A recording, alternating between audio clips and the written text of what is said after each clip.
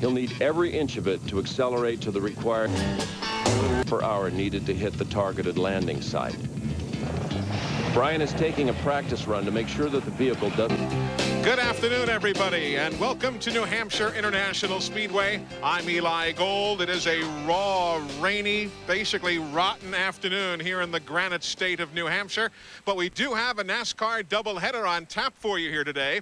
The NASCAR Busch Series, after a 5-week layoff, set to go racing in the Stanley 200, and the NASCAR Busch Series set to go for a 100-lapper. But weather is obviously the story. The NASCAR weather radar shows a good bit of green stuff, and the green stuff, for those of you who don't watch weather regularly, that's not good. That's rain, and we're right smack dab in the middle of it right now. So it is very much a waiting game up here where we greet you from, and certainly in the garage area as well, where Glenn Jarrett and Buddy Baker will be spending the afternoon. Glenn has caught up with one of the top drivers in the Busch Series, and they're set to talk about today's race.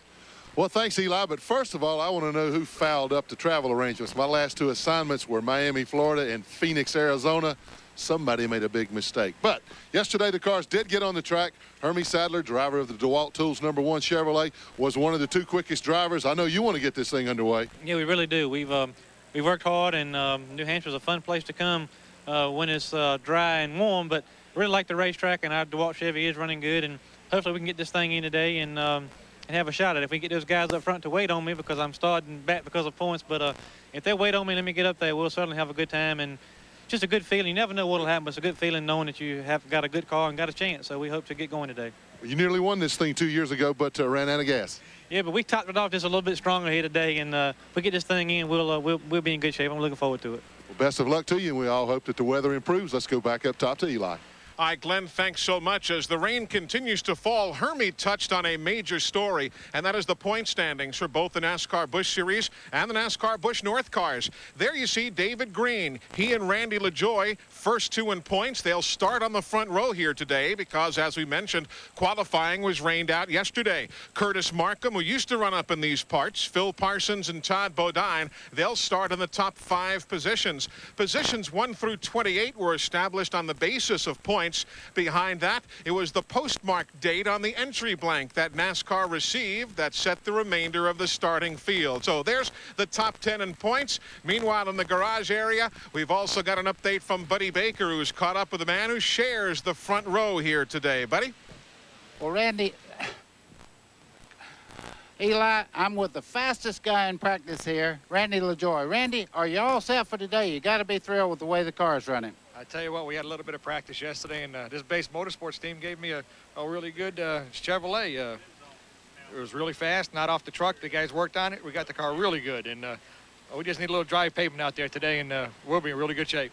This track is exactly the right kind of racetrack for Randy LaJoie.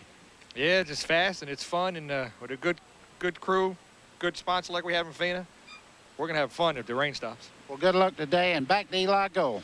All right, Buddy. Randy was up here, tested the other day. As you look around this beautiful area here in the state of New Hampshire, this is certainly going to help these trees green up a good bit. They've been really bitten by the weather bug here. The first race of the season here at New Hampshire for the NASCAR Busch Series cars, or at least the Busch North Division, was both rained and snowed out. And again, here we've got the rain this afternoon. So while we spend time here out waiting Mother Nature, let's mention that we've got racing coming your way. Last year's Busch Series race here, the New England Chevy Dealers 250, was an outstanding event. So we'll wait.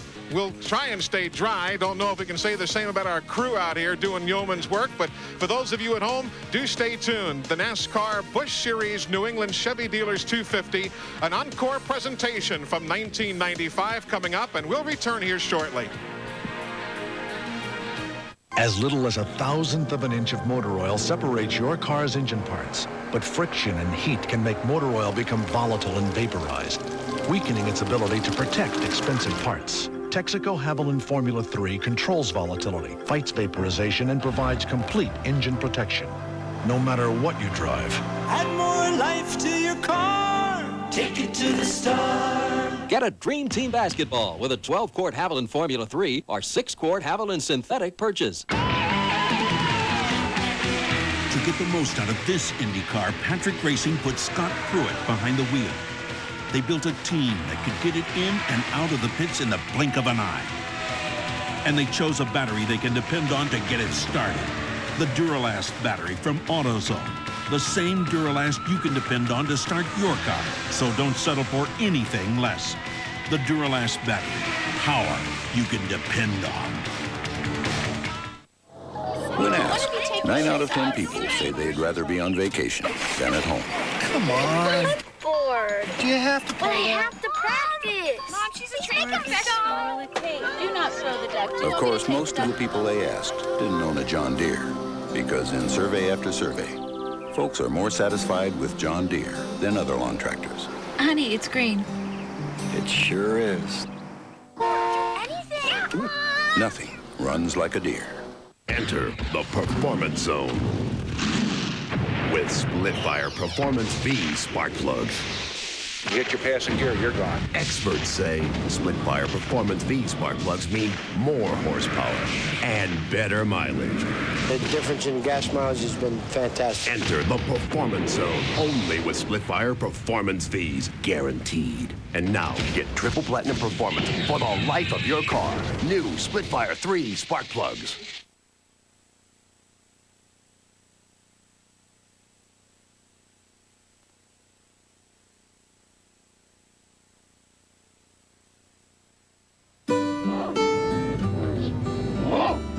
When even the family dog barks at you, it's time to take a month off from racing and get reacquainted with the family. Or maybe it's time to catch up on current events, particularly if you think OJ just stands for orange juice.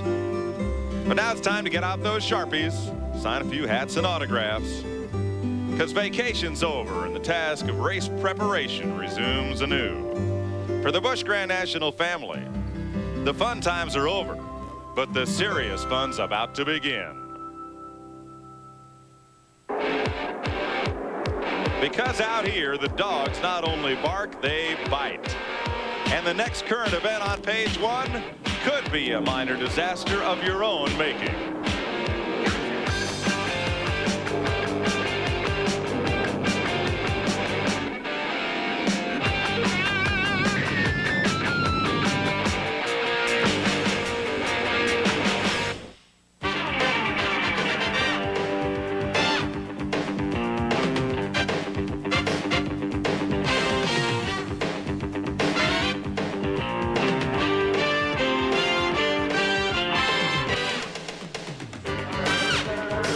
TNN Motorsports proudly presents live exclusive coverage of the New England Chevy Dealers 250 from the Magic Mile at Loudon, New Hampshire.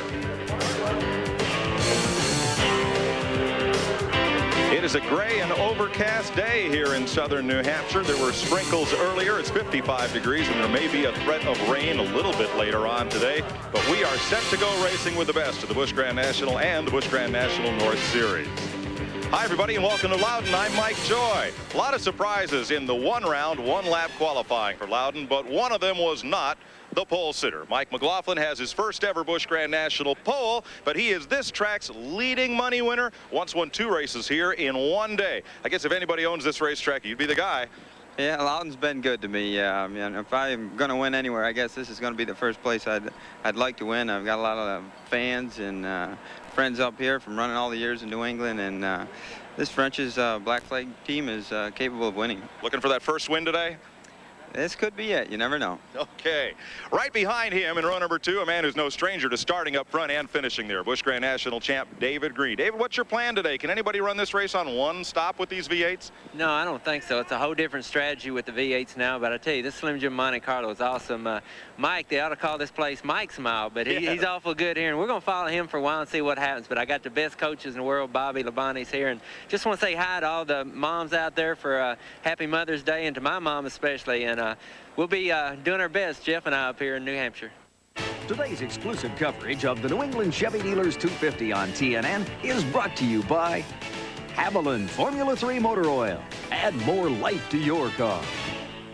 By the more than 1,000 AutoZone stores across America. AutoZone, the best parts in auto parts. And by Smooth Busch Beer and Easy Drinking Busch Light. Busch, the official beer of NASCAR. Well, you see a few raindrops on that lens. We were all set to fire the engines.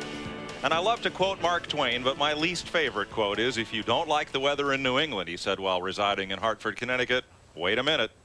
We did, and it did. Out there to the south, you see some of the rain clouds. There's a very bright patch of sky in the east that has already come and gone over us. But NASCAR says there is not a lot of rain activity in the forecast or painting on the radar, so they expect to get this race in shortly. We've got a little time now as they keep the track dry with vehicles going around and around, and the folks keep dry as best they can here at the mile in Loudon, New Hampshire, to have a look at today's starting lineup. Here's the way they roll off today. On the pole, Mike McLaughlin, first career Busch pole, and he set a new track record. He's the track's all-time leading money winner. Second is Tim Fedewa, second front row start of the year. Third, David Green, the defending series champ who won at Nashville in March. And fourth, Ward Burton, the first Busch start for him since he won at Atlanta in November '93. Starting fifth under a lot of pressure, hometown boy Kevin LePage, as it were, best qualifying effort for the second-year driver from Vermont. Rich Bickle, happy birthday, Rich, announced his wedding plans today as well and ran a strong sixth in qualifying. He was fifth at Daytona. Jerry Marquis sat on the pole here last month for the Busch North event. It's a car that Mike McLaughlin formerly won here in. He will start seventh. And Jeff Green gets his fifth top 10 start of the season. He'll go eighth. Row number 5, Chad Little, a two-time winner this year and second in the points. Jeff Fuller has won here 3 times in NASCAR modified competition. The Busch rookie is 10th. Larry Pearson won at Darlington in March, and Todd Bodine makes his first Busch Series start since Charlotte last October. He'll be 12th. 13th on the grid, Jim Bown is 8th in the point standings, and the number 2 rookie on the tour, Curtis Markham, who finished 5th in a Busch Series race here in '92. Jerry Nadeau, who won a Xerox Saab Pro Series race here last year, an open wheel race, will go 15th. And Dale Jarrett makes his first New Hampshire Busch Series start since '91. Row number 9, Randy Porter replaces L.W. Miller in that number 18 car and has a 9th row starting spot. And Reggie Ruggiero, a 5-time NASCAR modified tour winner at New Hampshire, will roll off 18th in his Busch North car. Rodney Combs is 7th in the point standings as a new sponsor today, and Dennis Setzer finished 8th here last year in his rookie season. In row number 11, Jason Keller ran 4th last month at Hickory and is 4th in the point standings. And Jeremy Mayfield, the Tennessee youngster, makes his 4th Busch start of the season. In row 12, Bobby Daughter finished an impressive 2nd here 1 year ago, and Doug Hevron, who was a NASCAR modified race winner here in 1991. Back in row number 13, Tom Bowles was 10th last month here in the Busch North race. John Munson, who was Ricky Craven's crew chief last year, turns the wrenches for Tommy Bowles. And Martin Truex, who won a 150-lap Busch North race here last year, will be 26th. 27th, 7-time Busch North Series race winner, former champ Dale Shaw, and Tommy Houston, the all-time Busch Series money winner. In row number 15, Elton Sawyer makes his first Busch start here since he was 6th in 1990. And Jimmy Spencer is back behind the wheel for car owner Dick Moroso, replacing Bobby Hillin. Spencer goes 30th. 31st, a 2-time winner here, Joe Bessie from Maine. And Tracy Leslie looks for his first top 10 of the year. Row number 17, former modified standout Brian Ross, who once finished 3rd in the ARCA 200 at Daytona. And Hermie Sadler, the runner-up in Hickory last month.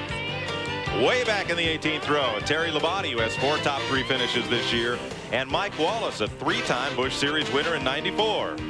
Row 19, Rick Wilson makes his first New Hampshire start, and Johnny Rumley drives his 2nd race for the Don Beverly team. Then the provisionals and a bunch of surprises. The Busch point leader, Johnny Benson, had a vibration in qualifying. He goes 39th. The point leader in Busch North competition and the winner here last month, Mike Stefanik, is 40th. Phil Parsons is 5th in the points. He had to take a provisional, as did the co-point leader in Busch North, 61-year-old Stub Fadden. And who says winning the championship doesn't mean anything? This morning, Jamie Obie said it meant everything. He's a 3-time Busch North Series champion, and he takes the champion's provisional. Today's AutoZone Tech Fact is brought to you by the more than 1,000 AutoZone stores across America. AutoZone, the best parts in auto parts. These series have similar rules, the Busch North and the Busch South, but for these combination races, they run under the Busch South rules. So the Busch North teams must add the cowl and the roof flaps. that are required now at all the Busch Series events. And they have to run the Busch Series tires, which are radials. The Busch North Series usually runs, or always runs, on a bias ply tire.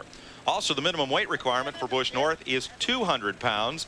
On the Busch Grand National Series, it's 3,300 pounds, 200-pound difference. The minimum weight is 3,100 pounds for the Busch North cars, so they have to add 200 pounds of ballast to run here and at Nazareth, Pennsylvania. They're getting set to fire engines here at New Hampshire. The covers are off the cars. The track is dry. Let's go racing when we come back.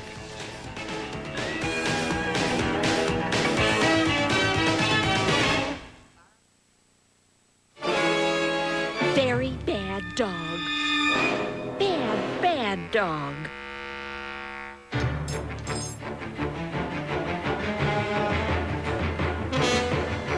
Very bad dog.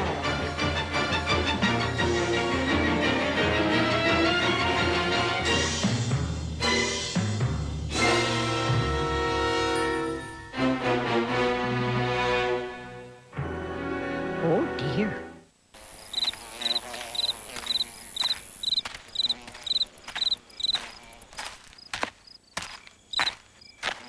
If you settle for a remanufactured engine without a brand name, be sure you've got a pair of name brand shoes. AC Delco Engines, the national brand name with the nationwide warranty. Call for a location near you. Of course, if you come in on foot, we'll understand.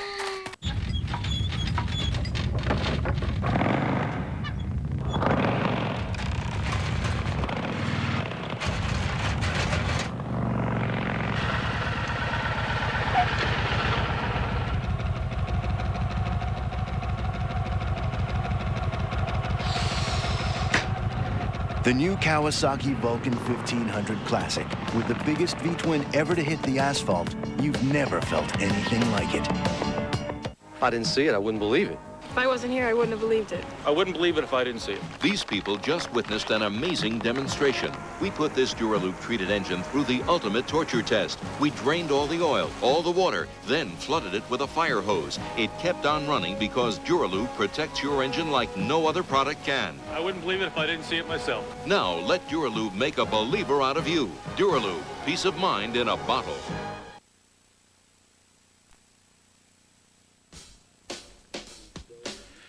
Back live with you now here at the New Hampshire International Speedway, and as you can plainly see, the rain does continue to fall. The track and NASCAR have put out some vehicles on the racetrack, dragging tires behind them. The object is to try and get whatever heat they can into the asphalt here and at least kind of keep up the pace with Mother Nature, if not get ahead of the game. But everything is in readiness. The cars, as you see, middle of the screen, are already gridded on the pit lane as we just await the drying of the racetrack for the start of the first race of our doubleheader. And remember, the NASCAR Busch Series and the Stanley 200 and the NASCAR Busch North Series to run the Stanley 100 as well. But right now, while we wait out the rain here in New Hampshire, you can better be entertained by rejoining the action from last year's race here, the New England Chevy Dealers 250. 1 year ago, here's how it played out. Mike Joy will be picking up the coverage for you on this encore presentation. They have fired the engines here at Loudon, New Hampshire, and that is a welcome sound. Hopefully it'll scare some of these rain clouds away. Look at how dark that sky is to the north. Yes, not a nice day up on Lake Winnipesaukee. Boy, I tell you, it's really threatening looking, but you know it's dry right now, and I think we'll be racing pretty quick. Yes, folks, that's the good-looking weather off to the west behind our broadcast position. And the folks are starting to filter back into the grandstands with the sounds of the motors firing, and we're getting set to go. Here's today's AutoZone race analysis, brought to you by the more than 1,000 AutoZone stores across America. AutoZone, best parts in auto parts. 43 cars, 38 time trialers, 4 provisional starters, and 1 champions provisional. We'll start this race over a distance of 250 laps, 264.5 miles, for one of the higher purses on the Busch Grand National Circuit. Joe Nemechek holds the race record set in August of 1992 when he beat Dale Earnhardt to the finish line by a whisker. Boy, they made contact on the last lap, got a little sideways, but Nemechek held on to win. It was quite an exciting race. We've had some here. There's your front 2 rows, and here's Elton Sawyer in the Ford Credit Ford. Be carrying one of our in-car cameras today. There's his race cam looking out the front, and a couple of Mother's Day and graduation wishes there. There's a look out the right side doorpost and out the rear window of Elton Sawyer's car. Hermie Sadler there in the number 1 alongside. He'll also be riding with Jason Keller in the Budget Gourmet Chevrolet. There's his race cam looking ahead at Rodney Combs. And also out the right side window, there's Martin Truex in 56 alongside. Those wires hanging downward for the roof flaps, and here's the rear window cam on Jason Keller's machine. And the leading rookie on the tour, Jeff Fuller, in the ST Motorsports Sunoco number 47. Rear window cam. And a look out the right side of Jeff Fuller's car. Driver at work, scuffing the tires, cleaning them off, and getting set to go racing. Remember when Jimmy Spencer drove his backup modified and we had cameras on both his and Spencer's car here at New Hampshire? We had a, yes folks, I don't know where we'd been the night before, but we put a camera on the front bumper of Jimmy Spencer's modified here at New Hampshire. I'm glad to see him back in Busch Grand National. Yeah. I'll tell you what, he brings a lot of excitement wherever he goes. Yes, he does. And we got great pictures from that camera as well. For about 14 seconds. Oh, pace lap was longer than that. Here we go, folks. They did a good job for us. They're coming down for the green flag right now. Here's Randy. All right, we'll go racing. Pace car is in for 250 laps.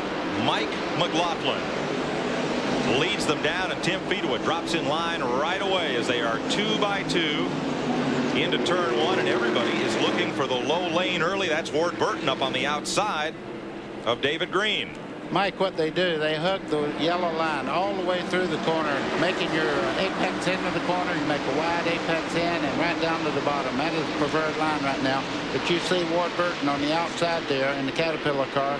He's able to keep up with everybody on the outside, so both lanes are real fast right now. Ward Burton, who replaced road racer John Tanner in that Caterpillar machine, challenging there for a 3rd spot, and he's going to get it. Drop in line in front of David Green and behind Tim Fedewa. Here's Randy. Very many cautions, hopefully not here today, but if there are, there will be 2 sets of tires allowed for these cars here today. The set they start on and 2 more under caution. Any other tires, they'll have to take them on under green flag conditions, or if they flat spot them or spin, it's under NASCAR discretion. Pit road speed about 4,200 RPM, in 2nd gear about 45 miles an hour. Well, I tell you what, Ward Burton is absolutely flying right now. He is checking up on the leader right now. He's gained about 6 or 7 car lengths in 1 lap on McLaughlin down the back straightaway. He's right there. Tim Fedewa now sits in 3rd.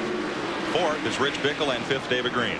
You see the 2 cars there? That was Chad Little going by Kevin LaJoie, and they didn't have a better problems. You see, each race is a different thing. All that's in the past. The bumping and all that they did at Hickory. It's all over with. Larry Pearson down to the inside, trying to get under Todd Bodine in 81. There's Kevin LePage in 71, and 23, Chad Little.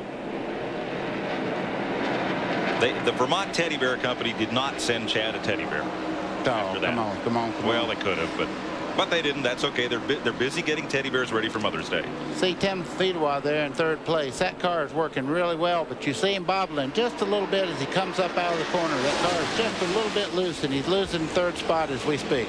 Rich Bickle from Wisconsin puts that box of Kleenex right in front of Tim Fedewa and into 3rd place. Well, Mike, it's one racetrack you do not want the back of the car to slide out because it is so flat. When you start out of the corner, if you lose the back, it's really tough to keep it out of the wall. Chad Little crashed in the last practice yesterday, and they worked on the car all morning to straighten up the rear end in the car. Battle for 10th spot. 47 Jeff Fuller, 92 Larry Pearson. That green and white 81 is Todd Bodine, and Curtis Markham in 63 ran a lot of races here on the Busch North Series. Lysol Pontiac underneath Todd Bodine. Here's Dale Jarrett, Mac Tools 32 underneath Bodine, who's caught up there on the high side. Uh-oh, we have a challenge for the lead as we speak. Ward Burton's underneath the leader, McLaughlin, right now. I think he'll probably make the pass. He's got the better line coming through the corner. You see McLaughlin not fighting this early in the race. Very smart. Rich Bickle's going to try to put his Ford into second place, and does so. McLaughlin may get freight train. Here's Jeff Green. Where did he come from? Wow, I'm telling you, Jeff Green is flying. We didn't even see him in the last lap around. We have trouble down here in turn. Todd Modine has crashed or spun there. That's his car stopped. One car manages to pull away. I believe that's Jerry Nadeau. And the bus fuses number 15. No caution as yet.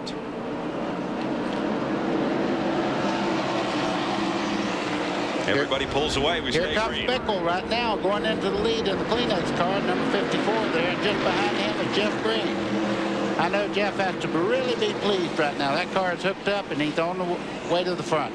Jeff Green started 8th in the Goodwrench number 3. There's Fido in 55 right there. I bet Ward Burton's saying, if I ever get back on that bottom, it'll be a while before I move back out again. I think you're right.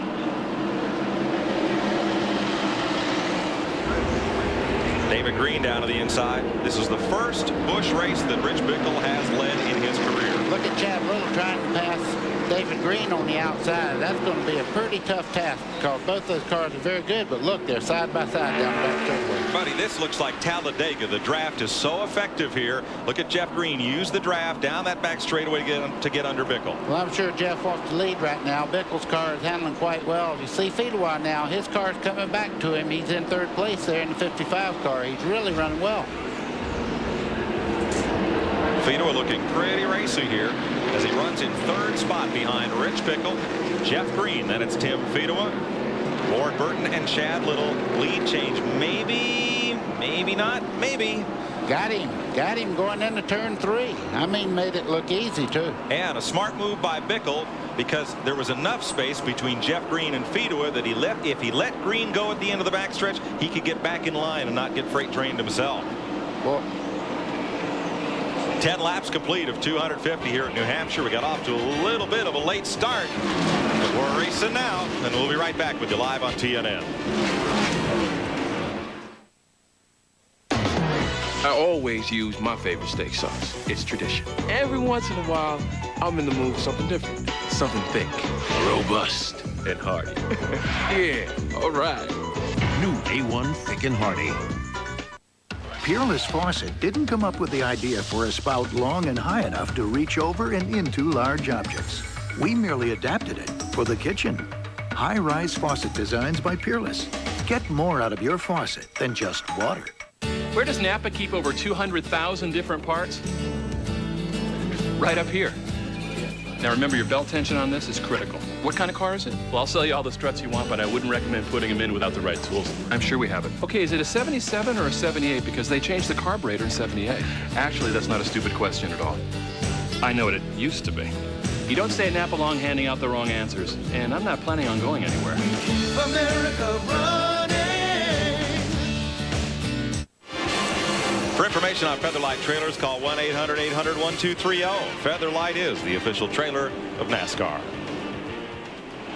Racing the raindrops here at New Hampshire International Speedway. Not raining right now, but it was this morning. Delayed the start of the race by a few minutes and maybe a little bit of rain further on. However, we have been caution flag free so far. Randy, if that situation continues, how about pit stops? Well, we're probably about halfway there, maybe not quite. They can stretch it to about 90 laps here. Used to be they could almost run 120 or so. That's when they had V6s in these cars. No longer. Using a little more fuel. You can hear some of these cars backfiring as they enter the turns. Nothing really wrong with the engines. Excess fuel being kicked out the headers, and that's exactly what. Now, when these cars pit, a lot of guys complaining about their cars a little tight. They run the air pressures about 20 pounds on the left side, 30 in the right. Some of these guys are going to start messing around with the air pressures, possibly dropping them just a little bit on the right side. Right side, try to get them to turn through the corner a little bit. So look for them somewhere around 85 laps and maybe 90. Thanks, Randy.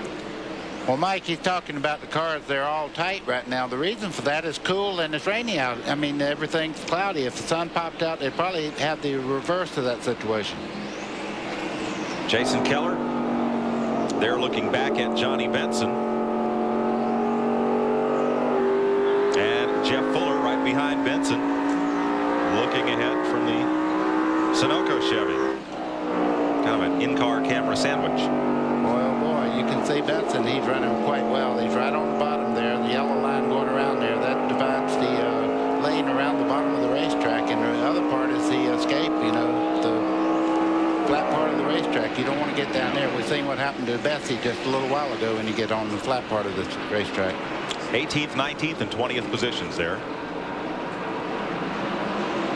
You know, eventually, we don't have him on the camera right now. Eventually, we're going to have to get to Jimmy Spencer. He is going up through here. He may be the fastest car on the racetrack, and he is passing cars.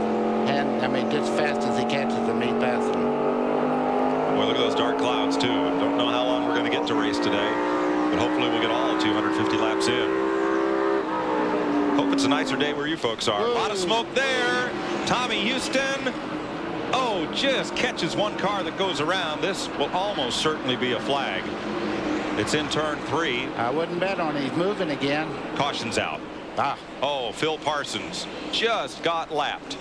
Can you get it back before they get to the line? He's going to do everything he can, boy. I tell you, you don't want to go a lap down this early in the race. Tough break for the Lux here, Chevy, of Phil Parsons. No, he didn't make it. And Jim Bound just missed going a lap down. So he'll get to come around. Now, that's the difference. Just 2 car lengths apart were Jim Bound and Phil Parsons. But because the leader was in between them, Bound gets the free pass all the way around on the caution. And Parsons is locked in 1 lap down for now. So Tommy Houston gets going again. It was a 2-car incident with Houston up there. He had spun off of another car and spun up high, and a 3rd car came around. Let's see what happened here. Well, there's Mike Stefanik in Houston. And there's Tommy Bowles, who got spun. The 76, the black car. Boy, I'm telling you right now, the 6 car got some damage there. The whole nose of that car is missing right now.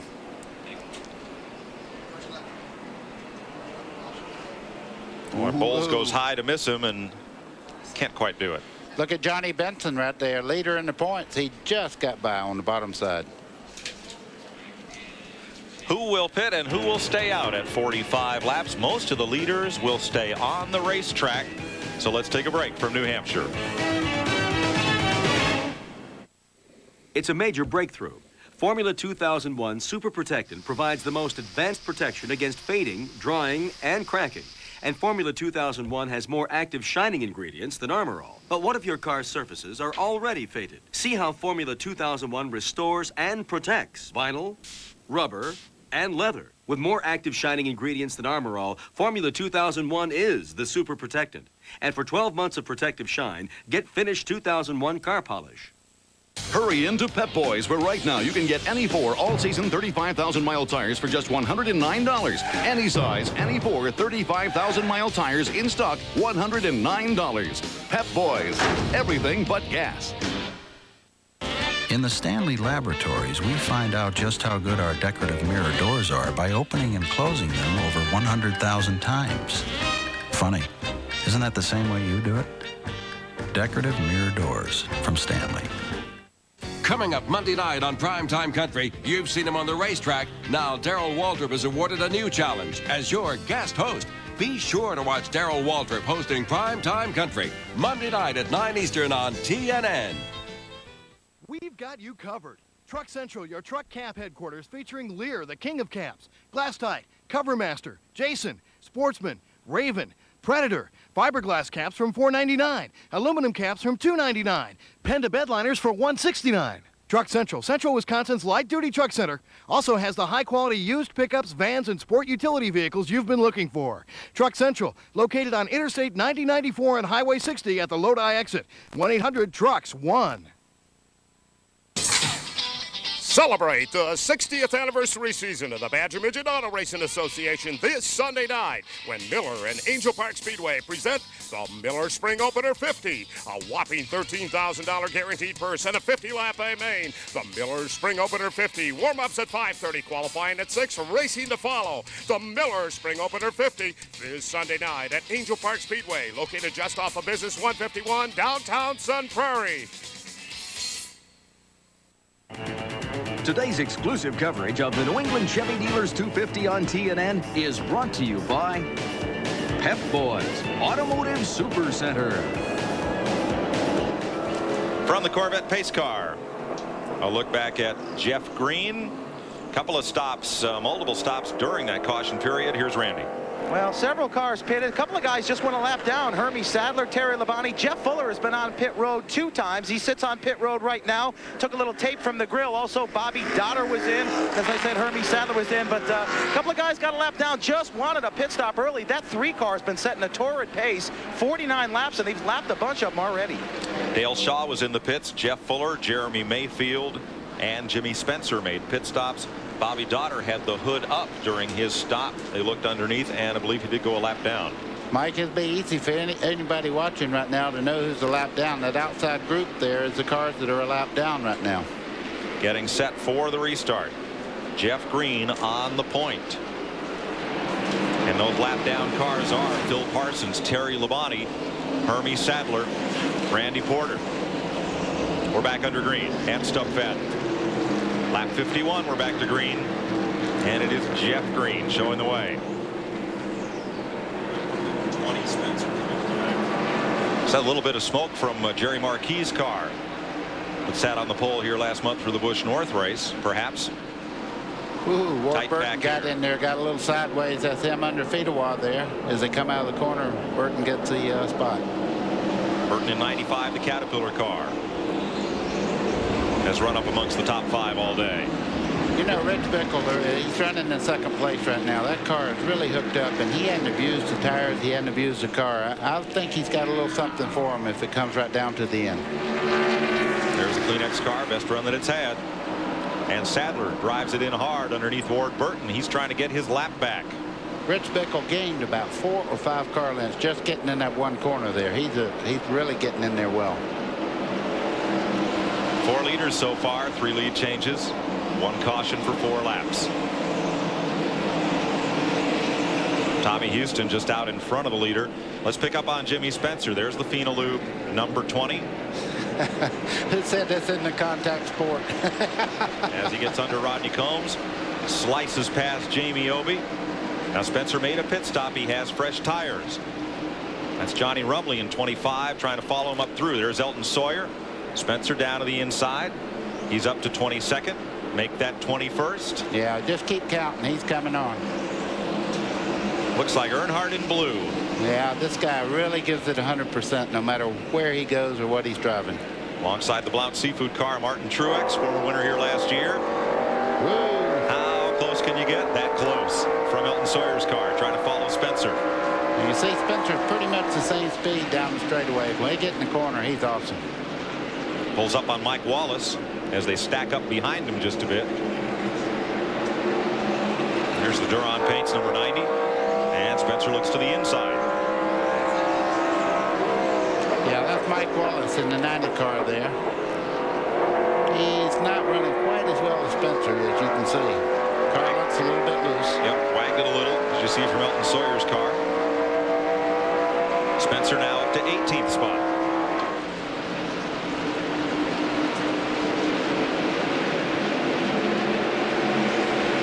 And the group of cars that they're coming up on, there's Stub Fadden, who's a lap down, and then it'll be Kevin LePage. Well, Kevin LePage has run quite a good race up till this point, too. His car is really working well, but he has dropped back some. He started right up front, and now he's beginning to blend back just a little bit. Maybe the car's giving up a little bit. Let's also have a look, buddy, at Johnny Benson, the Lipton T number 74, the Busch Series point leader, who's also been trying to move up through and gain some ground. Here's Benson right behind Reggie Ruggiero and just ahead of Kevin LePage. And coming up is Spencer. Yeah, Johnny Benson's car, though, you can tell this guy knows a lot about chassis and what to do to a race car. He's got all that from past experience in ASA. He's really a good race car driver. You see him go to the bottom here. He's, oh, a little contact there, but no harm. Well, Reg isn't going to like that. I don't think Reg is going to have much to say about it. Benson's running quite well on the bottom there. I think he'll get by him here. What he did there is just check up to let him know that he's not just going to run over him to get by him. This battle's for 14th place. Well, I don't know. Benson came down the track. Ruggiero came down to cover the spot. He must have woke Ruggiero up. He's running quite well. See, he's having a problem staying in the bottom of the racetrack, and as you can see, Benson's a little quicker down on the bottom through 1 and 2. Ruggiero's quite a talent, as here's Hermie Sadler coming out of the pits after making a stop. Yeah. Ruggiero heads for Agawam, Mass tonight to race Billy Pelly's Modified. So he's got a busy weekend. You see, Rich Bickle has run Jeff Green down. He's about 2 car lengths back right now. That's first and second place you're looking at on the left side of your screen there. Kleenex. So good to see people like that in racing. I mean, that's a good sponsor for a driver. A little further back, Jeff Fuller follows Martin Truex up, battling Rodney Combs. See Jeff go in that corner really hard there. He's driving for all he's worth, getting in the corner. Oh, and there was contact. Truex ended up spinning around. Somebody took the tail off that car. That'll bring a yell out for sure. There's a lot of debris on the corner up there. And here it is, second caution of the day. And it comes out at lap number 59. Have to look at the replay. The first I saw was Truex going around. And he may have made contact with Bobby Dotter. Yeah, Bobby's limping around the racetrack. He looks like he has some damage to the left side of his car. But was Dotter the car that worked to cause the incident, or the fellow came in after? Now here's Fuller on the outside. Okay, Rodney Combs just gets in the back of him here, lifts the rear wheels up, and around he goes. Rodney Combs is very lucky. Oh, that's Dotter. There it is. Stefanik just missed it. Well, you see the 43 car there just behind him. When they make contact, look at the rear wheels come off the ground, turns him around. Dotter's just there. Watch the car come up. Boom. Got him right in the left rear quarter. So it at least flat spotted Dotter's tires and hopefully didn't bend the rear out of alignment. I would say that done a lot of damage there. That looked like a pretty hard hit. So Martin Truex is trolling the seafood car around back to the pits and hopefully repairs. We'll be right back to New Hampshire after this. Race fans, enter the Pocono Raceway Promotion Engine Treatment Fantasy Sweepstakes and have a chance to win trips for 2 to the July 21st Miller 500 at Pocono, the August 3rd Brickyard 400, and the 1997 Daytona 500, plus $5,000 in cash. To enter the sweepstakes and receive free Promotion Engine Treatment literature, call toll-free 1-800-800-0987 or send your name, address, and phone number on a 3x5 piece of paper to this address. For a complete set of rules and a free Pocono Raceway ticket brochure, call 1-800-RACEWAY.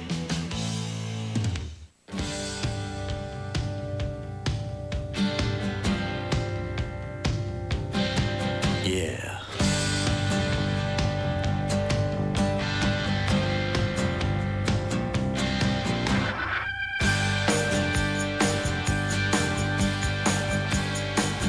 To protect your engine, remember, pure oil now, pure oil later.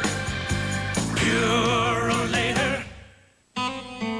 In South Dallas, a lot of folks like to work on their cars, and a lot of them come to AutoZone.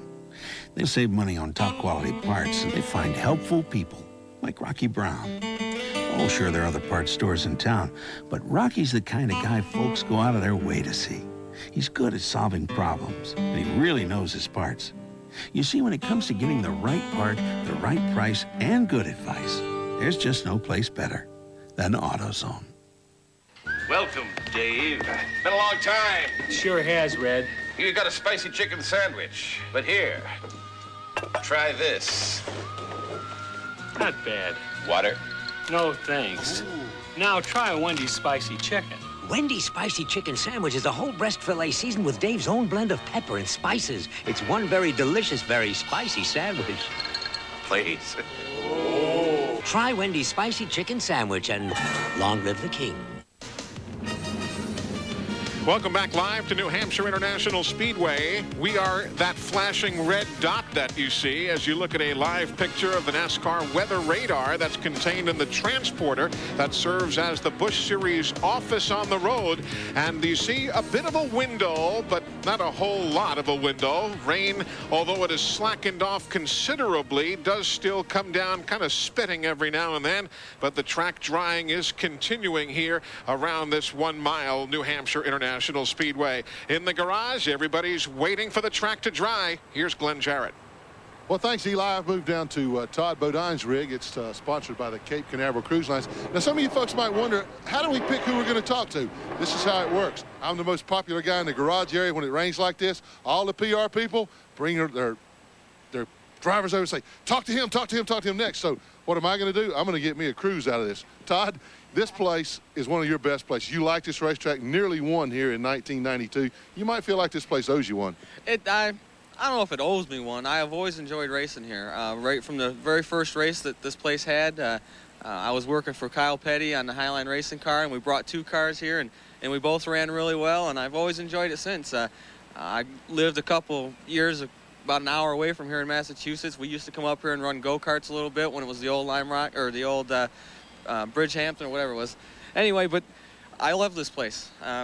You know, we had good runs here with the Hungry Jack car and Fiddle Faddle, and you know, it's just one of those places that is really kind of a driver's track. You can't overdrive it. You get in a little bit too hard, you push up in the middle, you don't get down the next straightaway good. You go in too easy, you go too slow. It's a tough track, but I've always enjoyed it.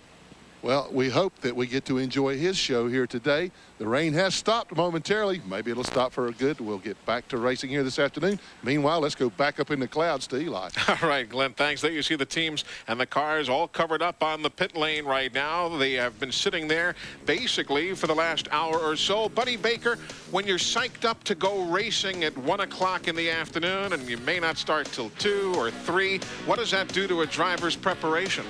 Well, it just takes him out of the mode. You get in a mode ready to go at 1 o'clock, and you kind of have to put everything on the back burner. It's a little bit aggravating, but when the race starts, all these guys will be ready. So hopefully you'll be ready with us as well as we wait out Mother Nature here at the New Hampshire International Speedway, where track drying continues. But right now, we are ready to continue with our encore presentation of last year's New England Chevy Dealers 250 that was run here a season ago at New Hampshire International Speedway. So keep it right here on TNN Motorsports as we continue with this rain delay coverage and an encore presentation of the NASCAR Busch Series from 1 year ago. We'll see you shortly. Let's have a look at today's Peerless Faucets Innovation in Motion. Peerless Faucets, get more out of your faucet than just water. For many years now, teams have located their engine's oil cooler right here alongside the radiator so it gets plenty of fresh air. But if there's contact and damage on this left front corner, the oil cooler, which sits right here, is very vulnerable. Some teams have taken a new approach to locating the cooler and how it functions. Same song, second verse, but here the heat exchanger is tubular. Water flows through it back to the engine. The oil comes in here, circulates through tubes, and back out. Again, the water cools the oil. Now here on Mike Stepanik's car, they've moved the oil cooler behind the radiator. Now while air flows through the radiator to cool the water, this heat exchanger has water flowing through this box. The oil flows through tubes inside, and the water flow cools the oil. A lot of different ways to skin a cat. Boy, you did a good job on that, Mike. Huh? Really neat. We're not sure which way works, but Dale Quarterly is here, Daytona 200 motorcycle road racer, and he said 2 years ago the cycle factories all experimented with heat exchangers, such as there on Mike Stefanik's car and on Jim Bound's. The next year they all went back to oil coolers, air-fed oil coolers, and the next year they were all back to heat exchangers. So there's really no argument which technology works best. Well, you know, the oil cooler on the left side like that, even when you blow a tire, a piece of rubber can go up and knock a hole in the oil cooler and you're done for the day. But over where in the middle part of the car there, it's very hard to knock a hole in anything there. If you do, you're done anyhow. So pretty. Well, look, Tommy Houston still has his oil cooler on the left front. Double coyote ugly. That's what that is. So does Terry Labonte and a lot of the other cars here. So no real agreement on where to mount it or how to make it work best. Let's get back to green at lap 65. Jeremy Mayfield, who pitted on lap 48, is now the leader. And up to second is Joe Bessie. And third, Jimmy Spencer. You know, I noticed just after the pit stop just a second ago, Jimmy Spencer's car was throwing a little bit of smoke out of the left rear corner there, like maybe it might have been overheating, but that can happen on a pit stop because the fan on the car, a lot of times you forget to turn it on and it's an electric fan, so he might, he gets a little sideways getting out of turn 4 there, I can tell you. Spencer is fun to watch. Here he comes after Joe Bessie. That battle will be for second place. You see him shuffling for position a little further back as well, as the former leader Jeff Green now sits 7th in line. At least one of those cars in there is lapped. Well, you see Jeremy Mayfield there leading right now. That's a real pretty race car. The UAW backs that race car, and Penn Trucking has come along, and Bobby said if you could just possibly mention our sponsor today, we'd appreciate it. So Bobby, it's been done. Like we tell them all, best way to get mentioned, get up front. Jeremy Mayfield did it. He's now got Joe Bessie right on his bumper, and Jimmy Spencer closing in. 5 different leaders so far. 4 lead changes, 2 cautions for 10 laps. Look at Joe Bessie getting this corner. He runs this racetrack extremely well. You notice he has a little different approach getting in the corner. He lets the nose of the car go out just a little bit, and then he comes back down instead of trying to make a big loop out of the corner. Bessie's an interesting study. He ran on the Busch Grand National South Series for a couple of seasons, hooked up after closing his own shop early this year with the Davidson folks out of Delaware. They parted company a few races ago. Now he's back here at New Hampshire with Delco Remy on the car and hoping to get something going for the full season. This party's fixing to get crowded, though. That 20 car just behind these 2 right there, Jimmy Spencer. I'll promise you they better get with it if they plan to stay ahead of that race car. Guess who's coming to lunch? You got it. And he's hungry. One thing about Spencer, I don't care where he starts, he gives it 100%. And look at the way he's driving that race car. He's not able to stay on the bottom of the racetrack like he wants to. He's using all the racetrack. You see him right now. He's measuring them up. He's got them in the mirror right now. See if Joe Bessie can get the lead from Jeremy Mayfield. Bessie has not led a race on the Busch circuit since Darlington in March of last year. You see Bessie there. He knows it's important to get going here. He's trying everything he can to get by Jeremy Mayfield. Mike Stefanik's car will go behind the wall. The Burnham Boilers machine, winner here last month and having a tough day today. You see Jeff Green, the 4th car there. He's moving into the picture frame here. That car is really hooked up. Jeff Green has led much of this race today, and I think it's the dominant car out there right now. Bessie looked to the inside but didn't have anything for Mayfield in the number 50. Draws up on him in the middle of the corner. And now it's 4 cars under a blanket for the lead.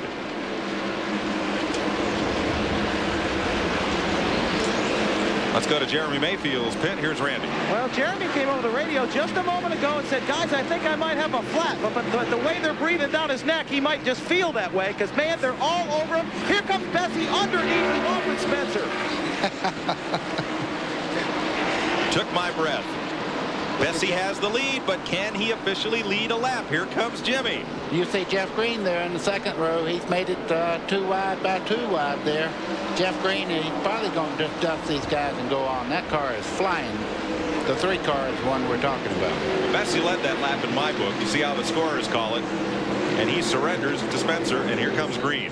Yeah, Jeff Green can run a full car length lower off the corner than anybody here. That car is really hooked up. 3 wide, and Johnny Benson has to back out of it. As Darrell Waltrip would say, I'm going to get my dog out of this fight. That's very smart when you're leading in the point standing, not to make it 3 deep here. And Jason Keller doing a little sawing with the wheel as he comes off the corner. He has Benson alongside, and Larry Pearson, the Stanley Tools car, just in front. Back there into turn 1 and out of 2. Well, let's see. The number 3 truck won last Friday night. The 3 car won last Sunday. And here we are with the 3 car in the lead. We'll be right back. What happens when NASCAR's top drivers get together for a 3-segment showdown with huge money on the line? Oh! On the bottom, contact, turn 2. No way. Tighten up that 5-point harness and make sure you've got good airbags. It's all-star pandemonium, NASCAR style. From Charlotte Motor Speedway, it's the Winston Select. Next Saturday at 7:30, 6:30 Central on TNN Motorsports. Next week, electricity is in the air with Country Legends Week on TNN. Monday, he's the poet of the common man. It's a 2-hour, 2-part tribute to the Hag, Merle Haggard, an American story. Wednesday, she was born a coal miner's daughter. Now she's one of country music's brightest stars. Loretta Lynn, The Seasons of My Life. Thursday, he's the father of bluegrass music and now an inspiration for today's young performers. The life and times of Bill Monroe. So get charged up with Country Legends Week, beginning Monday on TNN. Monday. I turned 21 in prison, doing life without parole. From the walls of shame at San Quentin Mama tried. to country music's Hall of Fame. I don't know how he does it, but I don't think he's ever made a bad record. He's the poet of the common man. He's the real deal. He's the music, you know. He's not showbiz. It's a star-packed tribute to the Hag. Merle Haggard, An American Story. Monday, 8 Eastern on TNN. Coming up Monday night on Primetime Country, you've seen him on the racetrack. Now Darrell Waltrip is awarded a new challenge as your guest host. Be sure to watch Darrell Waltrip hosting Primetime Country Monday night at 9 Eastern on TNN. At Havel Spurl, we listen. Then we treat customers like friends. It's the 96 Escort Truckload Sale. Huge selection, many colors and options. For a limited time, get a $1,000 cash rebate, plus a sunroof included with every two-door Escort Sport. Or choose from Jefferson County's best selection of quality used cars, starting as low as $49.96. Havel Spurl Ford Lincoln Mercury, Business 26 South in Fort Atkinson. Just a short drive from high prices.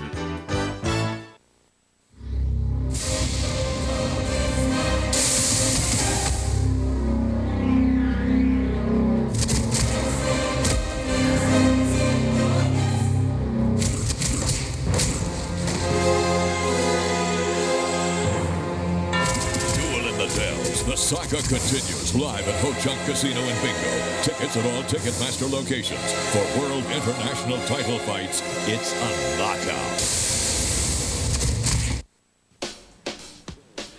Track drying still underway here at New Hampshire International Speedway. It has not rained now for the last short while, and the track drying is gaining, and hopefully the NASCAR Busch Series and the NASCAR Busch North teams will be able to run the Stanley 200 and the Stanley 100. Right now, down in the garage area, Glenn Jarrett still patrolling, talking to the drivers as they try and outwait the rain. He's with Jason Keller. Yeah, thanks, Eli, and I had to wake him up. He's just like anybody else. When there's a nice little rain falling out there and it's a little cool, you're going to take a nap. That's what Jason was doing. You folks home watching the rerun of last year's race, car number 57, Jason Keller, had a heck of a run here, going here last year, but just didn't turn out too good. Well, apparently I didn't have enough fuel there at the end of the race, and I had a good run going, and maybe we can run as good, if not a little bit better this year, and have enough fuel to go to the end. Hope so anyway. What about practice yesterday? You got about 30 minutes on the racetrack. How'd the car feel? We're real good. I feel real confident about it. Got my best car here so far, and I was up there sleeping because I got a newborn at home, and my wife and my new son's at home, so I like to say hi to them. And so I'm going to try to get some reserve sleep up here so when I go home, I'll be in good shape. Jason just had a newborn baby born on his birthday. Sure was on my 26th birthday, so it was a heck of a birthday present, and looking forward to getting back south so I can go home and play with him. Okay, best of luck to Jason. We'll let him go back to bed now. Back in the mist to Eli Gold. All right, Glenn, thanks a lot. There is the radar, and again, that dot shows where New Hampshire International Speedway is. A bit of a window there. Actually, as far as rain windows go, that's more like a porthole than anything else, but there's a bit of a break in the green stuff before it backs in again. You see the CON, that's Concord, New Hampshire, just down the road. So hopefully we'll be able to beat Mother Nature here in just a bit. Hey, a quick reminder, you might want to race down to that brand new official store of NASCAR that opens today, NASCAR Thunder. It's at the Gwinnett Place Mall in Atlanta, Georgia. NASCAR Thunder, the official store of NASCAR. By the way, coming up tonight on our Race Talk show, Richard and Kyle Petty will be at NASCAR Thunder, checking in with us from up here in New Hampshire. So we'll give you a sneak preview of NASCAR's new store, NASCAR Thunder, opening today at the Gwinnett Place Mall in Atlanta, Georgia. So the fans are a hearty bunch, Buddy Baker, and at this point now we just have to wait, and then hopefully the guys don't get over anxious once they drop the green flag. Well, Eli, you can see the people up under there. They're smart. They're out of the rain. They're up under the grandstand. They're not standing out here. And when this race starts, this place will really fill up around here. So, as everybody continues to remove all the standing water, we're going to take you again back to this very same racetrack a year ago. More coverage of the New England Chevy Dealers 250, and then we'll stay right here. And as soon as the track dries, we'll come back, hopefully, with live coverage of the Stanley 200 and the Stanley 100. We'll talk to you in a bit. TNN Highway Transportation provided by Cedar Ridge RV Center, Branchville, New Jersey, featuring Winnebago. Call Joe Barbagallo and the folks at 1-800-988-4884 to see why Cedar Ridge is the choice of champions. Welcome back to New Hampshire, and there you see center of the screen behind the wall is Jimmy Spencer, crew chief Vic Kangas, motor builder Bob Rinaldi, car owner Dick Moroso, and the rest of the team having a powwow over the engine. Mike, even though they don't have a chance to win the race or anything like that by a long shot, you see them still working because they want to get out on the racetrack. It's a new team and work together a little bit and try to get that harmony up for the next time that they run like they did today before they had a problem. Sure was fun to watch while it lasted. Here's Mike McLaughlin, the pole sitter in the French's black flag car, and right behind him, Mike Wallace. Mike Wallace had a baton in there. He had to do a little magic to get that one back straight again. That was pretty far sideways to save it. You were watching there from Elton Sawyer's car.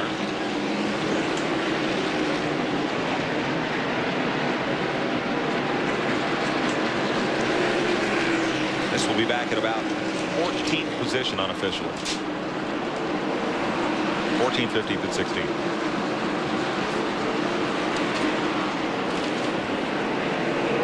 This is out of Elton Sawyer's car here. The red carpet leasing there. Boy, they put when you got a camera, you don't have any problem getting a few decals up on the front of the car there.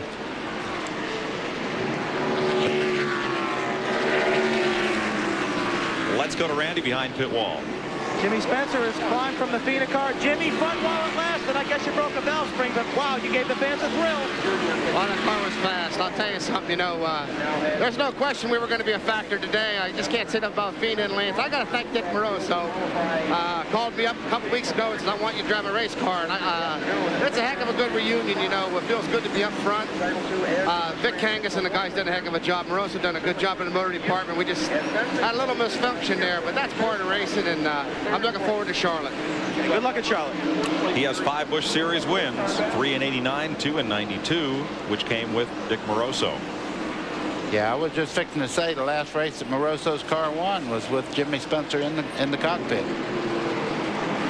Randy Porter on pit road, and the hood is up on the UniFirst uniforms number 18. They're going to send it back out, though. He and Todd Bodine have been a little tough day for that 2-car team. There's McLaughlin and Wallace. And again, buddy, you were looking at just the vast difference in handling between that group of cars right there. Yeah, just a little bit off, not quite as good as Jeff Green. Jeff Green is kind of making a little older now. I mean, he's starting to make a little distance on everybody, and the car is really hooked up. And when you're that well through the corners, I mean, you make everybody else look like you're out in second base somewhere. Green has a 1.8-second lead. You see Mike Wallace's car? Mike Wallace's car is extremely loose. He's driving his heart out, but that car is really loose in the center part of the corner. Now, that's easy to see from up here. What's it feel like from in there? He's got you see that little explosion out of the exhaust pipe as he started in the corner? That's what Randy was referring to earlier. These cars are backfiring a little bit, and that's raw fuel in the exhaust system. And when they back off to go in the corner, you could actually see it pop. Well, is that because they're up on the rev limiter, and so that it cuts out occasionally so the engine doesn't over rev, or is it because these 9-to-1 compression V8s don't burn all the fuel? I tell you, they twist these things. They turn them 8,700 down the straightaway, so there's a lot of fuel going to, you know, it's got to go somewhere. Right. Jerry Marquis, number 51. That's the Wheels Auto Supply car. Now, Mike and Harry Breachy own that car in Granby, Connecticut. They've had to miss the whole race weekend, just ahead of Chad Little there. They own a flower shop. Mother's Day is tomorrow. They got work to do. But Mike sent along his lucky shoes, and Harry sent along his hat. So they're battling here for 4th, 5th, 6th, and 7th. And Jerry Marquis, who started out racing figure-8 cars at Riverside Park in Agawam, Mass, on a little quarter mile. He needed some lucky shoes if that's what he done. Well, wow. That's where he started. With I think it was a 57 Chevy. Now, doing well in the Busch North Series. There you saw Larry Pearson, former champ, and the 74 of point leader Johnny Benson. Well, here's Jason Keller. You can see the rubber marks on the front windshield there from that inboard camera there. These windshields get pretty nasty looking, especially on a cloudy day like this. Yep, this is the 12th place car.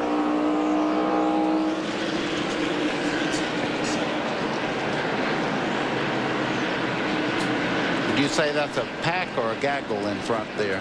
That's a bunch of race cars lined up in a line. Concord or Concord? Yeah, you got it. Now there's your leader green. Let's have a look back. Here is Johnny Benson coming. There's Benson, the second place car, number 74. He's moved around up to second, right behind Curtis Markham. Now what Benson wants right now is good, clean running, because this car is a little bit quicker right now than Green. He's closing in on him. But lap traffic, sometimes you can make up 2 or 3 tenths and lose 3 or 4 tenths on the next lap, and you really hadn't gained anything. All right, Johnny Benson running up there in second. Let's check with Randy. Well, I talked with crew chief Steve Bird this morning. He's sitting here timing Johnny Benson. He walked up to me. I was looking for him. Walked up to me. Said the car's not running worth a. Well, it's not running good. He said. He was just joking. But he said yesterday they had a vibration during qualifying. They changed the rear end on the car. Never got a chance to work on the chassis. He said it was a total guess. And he came up to me. What a smile he had on his face. The car is hauling the mail. Steve Bird is a fellow who guesses pretty good. You can see that face, though. These guys would make great poker players. They all look like they're losing the race no matter how well they're running during the race. And there's a lot of pride involved here, too, because this is Steve Bird's home racetrack. He grew up not far from here. His dad, veteran race official at many of the area tracks. He cut his teeth on the New England short tracks, as did many of the drivers in this race. Jeff Green is the leader at 138 laps. Johnny Benson is now second. Doug Hebron third. Fourth is Larry Pearson, and fifth, Chad Little. Get a grip on it. Tools that built the USA. Get a grip on it. Then you can be the best today. Yeah. When you grip on it. When you need a grip on life's little challenges, get a grip on Channel Lock. You just heard some wild talk, now you want to go fight. If I don't see you before we leave, goodbye, Maggie. The first chapter in the Lonesome Dove epic is coming to television. Edward James Olmos, Brian Dennehy, Keith Carradine, F. Murray Abraham, Harry Dean Stanton, Patricia Childress, David Arquette, Jennifer Garner, Johnny Lee Miller. The event of May. You want to be free? Kill me. Larry McMurtry's Dead Man's Walk, this week on ABC. A car engine has as little as 1/1000th of an inch of motor oil protecting its parts. But friction and heat can make motor oil become volatile and vaporize, weakening its ability to protect vital parts. Texaco Haviland Formula 3 is formulated to control volatility, fight vaporization, and provide complete engine protection, no matter what you drive. Add more life to your car. Take it to the star. Goodyear revolutionized wet traction design with AquaTread. Now, Goodyear introduces InfiniTread, the first tire with a lifetime tread life warranty. The new all-season InfiniTread. Its tread is guaranteed for as long as you own your car. Call 1-800-GOODYEAR. Announcing Goodyear's Race Days Tire Sale. Save up to 25% on all Goodyear Eagles and all Goodyear Wranglers. Other Goodyear tires from $19.99. Get to Goodyear and save. And ask about InfiniTread with a lifetime tread life limited warranty. Today's exclusive coverage of the New England Chevy Dealers 250 on TNN is brought to you by the more than 1,000 AutoZone stores across America. AutoZone, the best parts in auto parts. Now, Chad Little had an arm in the air there for Hermie Sadler. Here comes Rich Bickle down on the bottom side, and the battle is Joe Bessie against, on the outside, Ward Burton. You got it, Ward Burton. That's him moving up on the inside there. Oh, he gets in the back of Bickle, turns him around in the middle of the corner. And he saves it, grabs a gear, and goes. He better get going. We're green, no caution, but look how much momentum you lose You know, that looked like Bickle might have been coming in the pits there. He checked up just a little bit and got smacked in the back. Randy?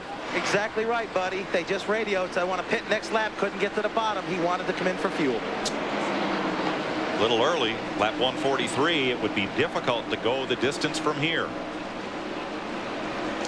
Let's show you what happened once more as we stay under green here. Okay, you see Ward Burton on the bottom side there in the Caterpillar, number 95. He gets in the right rear corner. You see Bickles all the way down under the yellow line. He gets right into the left rear corner and turns him around.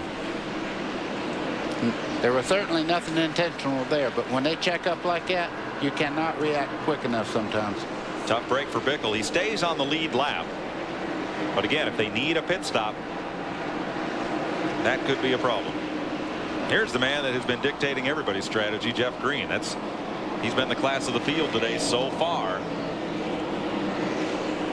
As he rounds down the back straightaway, he has a 2.8 second lead. It is closing in. Johnny Benson is catching the leader, and now Bickle comes to pit road. Wow. I tell you what, that really took him out of contention, though. He was running right up front there and got turned around. It'll be tough to get back up there unless they have a yellow flag later on. Don't believe he can make this stop without losing a lap. We'll see. Also, Jeremy Mayfield right behind him is in. Now, Jeremy stopped at lap 48, so he's been on the racetrack for 98 laps. Just shy of 100. Chassis adjustment. Bickle got out in 15.8 seconds. And it may be difficult for Mayfield to go the distance. In the wall, Jamie Man, Obi. that's what he didn't want to see. Oh. Now, if you're Rich Bickle, that is the worst thing you can see. And the yellow flag is out. Man. Timing's everything. But Randy, the yellow flag at lap 147, if they open the pits in a lap, they would have to go 100 laps. If we go green the rest of the way, could they do it? Wow. I'm no gambler, but of course I don't have to make the decision. I would say, you know, that some of these guys would try and stretch it, wouldn't you think? It all depends. If you're in the points race, you might try to dash, but if you dash in for gas late on, you lose spots. I don't know. The leader might dictate it. I think he's coming in. Oh, he's coming. Yep. Oh, they're coming. There's no doubt about that. Jeff Green will be in. I think everybody will be in under the caution. Jamie Obi gets away from the wall in turn 2. A lot of damage to Obi's car there. Yep. The pit board is out for Jeff Green.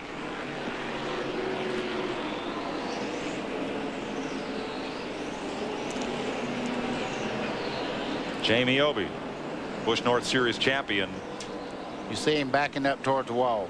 Man, he hit that thing a ton. The whole back of the car jumped off the racetrack. Third caution flag of the day. Hit it right underneath the Budweiser inflatable. Yeah, I know. Yeah, exactly. Coincidence, sheer coincidence. Yeah, I know. You couldn't plan that kind of thing, nor would you want to.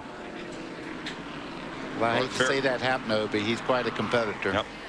Joe Bessie is out of gas on the backstretch. Man, you talk about costly. He'll never be able to coast in. They'll have to send somebody out there to push him around.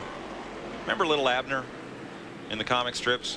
Remember the little guy that walked around with the cloud over his head all the time? And his name was just Joe something, was all consonants. Oh, he's rolling to a stop in the middle of the back straightaway as we speak. His name might have been Bessie. In Johnny Benson's pit is Randy Pemberton. There's that red and yellow car coming in for what may be its last stop today, Randy. Well, guess what? They say they're going to be 4 laps short. Now, it all depends. If Joe Bessie can't get around, that could help him a little bit. The call has gone out. Bessie says, anybody, I need a push in. Now, Johnny Benson, right side tire is going to go for 4. All the way around to the left side now. David Green pits in front of him. Chad Little behind. 4 laps short, that's hard to believe. You know, what are you going to do? You got to go all the way, I would say, from here. The 3 car goes by, beats them all onto the pits. Chad beats out Johnny Benson. Trouble with the left side. There goes Benson, followed by Pearson. They just can't get Joe back to the pits fast enough. That, if you have ever seen the picture of frustration, that is it. Man. Getting set for the restart, Rich Bickle on the tail end of the lead lap. Wow. If Johnny Benson is 4 laps shy of making it all the way, if we stay green, that would mean, by the old rule of thumb, that 1 lap of green uses as much gas as 2 laps of caution. If we have 8 more laps of caution, he could make it on this tank full. We'll see. You're riding with Jason Keller as he gets set for the restart. Now Jeff Fuller grabs a gear and goes. We are green. Now, do we have a race or an economy run? Contact into turn number 1. Tim Fedua up high. Rich Bickle on the tail end of the lead lap. They hit again, man. Yes, they do. They are both celebrating a birthday this week and threw a little frosting at each other. I tell you, Rich Bickle knows he has to go right now. Fastest race car on the racetrack, right behind him. And Green right now, he got caught in traffic there. He's not able to make the move, so Rich Bickle's praying for caution right now. Now, Fedua was almost 2 laps down. Look at everybody trying to get a lap back as the leaders feather-foot it to save gas. Boy, oh boy. Back into turn 1 they go, and things are a little calmer this time as Chad Little's alongside of Jeff Green. Here's Randy. Well, you see Mike Wallace under there going under Fedua. Mike Wallace took on only 2 tires on that last stop. Just to update you on the way these guys think about the fuel, Bobby Labonte said to David Green, that's your last stop. That is, unless you run out. Wow. In other words, don't run out. David Green in 44, defending series champ. And a contender here today. Haven't seen much of David today, though he started in the 2nd row. There's Elton Sawyer. He's running in 3rd place right now. He's moved up quite well. Boy, I tell you, these things really shuffle around when they have pit stops like that. The 38 car, that's Elton Sawyer. And Brad Aiken's Bob Sutton car is 3rd. Let's go inside here. I'm telling you, you don't get to ride up front this much. This makes me a little homesick.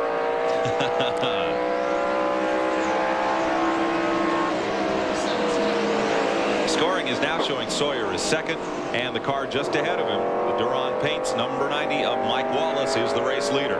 Mike's car is doing quite well right now. He took on 2 tires. The reason for that, track position. Believe you me, yes. You would do anything to get up front, and it seems to be working quite well. I don't see Elton Sawyer and them moving up on him, so the car's getting a good side bite in the corner. Trouble. 1 car spins to the wall. Dale Jarrett. Yeah. 2 cars. No caution yet. David Green is the 2nd car involved, the defending series champ in number 44. David Green pulls it away.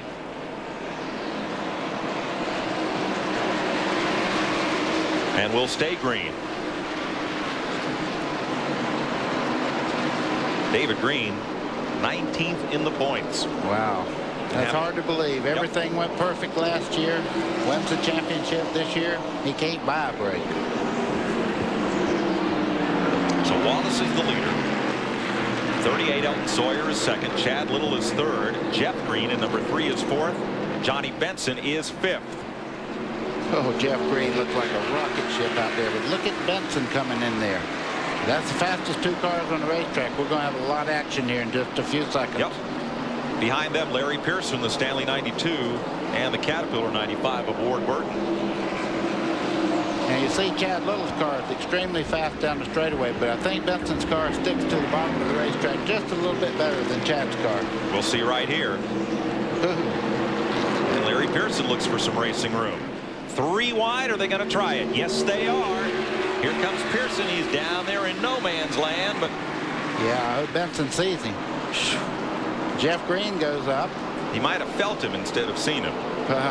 You can hear him. Believe you me. Oh yes. A lot of them say, I didn't see you in the mirror. I pulled over. Yeah, I didn't see you in the windshield either. hard to turn your ears off. Yeah, right? It is. Yeah.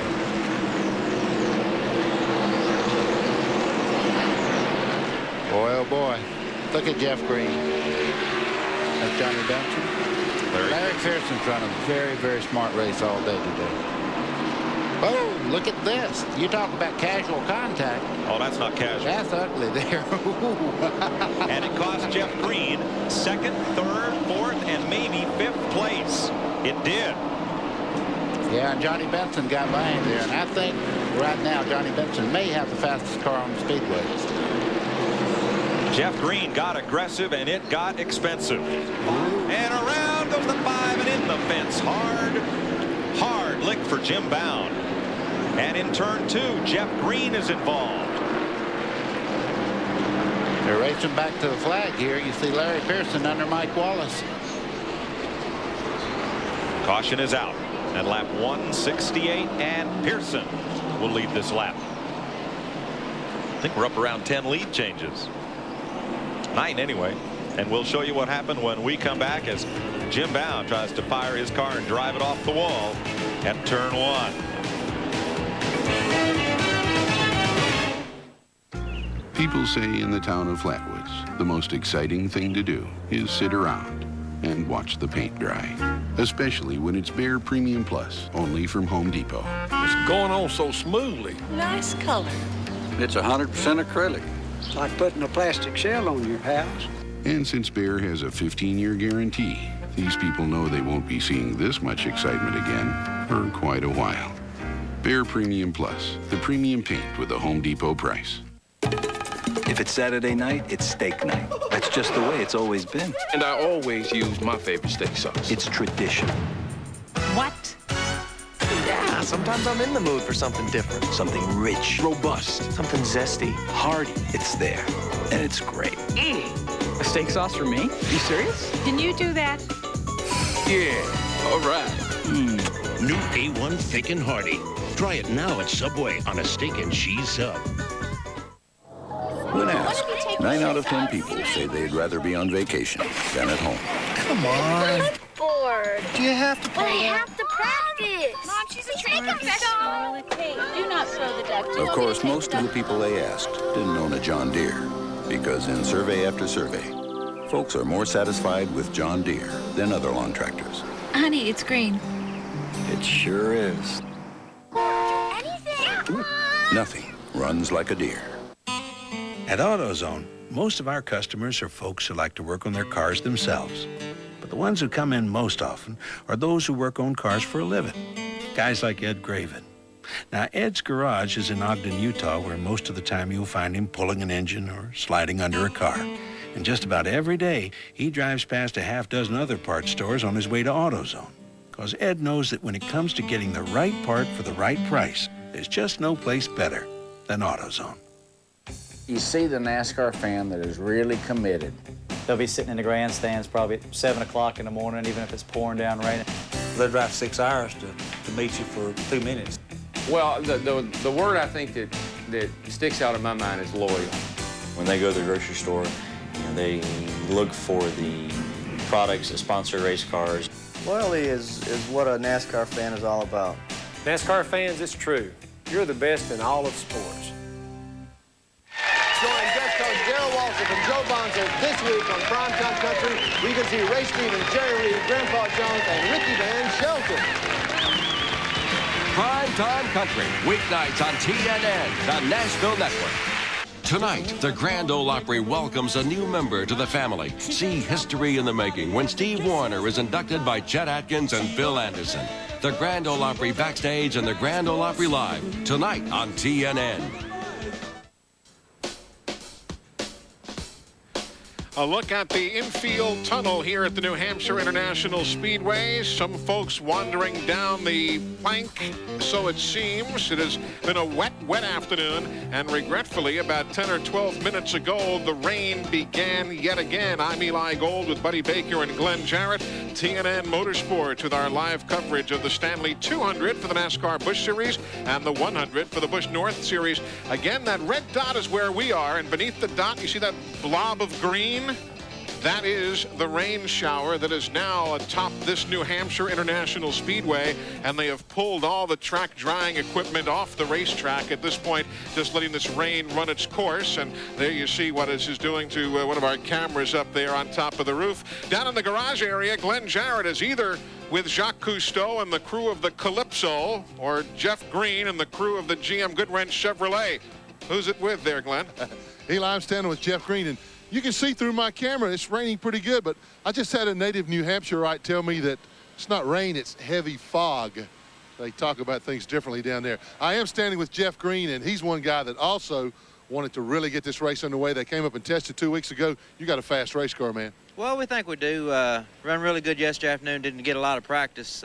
I come in here yesterday saying, let's keep raining and we'll start this race. I think we'd be ready. But we've got a good car, Tony, and guys put a heck of a race car on me, just like last year, I think. And them guys in there watching the race from last year, if we can put another 100 laps together, we'll be in good shape. You guys have really turned things around. You're heading in a positive direction now. Well, we are. You know, I think we've headed that way for the whole year, you know, but we just hadn't put it all together, and I think now we put it all together, and Everybody's working real good. Dennis has got a good motor force out here, and the car's working extremely well. So we're looking forward to the race. But, man, Glenn, I got to go. You got to get your own umbrella.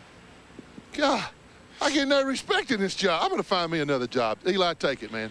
Well, let's see. He's gotten himself a cruise. He's trying to bargain for an umbrella down there. Hey, folks, hope you can join us in Nashville, Tennessee. It was so popular a year ago. TNN Salute to Motorsports coming up at Opryland, June 26th through 30th. If you'd like more information, you can call the number you see there on the screen, 889-6611. Call the number Monday through Friday, but it was a hugely popular time a year ago. Hope you can join us.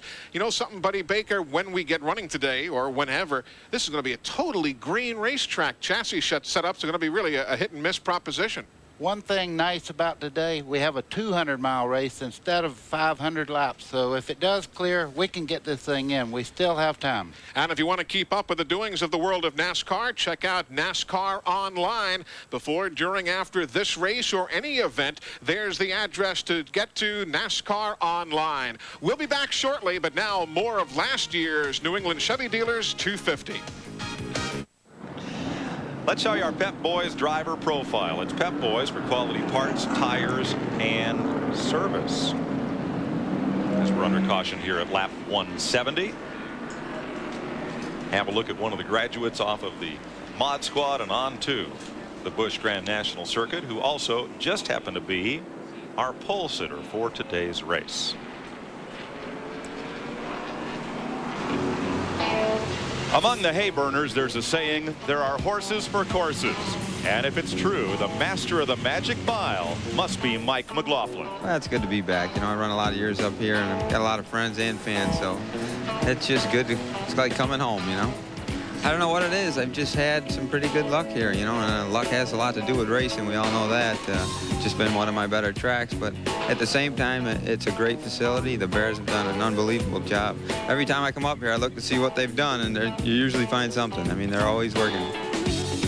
5 years ago, he made a lot of his own luck driving Mike and Harry Griechi's number 51. He slipped through this skirmish to take the lead and win the Busch Grand National North race here. Mike had just 10 minutes to celebrate before strapping into the Sherry Cup's number 12 modified and proceeding to win both ends of the day's doubleheader. Good day. Back to the luck factor there. You know, we had two well-prepared cars and two separate crews where I could jump back and forth and just relate what the car was doing, and it just paid off. You know, in two good finishes. There's the 34 of Mike McLaughlin, who started on the pole and currently runs just outside the top 10. Well, 80 laps, and everybody who stopped has enough fuel to go the distance. Doug Hevron's having a problem. He's coming in the pits as the race restarts. Problem on the right front of Hevron's car. Green flag. Larry Pearson, the race leader. Chad Little following right along there in second place. Elton Sawyer is third. Jason Keller is fourth. Mike McLaughlin, excuse me, is the fifth place car. Our pole sitter. Hevron was sixth, and now they've got the hood up. The Cincinnati Millicron car. Tracy Leslie up to seventh, looking for his first top 10 of the year. That's Elton Sawyer running third, but as they come off the corner there, that's turn 4. Down the front straightaway, side by side, Chad Little has led every race but one that he's been in. He led that lap. Ford versus Chevrolet. Put Chad Little out front in the closing stages, just where he was one race. Hard to believe it was a month ago at Hickory, North Carolina. Led everywhere but Bristol this year.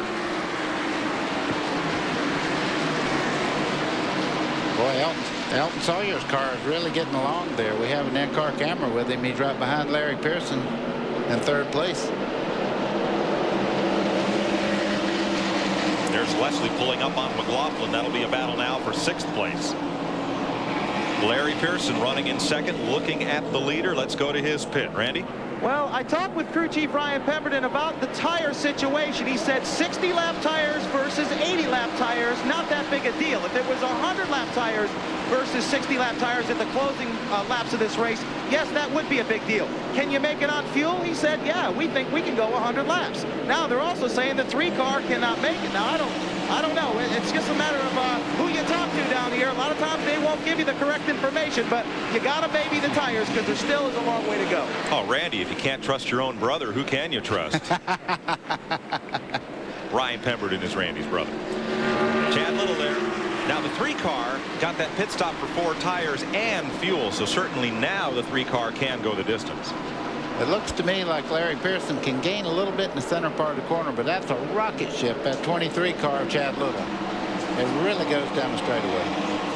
And we had, let's see, 6 laps of caution that time. So for fellas like David Green and the cars that stopped around lap 150, we need a couple more laps of caution for them to be absolutely sure of going the distance. You see there we have four cautions for 18 laps so far.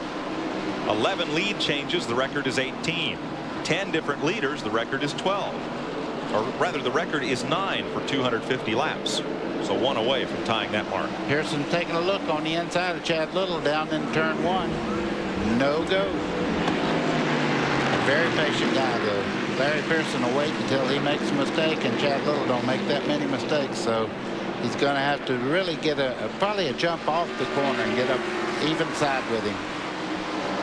All right, let's go to 3rd place and ride a bit with that last incident that caused the shakeup. Rather, here is Jason Keller.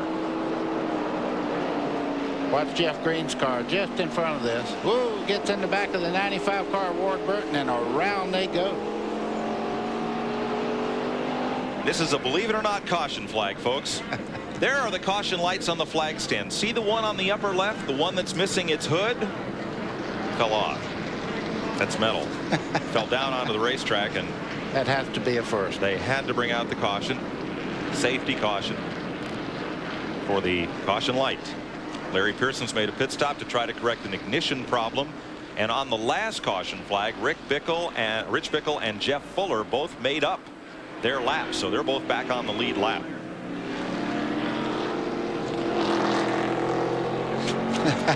Our ever alert cameraman captured that one because we knew you'd want to see it, because you talk about Ripley, getting a tire, though. You wouldn't want to run over that thing. Oh no, I promise you. No, you have to throw the caution flag, folks. We're making light of this just because we've never seen it before, but sure, bring out the caution. Let's get it cleaned up and set the stage for a 66 lap sprint to the finish. Well, now with this caution, anybody who stopped around lap 50, buddy, would have enough caution laps here. They can make it on fuel. Yeah, I think there's not a problem now. I think you've run enough caution. See Larry Pearson coming back in the pits. Apparently they hadn't fixed the problem. He dropped off the pace just a second ago, running very, very well, and they're working on his car trying to get it back up to speed. Also, Jeff Fuller just made a pit stop. The ST Motorsports crew trying to get him up to speed. Let's go to Randy. Yeah, Pearson's done for this one. Won't win it today. It appears valve train problem. Maybe dropped the cylinder. They broke a hood pin. They made him come back in to fix a hood pin on the car. So nice run, but not today. And you want to talk about aggravation? You're already mad because the car is blown up, and then you have to come in and fix a hood pin. Not too good. Ooh, looks like Hoyt's been working on that one. 184 laps are complete. Chad Little is the leader. Elton Sawyer is second. Jason Keller is third. Mike McLaughlin's now fourth. And Tracy Leslie moves up into the top 5. We'll be right back. It's over 8 feet long, and most of it's chrome. You can't wait. Valkyrie, May 25th.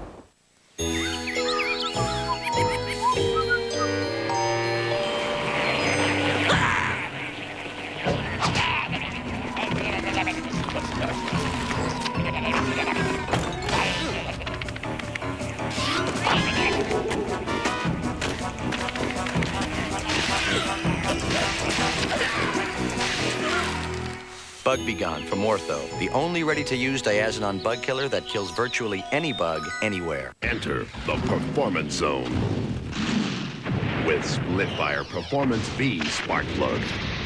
You hit your passing gear, you're gone. Experts say Splitfire Performance V spark plugs mean more horsepower and better mileage. The difference in gas mileage has been fantastic. Enter the Performance Zone only with Splitfire Performance Vs, guaranteed. And now you could win a limited edition 97 Mustang Cobra. Enter the Splitfire Performance V sweepstakes. 6 cylinders, 6 carburetors, The biggest motor you can get on two wheels. You can't wait. Valkyrie, May 25th. What happens when NASCAR's top drivers get together for a 3-segment showdown with huge money on the line? Oh! On the bottom, contact, turn 2. Oh, no way. Tighten up that 5-point harness and make sure you've got good airbags.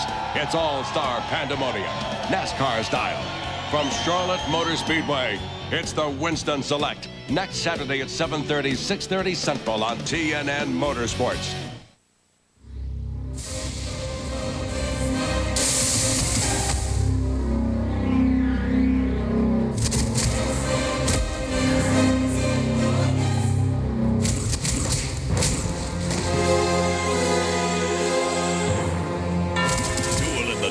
The saga continues live at Ho Chunk Casino and Bingo. Tickets at all Ticketmaster locations. For World International title fights, it's a knockout. What makes you so tough?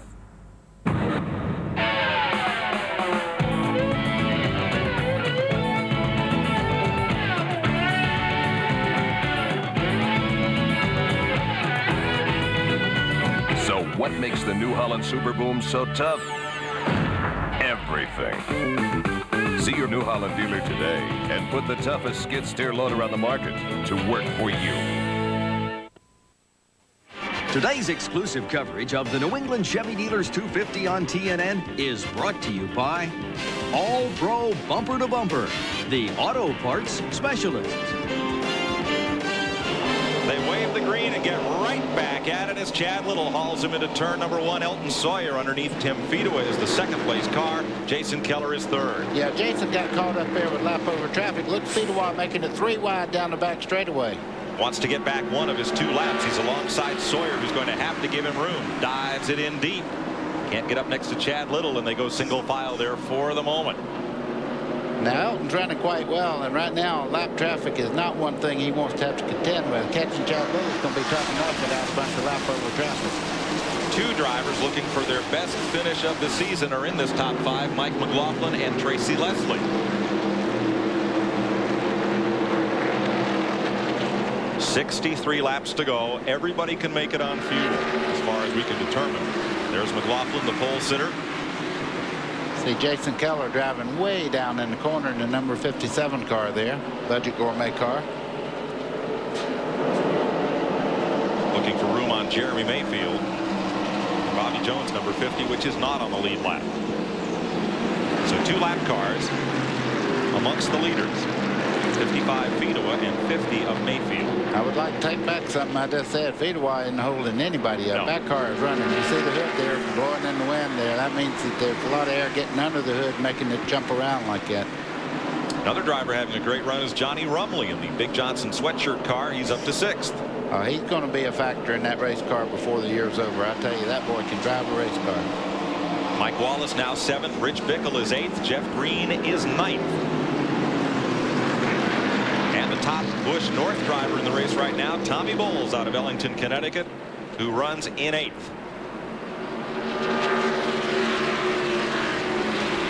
There's Leslie, Rumley, and Wallace there briefly.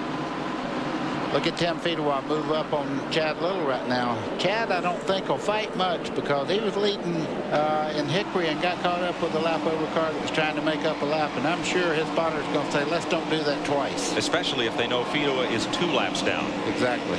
Fedewa's getting tremendous forward bite up off the corner. You see him close up 2 car lengths getting off the corner there. So there's Fedewa. He is 2 laps down right behind race leader Chad Little in the Bayer Aspirin Ford, number 23, the Mark Rippon car. Right behind them, Elton Sawyer, the second place machine, number 38, the Ford Credit Ford. And right with Sawyer is a car that is a lap down, Jeremy Mayfield. Here comes Fedewa trying to get that inside groove. Chad Little just low enough he can't get that run right off the corner. Mike Wallace takes a spot from Johnny Rumley. I tell you, I believe I'd have to do exactly what he's doing there. He's letting Fedewa come by on the inside. He's only 1 lap down, so what? Let him go. That's it. But now look where the second place car has moved to. Yeah, Elton Sawyer. Anytime you run side by side on a flat racetrack like that, it's easy for the car behind you to close in on you. So there's Sawyer, 38 in second. The black car is a lap down.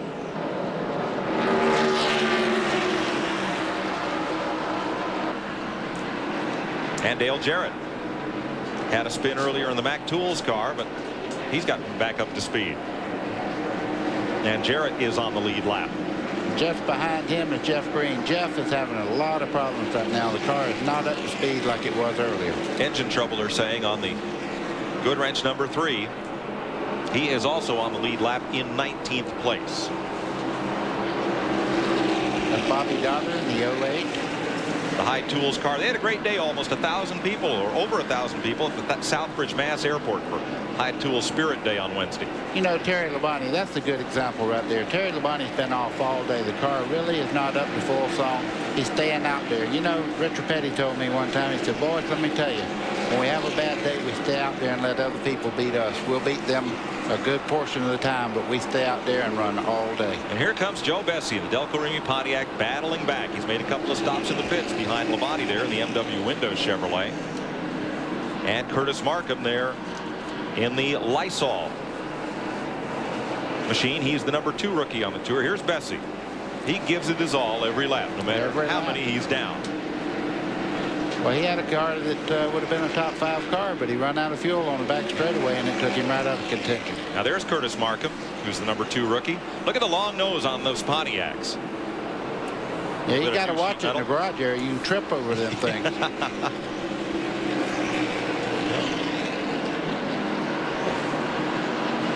We were talking about Rodney Combs' car, and it's John Kowalski. Riverside Precision Sheet Metal is the sponsor on that car that we were talking about from Henniker, New Hampshire. Here's Jerry Nadeau, the Bussman Fuses, number 15 Ford, graduate of the Xerox Saab Open Wheel Series.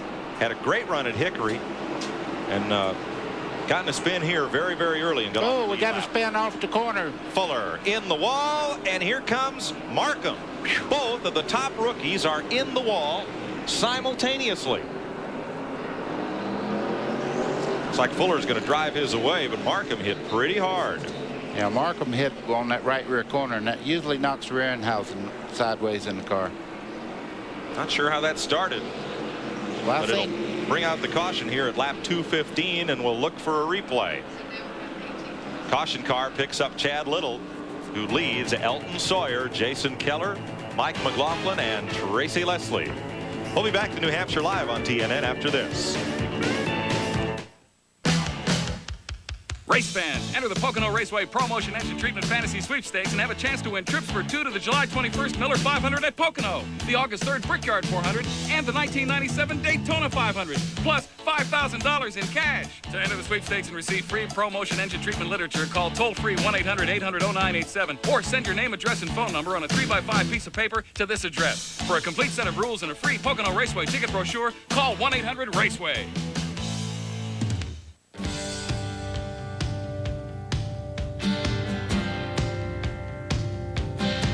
Yeah.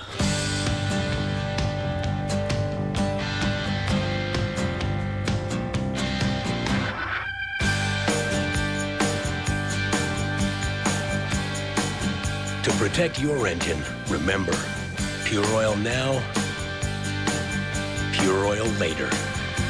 Pure oil later. In South Dallas, a lot of folks like to work on their cars, and a lot of them come to AutoZone. They save money on top quality parts, and they find helpful people like Rocky Brown.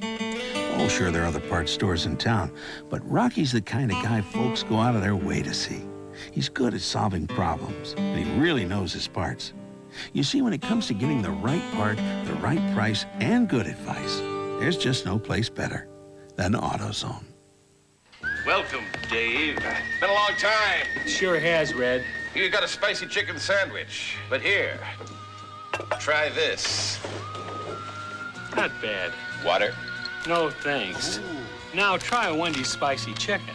Wendy's spicy chicken sandwich is a whole breast fillet seasoned with Dave's own blend of pepper and spices. It's one very delicious, very spicy sandwich.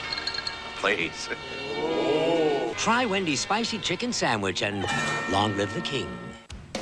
What happens when NASCAR's top drivers get together for a 3-segment showdown with huge money on the line? Oh! On the bottom, contact, turn 2. No way. Tighten up that 5-point harness and make sure you've got good airbags. It's all-star pandemonium, NASCAR style. From Charlotte Motor Speedway, it's the Winston Select. Next Saturday at 7:30, 6:30 Central on TNN Motorsports. We are back with you at the New Hampshire International Speedway. The rain delay continues. The intensity of the rain has become far more intense over the last while, so we are just waiting and watching here. We'll take another look at the NASCAR weather radar, and you see the arrow in the middle of the screen and that red dot. That's where the speedway is, and you can see just off to the west all sorts of colors of green and the little yellow thrown in. It does not look particularly promising here at New Hampshire International Speedway. One thing we can promise you, though, is tonight at 6 o'clock Eastern Time, we will be here at the track. Larry Pearson is going to be joining us on Race Talk. We'll be taking your phone calls. Hope you can join us 6 o'clock Eastern Time tonight. Race Talk with Larry Pearson, who happens to be right now with Glenn Jarrett in the garage. And Eli, a lot of activity going on down here right now. In fact, the official word has just come. Mother Nature has won the battle today. The race has been postponed today. It will be run at 12:30 tomorrow. You mentioned I'm standing next to Larry Pearson, and he likes this place, or else he runs awfully well at it. He's somewhat of a flat track expert, has been all through his life. A bunch of top 10s here. This place, you might get one here tomorrow. Oh, we're going to try. You know, I don't know what it is, but this track does suit my style of driving. It's a track where you have to be patient. And, you know, if you have some trouble at the start of the race, you just keep working and adjust on the car each pit stop, and it seems to get better for us. Well, he certainly has been successful in the past. Now, Mom, in case you're watching, I won't be home for Mother's Day tomorrow. Here's your present. You'll know what you're getting. Now we're going to go, hey, let me have an umbrella. I got to go. Thanks, man. It's sad, isn't it? Sad down there. Oh, well, that's the story here. A couple of folks who wish they were seeing some racing, but we'll be here tomorrow, 12:30 Eastern Time. TNN is going to be here. They're running the race, so you can keep your dial set right here, 12:30. And, of course, not everybody's unhappy. Look at that face. That's the guy we call Ray Ray. Ray Wenzel, part of our crew here at TNN Motorsports. And that was a sign he put up yesterday. Chris, will you marry me? Ray Ray. Well, she said yes. They're both all wet right now. Feel free to come up for air anytime there, guys. But Ray and Chris, congratulations. We're awfully happy for both of you. Don't forget, NASCAR Thunder opens today, the new NASCAR store. It's at the Gwinnett Place Mall in Atlanta, Georgia. NASCAR Thunder is the new official store of NASCAR.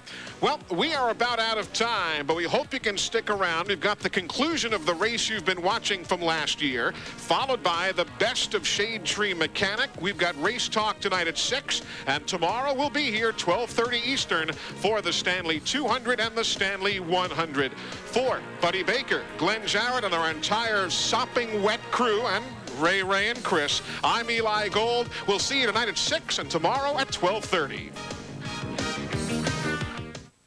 A spin off turn 4 put Jeff Fuller into the inside wall, and then Curtis Markham apparently spun to miss the incident. Here's what happened.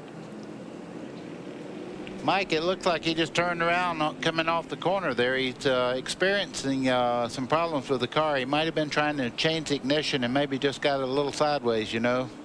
Jeff Green was so close behind him, Buddy, there might have been contact there.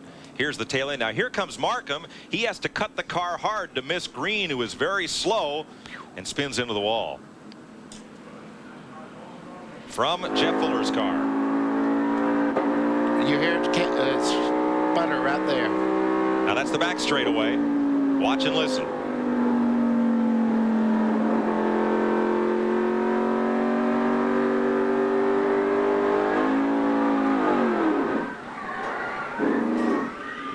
Man.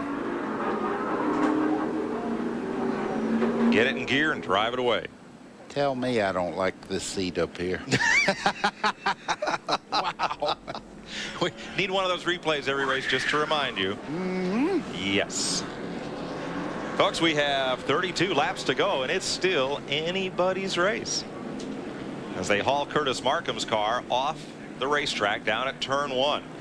The rear end bent too badly for Markham to continue, and he goes off hammock style. I like that little hook on the front of the ambulance slash wrecker slash safety truck. There's a neat little deal, buddy. Yeah. You got to carry one when you need two to carry one off. Speedway safety service. Good folks Very here. handy, but very costly, that wreck was. That car is really hurt. Yes. And the hood is up on Jeff Green's car. Again, hard to tell from any of those replays whether or not there may have been contact. But in any case, Fuller goes around and into the wall with an engine misfire anyway. And Jeff Green will put the hood down, get ready to go racing. Jeff Fuller makes a pit stop as well. So we're getting down to the short strokes here. 1 to go, and we'll go racing. We'll be right back. Great big gobs of greasy, slimy garbage scum, icky, sticky, pine tree gum, barbecued, fishy crumbs. Can't remember when I've had such good clean fun. The Coleman Clean Machine. Oh boy, here comes Doggy Doo as thick as fudge, clumps of mud and axle sludge, stuff that used to never budge. Now I think I'll suck it to a hornet's nest. The Coleman Power Made Clean Machine. The first name and pressure washers. It's tough to shine on the football field, but it's easy to shine on the road if you use Armor All Protectant on your car's vinyl and rubber. And here's great news. Now there's Armor All for the paint. New Armor Plate Paint Protectant. Armor Plate does for your paint what Armor All does for the rest of your car. Shines, protects, and really makes those colors pop. Beautiful. And you don't have to wreck your arm doing it.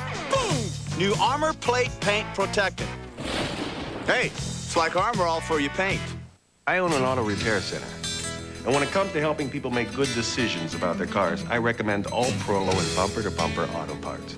Look, cars don't break down on schedule. When I need quality parts, All Pro and bumper-to-bumper come through with expert service, a great selection, competitive prices, and convenient hours. I depend on All Pro and bumper-to-bumper because my customers depend on me. So when you need an auto parts specialist, whether it's in my garage or yours, shop where I shop. All Pro and bumper-to-bumper auto parts. Maybe it's because their frames are welded instead of bolted. Or because their decks are stamped from a single piece of steel. Or maybe it's the fact that they have the highest resale value in the industry. Oh, hey, I always wanted one of these. Thanks. But the truth is, when people are asked what kind of lawn tractor they'd like as a gift, Happy birthday, Dad. most say the same thing. Tonight on TNN, join some of your favorite country stars in a love and laughter-filled walk down memory lane with that special woman who made it all possible, Mama.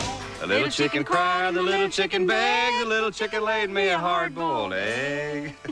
Join Joe Diffie, Tim McGraw, Naomi Judd, Marty Stewart, and their moms for Mother Knows Best, a special presentation tonight on TNN. Today's exclusive coverage of the New England Chevy Dealers 250 on TNN is brought to you by Split Fire, the patented performance spark plug. It only costs more till you use it.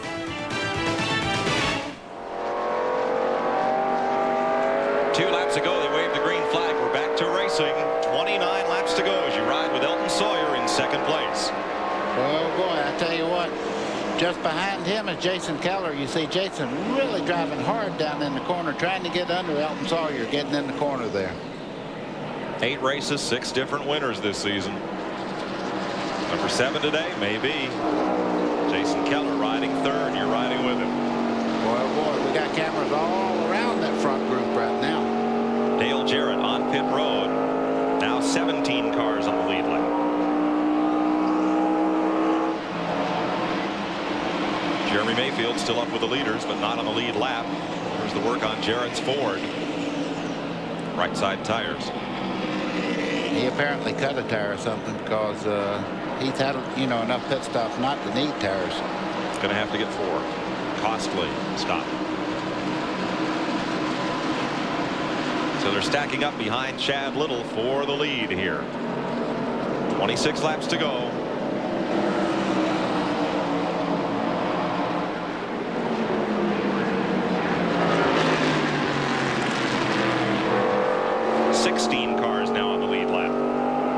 This is a good race. I love to come up here. This racetrack is very, very competitive type racetrack. You ran inside. Mike McLaughlin inside of Tim Fedua, not that time. Didn't make it. He needs to clear him and try to get up to the front right now. Fedua is still 1 lap down, just behind this group. Elton Sawyer seems to be closing in on Chad just a little bit. He's getting in the corner extremely well. See Chad going in the corner there. Car is real stable, though. It's going to be tough to get under him, I'll tell you that. Looked like he picked up a little push there off the corner. The front end just shot on Chad Little's car just a little bit. This is Mike Wallace in the 90 car, running very well. He's run this group down. McLaughlin in 4th. Wallace is 5th. And you see Jeremy Mayfield there. He's a lap car. He moved over and let the front group just get by. And now McLaughlin's trying to get under and getting in the corner here. I think he'll let him. No, he didn't let him go. I thought he would. Well, see, Mayfield is battling Tim Fedua just in front of him for position. A lap down. We'll double check. No, now they're showing. Excuse me, Mayfield is 2 laps back. Mike Wallace is taking advantage of that. Yep. McLaughlin had to get off the accelerator a little bit. Mike Wallace is on the outside. Now, whether he can make that pass or not, I'm not too sure. Well, who'll catch the draft down the back straightaway here? Trouble in turn 2. One car spins. Everybody's going to miss him. Not by much. It is Ward Burton in the Caterpillar car. We will stay green. He was running 11th, and now he will slip to 16th, tail end of the lead lap. You see Jason Keller there. He's on the inside of Fedua. Didn't make the pass yet. Tim Fedua may be the fastest car on the racetrack. He lost a lap earlier and has not been able to make it up.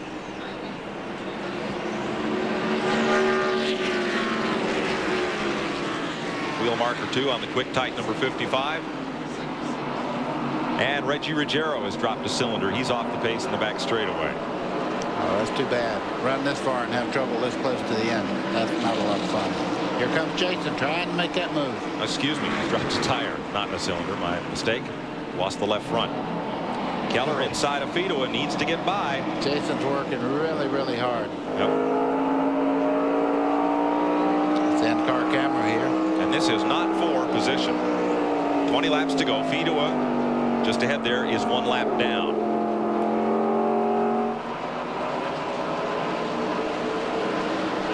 Look at your top 5 on the board as now Wallace has passed McLaughlin. Completed the pass for 4th. While Ward Burton spun at turn 2. No caution. 19 laps to go. You know, somebody's moved into this group right at the tail end here. Tracy Leslie has gotten into the race again. That's good to see. He's had a pretty bad year as far as luck goes, but he's moved back up here. And these are positions now that he really needs to pick up. And right side of your screen, you see that Jason Keller has passed Tim Fedua. And look who's moving away from this group. Chad Little. I tell you what, Chad has been on a roll this year. He could have won many, many races. He's had a few bumps like in the Hickory, but other than that, he's been a very dominant car. 18 to go. Let's take a final break from New Hampshire, and we'll come back to finish this off. 18 laps to go. Chad Little in the lead. Extreme? Try strapping yourself in a 4,000-pound rocket. Then run at 220. 6 inches away from 41 of your closest friends. Real close. NASCAR. Extreme and always has been. Busch. The official beer of NASCAR and always has been. It's 400 miles of rocky, rutted trails with enough bumps and jumps to shake a truck to pieces. But if you think an endurance race through the Arizona desert is a real torture test for a truck, just imagine what it can do to a battery. That's why Parker 400 winners Dan Smith and Dave Ashley chose a battery they could depend on to go the distance. The Duralast battery. The same Duralast you can depend on for your car, because it's the one we stock at AutoZone. The Duralast battery. Power you can depend on. If you're trying to keep cool with Central Air over 10 years old, you must have money to blow. Thought so. Luxair. A new Luxair high-performance Central Air or heat pump system could reduce your energy cost and save you money. Cool by Luxair. Dependable, affordable comfort comes from Luxair. Can we come inside where it's cool? Mom. Call your Luxair dealer and catch the NASCAR '99 Luxair Chevy in all the Busch Grand National Series races. Too hot in your car? Don't sweat it. Now at Pep Boys, get a cool deal on our air conditioning quick check for only $19.99. Our AC quick check only $19.99. Pep Boys, everything but gas. In the Stanley laboratories, we find out just how good our decorative mirror doors are by opening and closing them over 100,000 times. Funny, isn't that the same way you do it? Decorative mirror doors from Stanley. What happens when NASCAR's top drivers get together for a 3-segment showdown with huge money on the line? Oh! On the bottom, contact, turn 2. Oh, no way. Tighten up that 5-point harness and make sure you've got good airbags. It's all-star pandemonium, NASCAR style. From Charlotte Motor Speedway, it's the Winston Select. Next Saturday at 7:30, 6:30 Central on TNN Motorsports. 13 laps to go in Loudon, New Hampshire. Mike Joy with Buddy Baker and Randy Pemberton.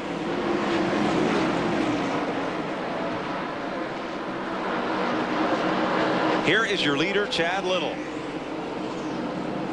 Running at an average of 104 miles an hour, including pit stops and caution flags. That's way above Joe Nemechek's 1992 record for the 250-lap distance here. 7th place battle. Johnny Benson has gotten underneath Johnny Rumley, and he's going to take 7th place away from the Big Johnson car. Randy Benson had been up near the front a good part of the day, but the car just hasn't seemed to run quite that well since the last pit stop. Can you tell us why? Randy? Mike, I talked with Steve Berge about it, and they said the car just got tight, got mired in traffic, and I guess the car just changed a little bit. I don't know if he made any contact at all. Maybe the toe might be tipped out just a little bit in the front, but he just can't run it where he wants it. So he's just been struggling, and man, that car was a rocket a while ago. That it was. 10 laps to go for the leader next time. As you watch point leader Johnny Benson, Chad Little will eat into that point lead substantially if he holds on to the front spot today. 10 to go. Flashes on the leader. Sawyer in second. Keller, Wallace, McLaughlin. Tracy Leslie up to 6th, which would be by far his best finish of the season. Benson, Rumley, Setzer, and a fine run by Busch North driver Tommy Bowles.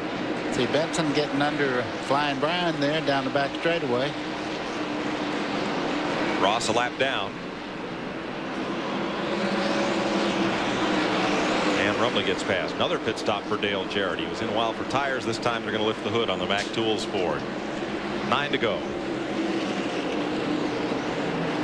Oh boy, that's a very close race once you get away from the lead. Chad Little has moved away quite a ways in the lead, so they're racing right behind him. There's a lot of positions that are going to change probably before this is over. Elton Sawyer, Jason Keller, 2nd and 3rd place, and Mike Wallace beginning to close in. There's no doubt about it. Mike Wallace is driving his heart out, but I don't know that he has enough time to catch up to Jason Keller for that position.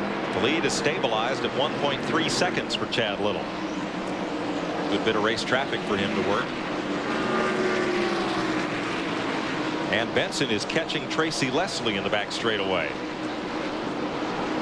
I'd say he's really driving hard down in the corners. All right, leader Chad Little looking for 2nd place. That's the white car of Elton Sawyer. Just white behind Ford. him, Jason Keller. Yep, that could heat up.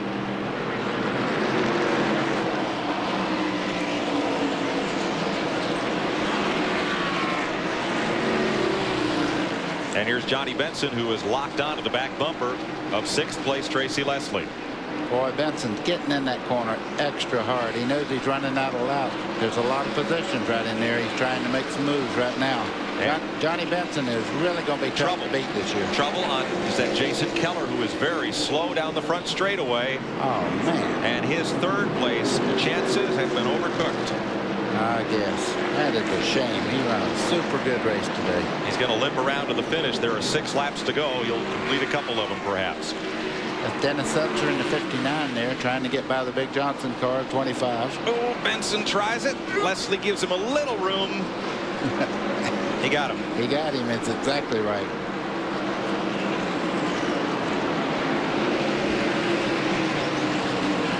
Five to go.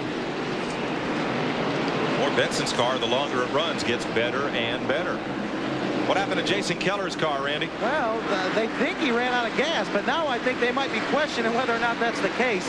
I mean, he certainly slowed. It could be a fuel pickup problem. I've heard of one or two of those on pit road today. At first they said out of gas, now not quite sure. Out of the race is the Budget Gourmet Chevrolet. 4 laps to go. Still a number of positions in doubt. Remember, Keller was one of those that stopped around lap 150 and did not come back in again, I believe. Lap 149 was his last pit stop. I was just fixing to say there might be a few of them have this problem. With 3 or 4 laps to go, you don't have time to come in and fuel the car anyhow. Wow. 4 laps shy of the finish. Jason climbed out of it. All right. So now it's Chad Little and Elton Sawyer, still about 1.2 seconds. There is Sawyer behind Stub Fett with 3 laps to go. Long way back now to the 3rd place car, who is Mike McLaughlin, the pole sitter. The French's black flag car. There's McLaughlin having a strong run. He's running in 4th, and 3rd place right now is Mike Wallace. Sorry, you're right.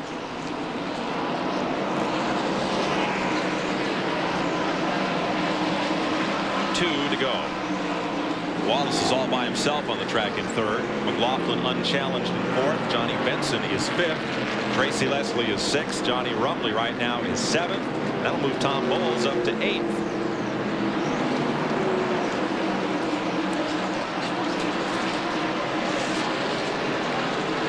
You talk about somebody who's really matured as a race car driver. Chad Little had a lot of problems with Winston Cup. He went back to Busch. He's getting that experience now. And I'll tell you what, they'll really be paying a lot of money for this guy when he moves into Winston Cup the next time. Look at this battle for 6th. Tracy Leslie. Here comes Rumley down to the inside. Got him. Can he hold him? Half a lap to go. Yep. Tracy's having some kind of problem. He's not running up to speed like he was earlier. Chad Little coming off turn 4, coming down to take the checkered flag. 3rd career victory for Chad Little. Daytona, Rockingham, New Hampshire. 3 of the 5 super speedway races so far on this tour have gone to Chad Little. Elton Sawyer finishes 2nd. Mike Wallace 3rd. Mike McLaughlin 4th. And Johnny Benson is 5th.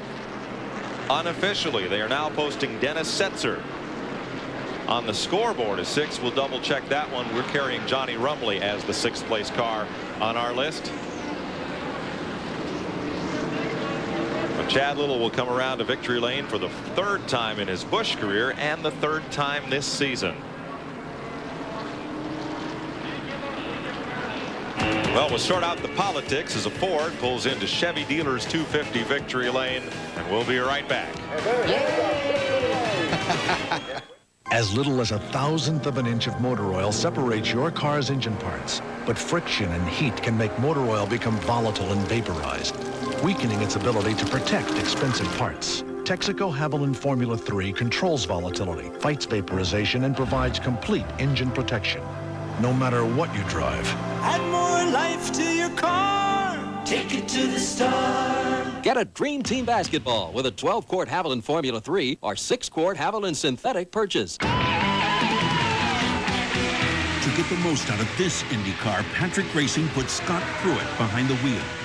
They built a team that could get it in and out of the pits in the blink of an eye. And they chose a battery they can depend on to get it started. The Duralast battery from AutoZone. The same Duralast you can depend on to start your car. So don't settle for anything less. The Duralast battery. Power you can depend on. When asked, 9 out of 10 people say they'd rather be on vacation than at home. Come on. Bored. Do you have to But I have to practice. Mom, she's a trained professional. Hey, do not throw the duck. Of course, most of the people they asked didn't own a John Deere. Because in survey after survey, folks are more satisfied with John Deere than other lawn tractors. Honey, it's green. It sure is. Nothing runs like a Deere. Enter the Performance Zone with Split-Fire Performance V spark plugs.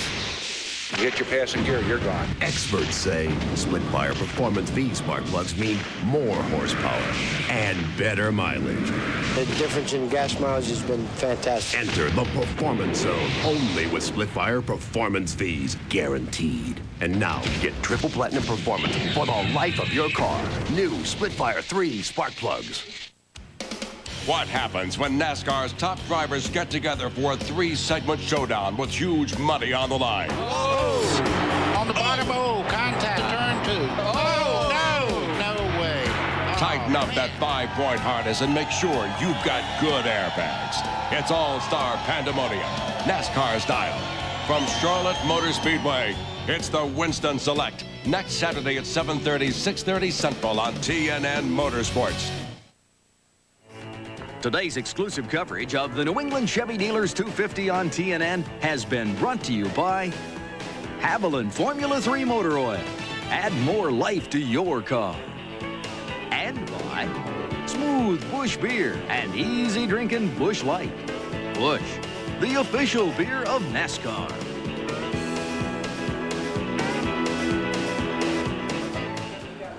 Chad Little climbs out for his 3rd victory of 1995. Here's Randy Pemberton. Well, it took you a while to get to Victory Lane, but you did a heck of a job on the track. The car was fast all day, Chad. I've never been to Victory Lane here before. Actually, I've only been to Victory Lane 3 times, so I didn't quite know where to go, and I guess I made a wrong turn and had to fish my way back through some cars. But, you know, just thank God to this team. It's a brand new race car, and you know, we kept digging. It wasn't that good when the race started, and made some pretty good changes, both stops, and it's just a beautiful day. I mean, thanks, Bear, for sticking with us and this team. I mean, everybody we just never give up. I guess that's what it's all about. I want to say hi to Gary. He's back home, and he's sick, our crew chief, and we miss you, Gary. We'll see you next week, and I want to thank Bear and everybody that's involved, Goodyear, and happy Mother's Day. No question about it. Ditto here. Chad, a lot of engine problems out there today for some. You had some competitors. They fell by the wayside. You've had your engine problems in the past, but today she ran good all day. Yeah, it really did. It ran really good all day long. Like I said, we were a little tight to start the race, and we loosened it up. And the second pit stop, we decided to do another deal, loosen it up, and it just worked out good. Tires are really good for me to the second pit stop, so just one of those days. These are hard to win, and I think after Hickory, I'm really happy for the team. I really am. I started cramping up. I get too excited. You know, sometimes I wish there was a rabbit out in front that I could chase, because I just got to take a deep breath when I'm leading the last few laps. I get so excited about it, but I guess I'm learning to calm down a little bit. You took 25 points off of Johnny Benson's lead. That's a good way to get back to him. Well, Johnny's got a great lead, that's for sure. So we're going to have to do a lot more like this, because he's very, very consistent. And I think they've shown as a team that they're not falling out of races. So, but you know, what we came into this year was to have some good, consistent runs, lead some laps, and do a good job for Bear and Harris Teeter. And I guess the wins have come, and we're really happy for that. Nazareth, similar to this? Not really. I mean, tell you, this is a tricky racetrack. I don't really feel like I even got a hold of it until the last 50, 60 laps of the race. I could find a comfortable place for me to run, to go in and to come out, and I had a tendency to really overdrive it, drive it in too hard, and then, you know, struggle in the middle to get the car turned. And finally, you know, I just started finding a place to run, and I don't think Nazareth is the same, though. You know, it's got 3 turns, and there's a lot more work there. For Randy Pemberton and Buddy Baker, I'm Mike Joy, hoping you're enjoying TNN's live coverage of Busch Grand National Racing from the network that brings you more Busch Series live than all other networks combined, the Nashville Network. So long from Loudon, New Hampshire. Happy Mother's Day.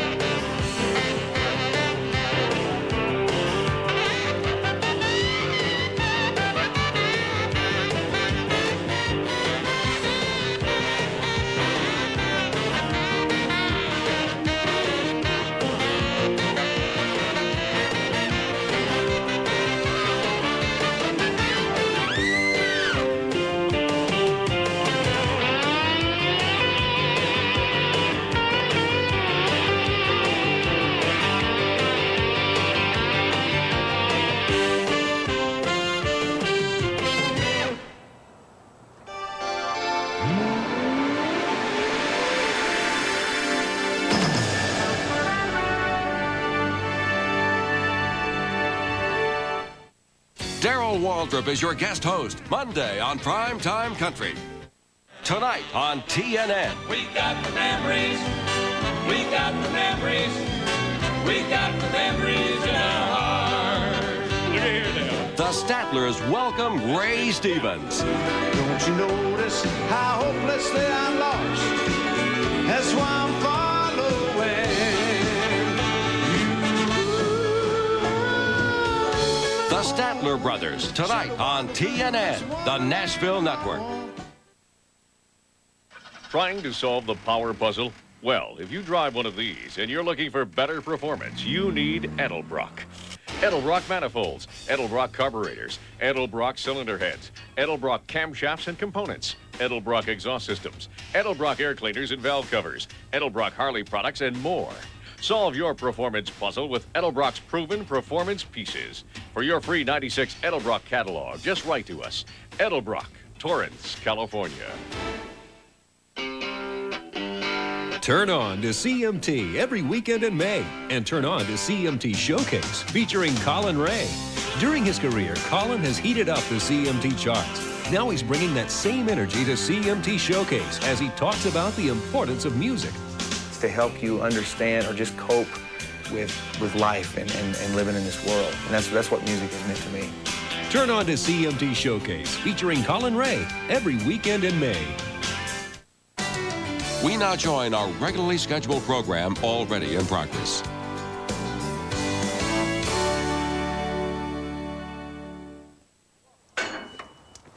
Well, welcome back to Shade Tree Mechanic. Well, as you can see, we're disconnecting our hoses. What we've had to do is evacuate the system. Now, if you remember, we charged it up to check it. Now we had to pull all the gas back out of it. We have to do that before we can work on the system. Otherwise, we'll let all the Freon go back into the atmosphere, which is what we don't want to do. Well, the first step we're going to take now is to go ahead and remove our compressor. I'll go ahead and start taking the lines off here at the accumulator. Need some pretty big wrenches for that. I know it. Okay. Good. Yeah, hold on here. Let me get the bolt out of here. Okay. Get your hose set. Okay, yeah. I got the accumulator ready to come off here. There you go. Okay, the accumulator's out. All right, now, next thing is to go ahead and we'll tackle this compressor. I don't want to lose the spacer. Okay, now, once you get the old compressor out, make sure that you save the box that the new compressor or the remanufactured compressor comes in. Send the old one back in it because there is a core charge on these. Okay, while you're doing this job, what you want to do is not miss the orifice tube. It's in this line going to the evaporator. And I'll see if I can get it out. You normally can get them out with a pair of needle nose. Here it comes. Okay, now this tube, this is the restrictor valve that drops the pressure going into the evaporator. So you have low pressure, it can evaporate and bring out the cool air. It's also a filter. And this one is just loaded with all kinds of little metal shavings. That's the compressor wearing out inside the bearings and so on. So you don't want to miss this when you flush the system. This has got to be changed. They're only $4 or $5. Here you go, Sam. Great. Thanks. Here, let me give you that. Okay, now, normally if you have a major leak compressor failure, you'd want to flush out the evaporator. Well, we didn't have that, so it's not necessary for us to do that. Oh, here you go, the orifice tube right there. Now, we're going to install a new orifice tube, okay? And what you want to do, let me get some refrigerant oil here. You want to definitely put some refrigerant oil on to lubricate the O-ring. And there's a way it faces, okay? It has to face, by the way, always keep refrigerant oil capped up.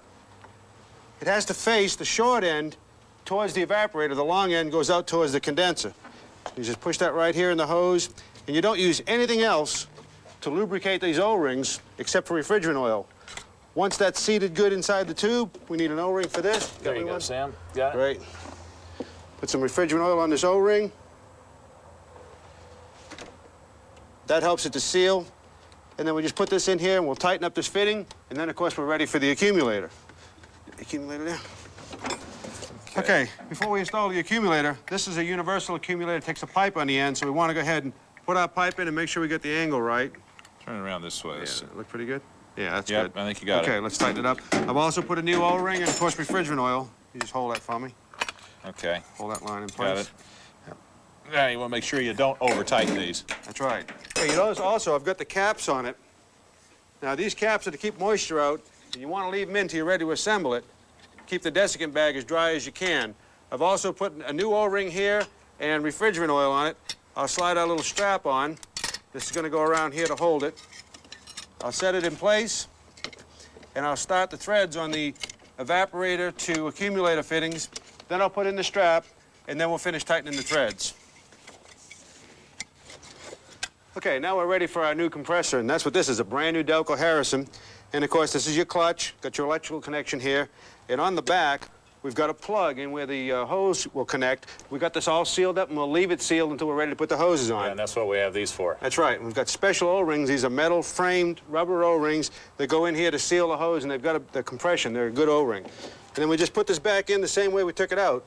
Okay, got your electrical connection here Electrical up top. connection on top. Is my bolt here? No, bolts are in. Big bolt. All right, I'll put the spacer spacer in. All right, when I get this down, you just thread that in for me. Yeah, you gotta get it lined up with a hole. We should be lined up, yeah. Okay, now we're installing the air conditioning muffler and hose assembly. This is the muffler right here, and of course, like anything on an automobile, these can be sort of a puzzle to get them in. All right, now it's time to attach our hoses to the back of the compressor. Make sure you put your special steel and rubber O-rings in here and line it up with the ports and bolt it to the back on the compressor. And don't forget to lubricate the O-rings with the refrigerant oil.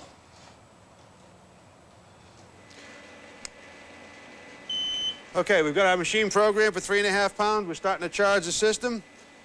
And as we charge it, I'm going to go down here, and I've got some refrigerant oil. I'm going to open this valve, and we're going to draw this refrigerant oil into the system. Now, as we draw the refrigerant oil in with the charge, the machine's pumping it into the system. And, of course, refrigerant oil, what it does is it's carried by the Freon gas to lubricate all the parts, and the gas is what circulates it all throughout the system. Now, folks, you know, there's something else I want to show you. And this is called an auxiliary filter. Now, this can be used in some of the air conditioning systems. Now, the reason you use it is because some states will not allow you to flush out the entire system. If that's the case, then you put this auxiliary filter in line with your hose. You know, Sam, we've done a lot of work on this particular car. How much would a job like this cost? Oh, a job like this, with all we've done with the compressor and accumulator, probably looking at somewhere around $600 or $700. What if we just had to take it in and have it charged like a lot of people do? Average recharge and retest, probably less than $100. You know, folks, one of the things we didn't do on this particular vehicle is change the belts. Now, the reason we didn't do that is because the belts were in pretty good shape. But here's a good chance to check them closely, and if there's questions about them, now's the time to change them. You know, when you change your belts, make sure you change them all, because don't just change one. It'll give you some security going down the road that you'll have a good, safe ride. Well, when we get the system charged, now's the time to check for leaks. Here you go, Sam. Thanks, Dave. Well, now we're giving it the acid test. We're measuring the air temperature coming out of the vents, and it should be anywhere between 35 and 45 degrees. And it looks like we're doing a pretty good job. Looks like it passed it. You know, your air conditioning system can only be as efficient as your cooling system. If you got a nasty radiator, if the car overheats in the warm weather, air conditioner's not going to cool you real well, so make sure you get your cooling system serviced. Well, Sam, looks like we solved another problem here. But we're going to take a short break. When we come back, we'll talk about new products, so don't go away. Okay, let's go ahead. More than 2 million new and remanufactured automotive air conditioning compressors are installed every year in the U.S.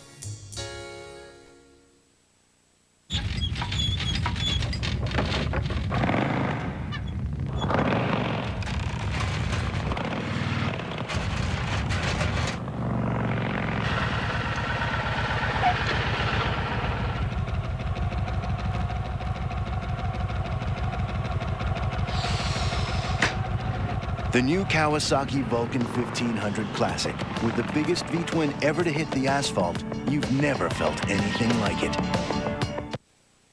Can your radio do this?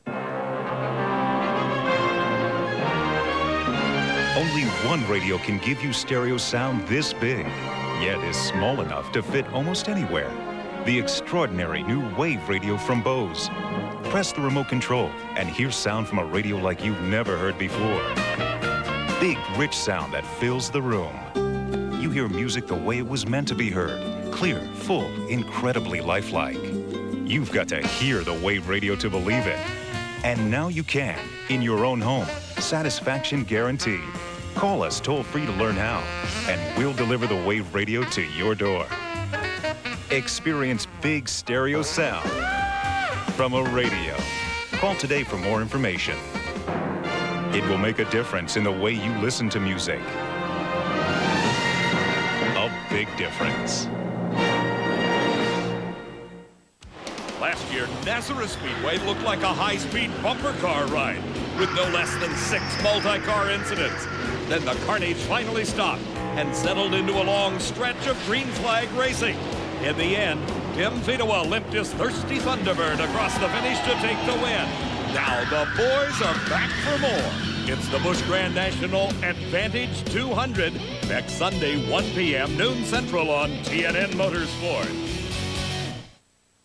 Coming up Monday night on Primetime Country, you've seen him on the racetrack. Now Darrell Waltrip is awarded a new challenge as your guest host.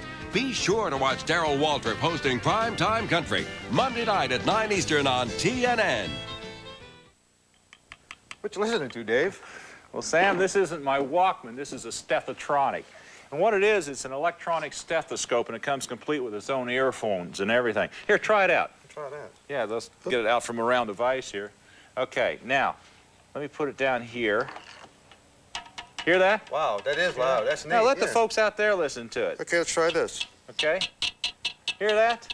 That's the sound of electronic stethoscope. That's great. So what you use this for is to diagnose engine problems or problems around the car through sound. You know, you can hear bearings and rods. Compressor on an air conditioner, sure. Exactly. And it comes complete with its own stethotape. This is a tape of sound so you can help identify some of these sounds. This costs about $70. If you don't want the tape, it's about $60. It's made by HEP Industries out of Seaford, New York. That's great. Now, what have you got over there? Well, what I've got is, and this is called the auto vent. It's a solar-powered panel, okay, that powers a little fan. And this fan you put on top of your window, you roll up your window so you can park your car with the windows closed.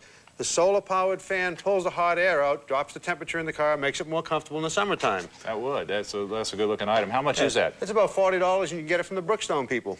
Well, folks, we hope you've learned something about air conditioning and what it takes to work on it. Remember, this is a job for professionals, so you have to take it into them. They are trained, and they have the proper equipment for it. And speaking of equipment, we want to thank our friends at Robin Air for the use of their equipment. And remember, the professional technician is not only trained, but he's certified.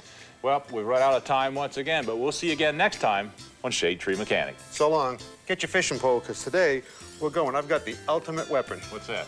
I've got the neon salamander. Oh, not the neon salamander. Come on, the Bassett I Common. never Get win your pole. with that thing. If you would like to order a videotape of today's episode, call 1-800-544-8485 or write to the address on your screen. Please refer to the offer number shown. Tapes are $15.95 plus $3.50 shipping and handling. Please allow 3 to 4 weeks for delivery. That wasn't as bad as I thought it was going to be. Once you get it here, we've got the right equipment. It goes real easy. Sure does. You doing any good? I'm going to get something here. I don't have quite the advantage that you have. Neon salamander, I'll tell you what. There's a big one here, and he wants that salamander. We'll get him before the day is over. You know, that machine, that rock machine, was just a ticket to try to evacuate that system. And charge it. Makes it real good. Oh, yeah. You know, I wonder if we should be using the top bait today. You think so? I don't know. Depends on whether the fish come on top or not. Well, they might be having much luck. I don't think I'm going to have too much luck. As clear as it is, they might be hitting today on top. They could. I think I might be getting... Darrell Waltrip is your guest host Monday on Primetime Country.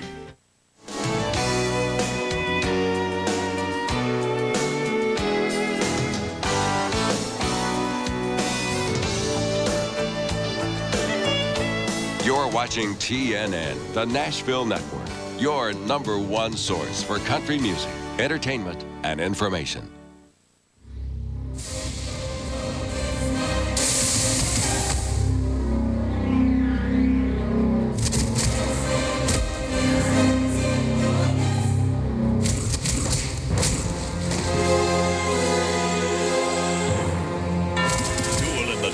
The saga continues live at Ho Chunk Casino and Bingo. Tickets at all Ticketmaster locations. For World International title fights, it's a knockout. I never thought it could happen to me. I mean, I'm a safe and defensive driver. Maybe if I can't believe she just pulled out in front of me. I mean, didn't she see me? I was right there. Now what? Thank goodness my neighbor knew what to do. I don't know what I would have done if they wouldn't have told me about Ball Body Shop. Ball Body Shop is where I took my car. You'll never guess who I ran into, who I saw there. The man who ran into me. For particular people. Ball Body Shop in the Middleton Industrial Park.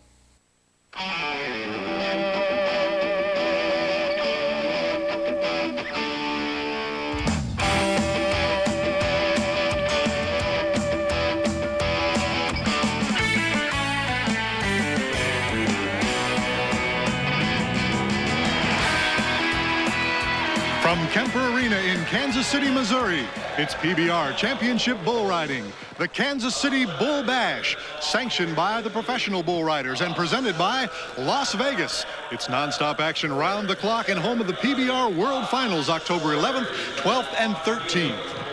Hello, everyone. Welcome to Kansas City, Missouri. Dan Miller along with Don Gay, stop number 5 on the 1996 $2 million PBR Tour. $65,000 at stake at this event, Donnie. Well, and $15,000 of that will go directly to the winner when you win the average, and that's what you want to do. If you can ride, come to the PBR events if you're tough enough. It's a great event. 45 of the top PBR members. Now, they all rode one bull yesterday. They'll all ride another one today, and then the top 15 will move on to the third and final go-round. Now, we'll show you as much around 2 as we can, and then all of the final go-round, and that's where it gets down and dirty. Donnie, as you mentioned, one round already in the books. Let's take a look at the leaderboard, and we see Owen Washburn sitting atop that with an 87-point ride. Well, 87 points on one bull, but doesn't mean a whole lot. Now, we've seen Owen, really try to win the money and get there to win first, but Tough Hedeman is in second place, tied with Mark Kane, Ted News, Donald Owens, and Casey Gates. Don't count any of them out. The best of the best, they're all here. We're ready in the arena now. Behind the chutes, here's Pam Minnick. Dan, we're a fourth of the way through this year's PBR season, and with the new 3-round format, we've seen that anything can happen, and it does. During the bull riding, I'll be here behind the scenes to give you a close-up look at these tough athletes, and you won't want to miss a moment. So keep it on TNN. The Bull Bash from Kansas City begins in just a moment.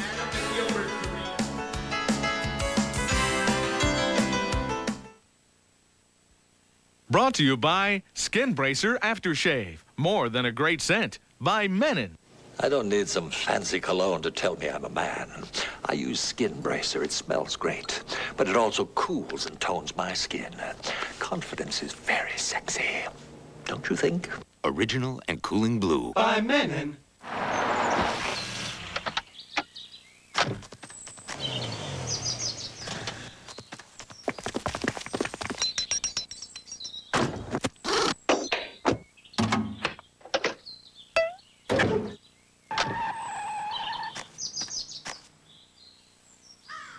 Need a few parts? Pep Boys has everything you need. Have a nice weekend. 26,000 items at the guaranteed low price, tires and service too. Pep Boys, everything but gas. The following is brought to you by Armor All, leaders in automotive protection and beautification for almost a quarter of a century.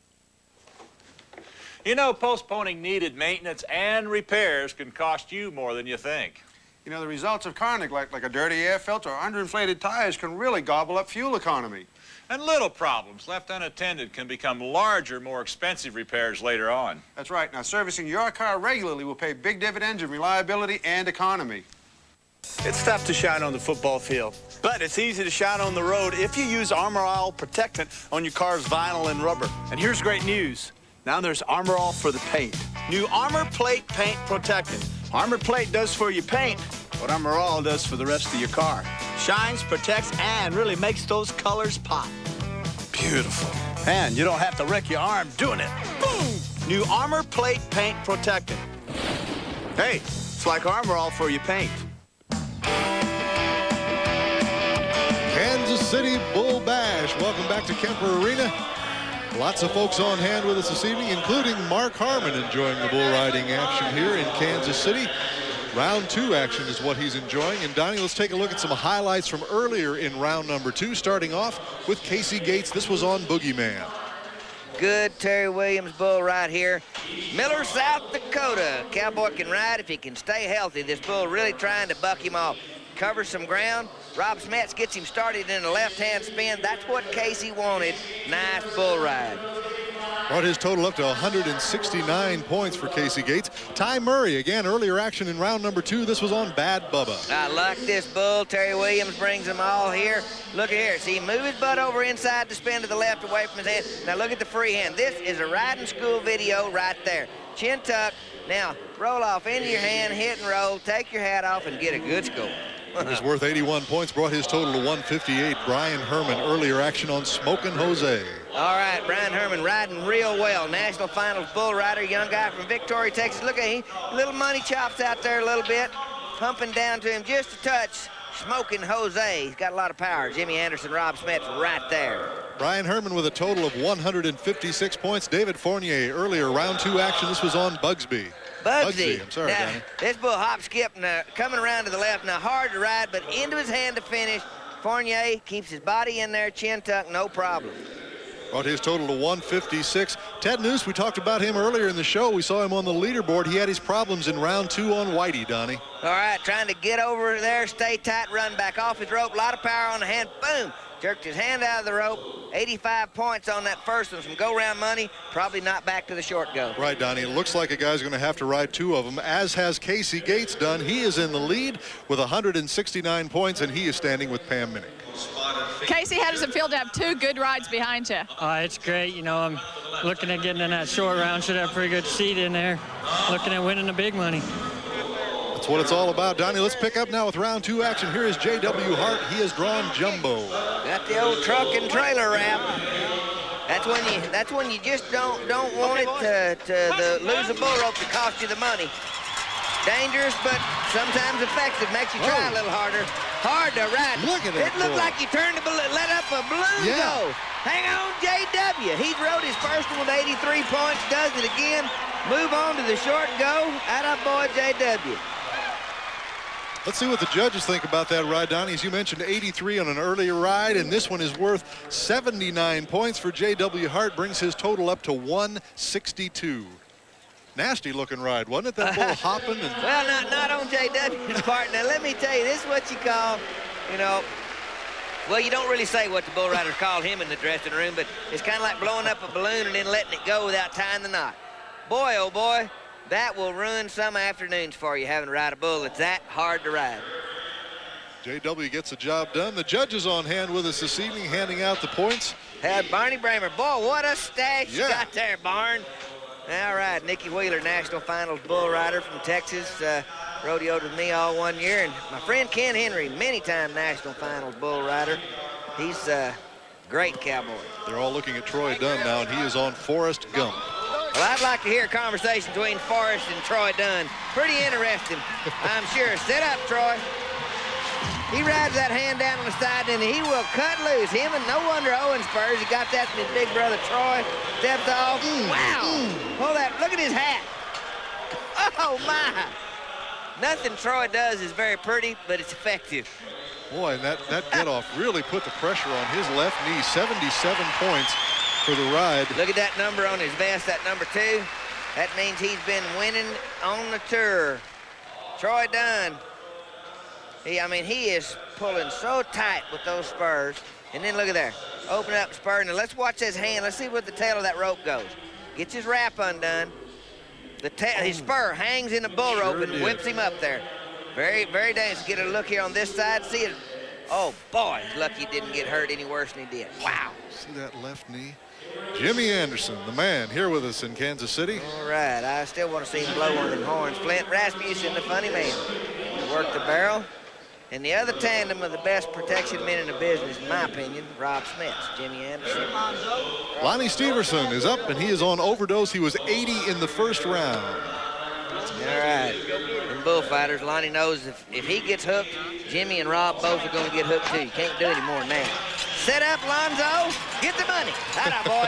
He's got a good seat on it. Yeah. Don't get to leaning back. Yeah, perfect. Pretty ride. Bull jumps out of it, changes direction. Lonnie riding well, steps off. All right. That a wedge. Lonnie Steverson had his troubles over the year. Last year, really doing well this year. That's 2, he said. That's 2. Let's see what the judges think, Donnie. 77 points brings his total to 157. All right, he's in that He's in the running for a good seat in that short go-round, the top 15 on 2 rides. See, this is a pretty ride. That's what you want. Chin tuck, spur him a little bit, shoulders stay square, pull jumps out of it, just don't panic, kind of hold what you got and then step down.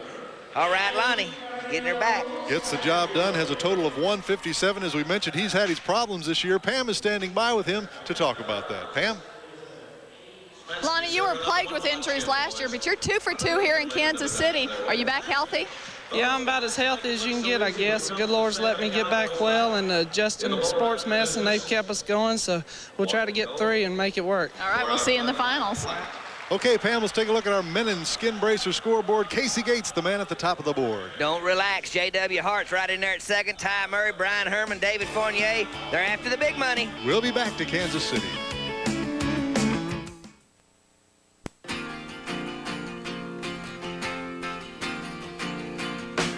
Red Wing shoes bring you comfort force, impact absorption footwear, durable styling, day-long comfort, traction tread, shock absorbing. America works in Red Wings. Call 1-800-359-BOOT for the dealer nearest you.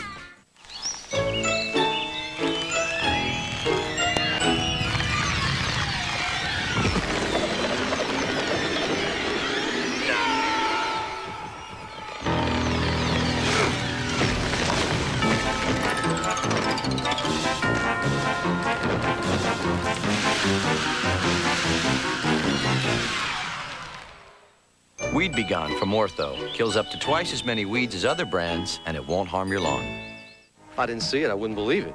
If I wasn't here, I wouldn't have believed it. I wouldn't believe it if I didn't see it. These people just witnessed an amazing demonstration. We put this Duraloop treated engine through the ultimate torture test. We drained all the oil, all the water, then flooded it with a fire hose. It kept on running because Duraloop protects your engine like no other product can. I wouldn't believe it if I didn't see it myself. Now let Duraloop make a believer out of you. Duraloop, peace of mind in a bottle.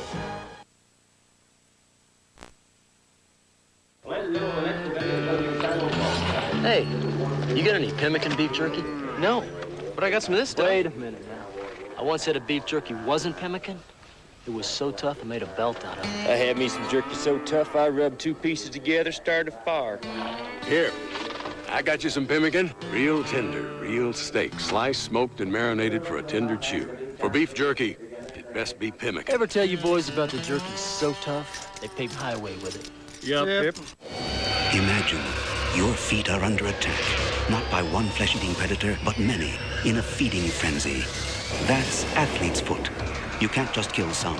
You need a potent weapon to kill them all. Lotrimin AF. Full prescription strength medicine. The brand doctors recommend more than Dezinex and Mycotin. Lotrimin AF is so deadly precise, it doesn't just kill some, it kills them all. Get Lotrimin AF, the killer cure, because they're always hungry. Welcome back to Kemper Arena in Kansas City. Kansas City Bull Bash. We are in round number 2. Randy Bernard, the executive director of the PBR, on hand. Just a reminder to all PBR fans, you can join the Professional Bull Riders Fan Club and get this terrific quarterly publication filled with pictures, stories, and information about all your favorite bull riders. Your annual membership fee also includes a PBR logo hat pin, discounts on official PBR merchandise, and a chance to purchase tickets to certain PBR events 1 week before the general public. Call 1-800-977-BULL today and join the PBR Fan Club. That's 1-800-977-BULL. Donnie, we're looking at Michael Gaffney, a man on a roll.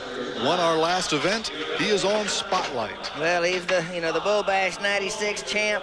He's going to have to quit humping down to those bulls. He needs to go ahead and start setting up. It's all right to get out over him, but you can't keep humping down. Hold that free hand. Don't go over center. Good ride, Gaff. Come on.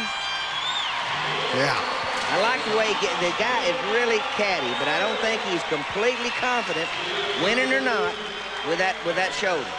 You know, he's got a couple of hitches, and I think all it is every now and then he thinks about it consciously. What a good score. Oh, 80 points brings his total to 157. All right. Now, starts out of there good, but see that lean forward worries me a little. I'm watching his free hand. You see him stop right there? You know, I think he's just still a little bit tentative, and when he gets it all together, there doesn't anybody ride any better. Michael Gaffney hits the ground, gets out of there safely as we look at Donald Owens. Choctaw, Oklahoma, he has drawn Fudge. All right, a Southwick Rodeo bull.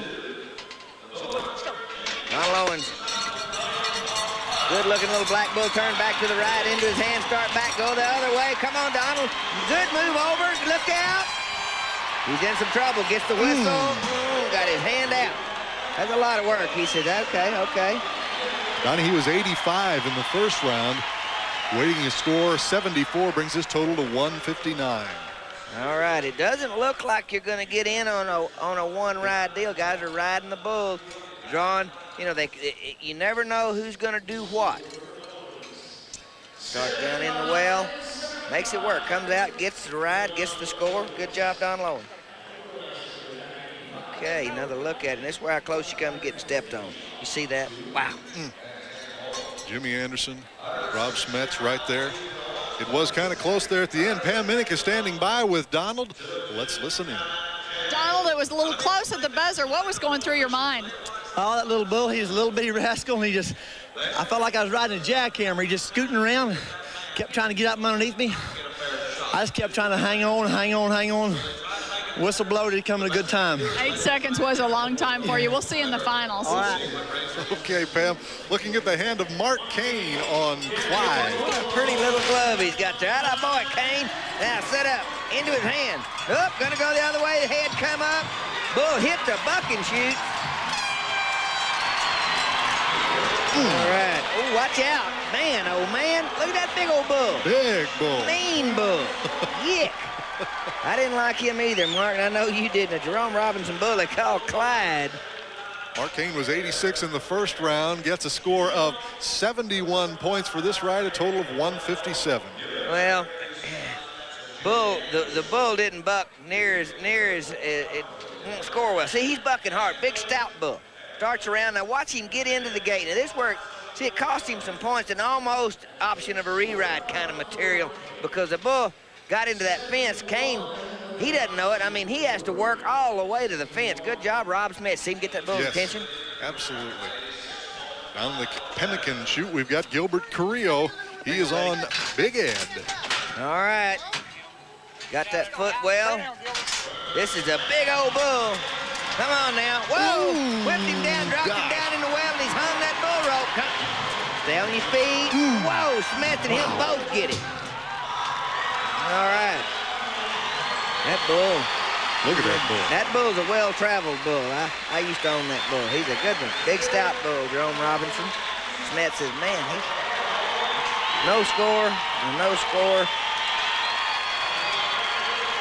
Just stops down in there too quick. Didn't wait on that bull. Big and slow and real stout. Rob Smith right there. You don't think they don't earn their money? Man, oh man. You know, everybody said, boy, I'd love to be a PBR pro bull rider. Here's a guy that's been to the national finals, been in the tops in the PBR. You can't teach those bulls how to read. You got to do it right every time. Boy, unbelievable work, Rob Smets. Let's move to Jim Sharp. This is a re-ride for him, Donnie. He was 0 in the first round, got a low score in the second. He wants the re-ride. Well, you know you're not going to make the short go with a low score. Might not make it on one anyway. Let's check this bull out. Into his hand to the left. Come on, Jimmy. Oh, yeah. Come there on, you Jimmy. go. Oh, yeah. Keep spurring. Look at him. He's giving it to him. Ruined a new hat. Oh, man. All right, away from your hand, dismount. That'll work that time. Yes. Razor sharp. Good to see you. When you like to ride bulls, that's no big deal. Boy, Donnie, you got to remember, too, there's go-round money at stake. And Jim Sharp, after a bunch of it with that ride, good-looking ride. Look at him. He said, oh, man, somebody showed him his hat.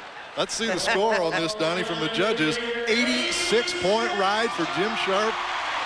Yeah, throw that hat, throw that hat away. I'll just buy me another. All right. Good bull ride. Another one of those Southwick Rodeo bulls. Backing up.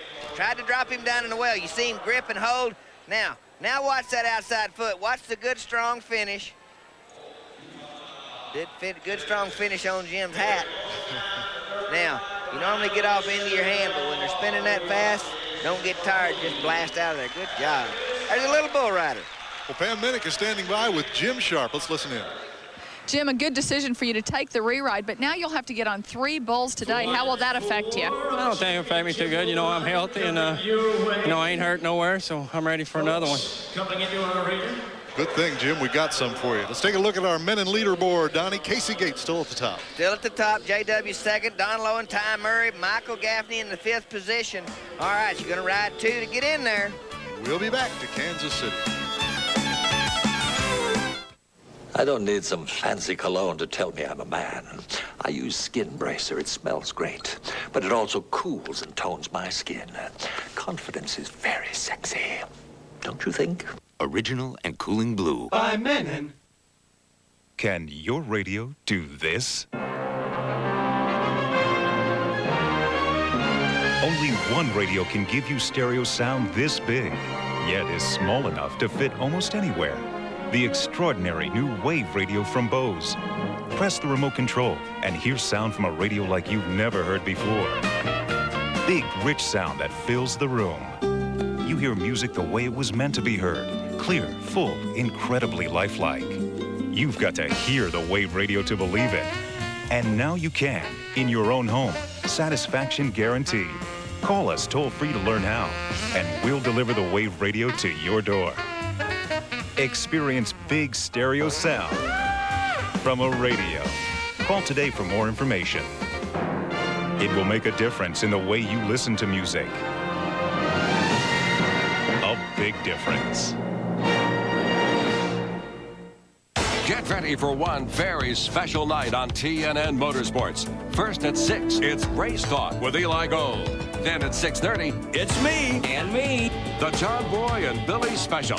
Sometimes you just have to roll the dice. Then at 7, a special edition of Race Day leads off for TNN Motorsports live coverage of Winston Cup's All-Star Race, the Winston Select. Right along, flag to flag. Next Saturday, starting at 6 p.m., 5 Central, right here on TNN Motorsports. Coming up Monday night on Primetime Country, you've seen him on the racetrack. Now Darrell Waltrip is awarded a new challenge as your guest host. Be sure to watch Darrell Waltrip hosting Primetime Country, Monday night at 9 Eastern on TNN. Round 2 action here in Kansas City Bull Bash. About to find out who's going on to the short go-round here in Kansas City.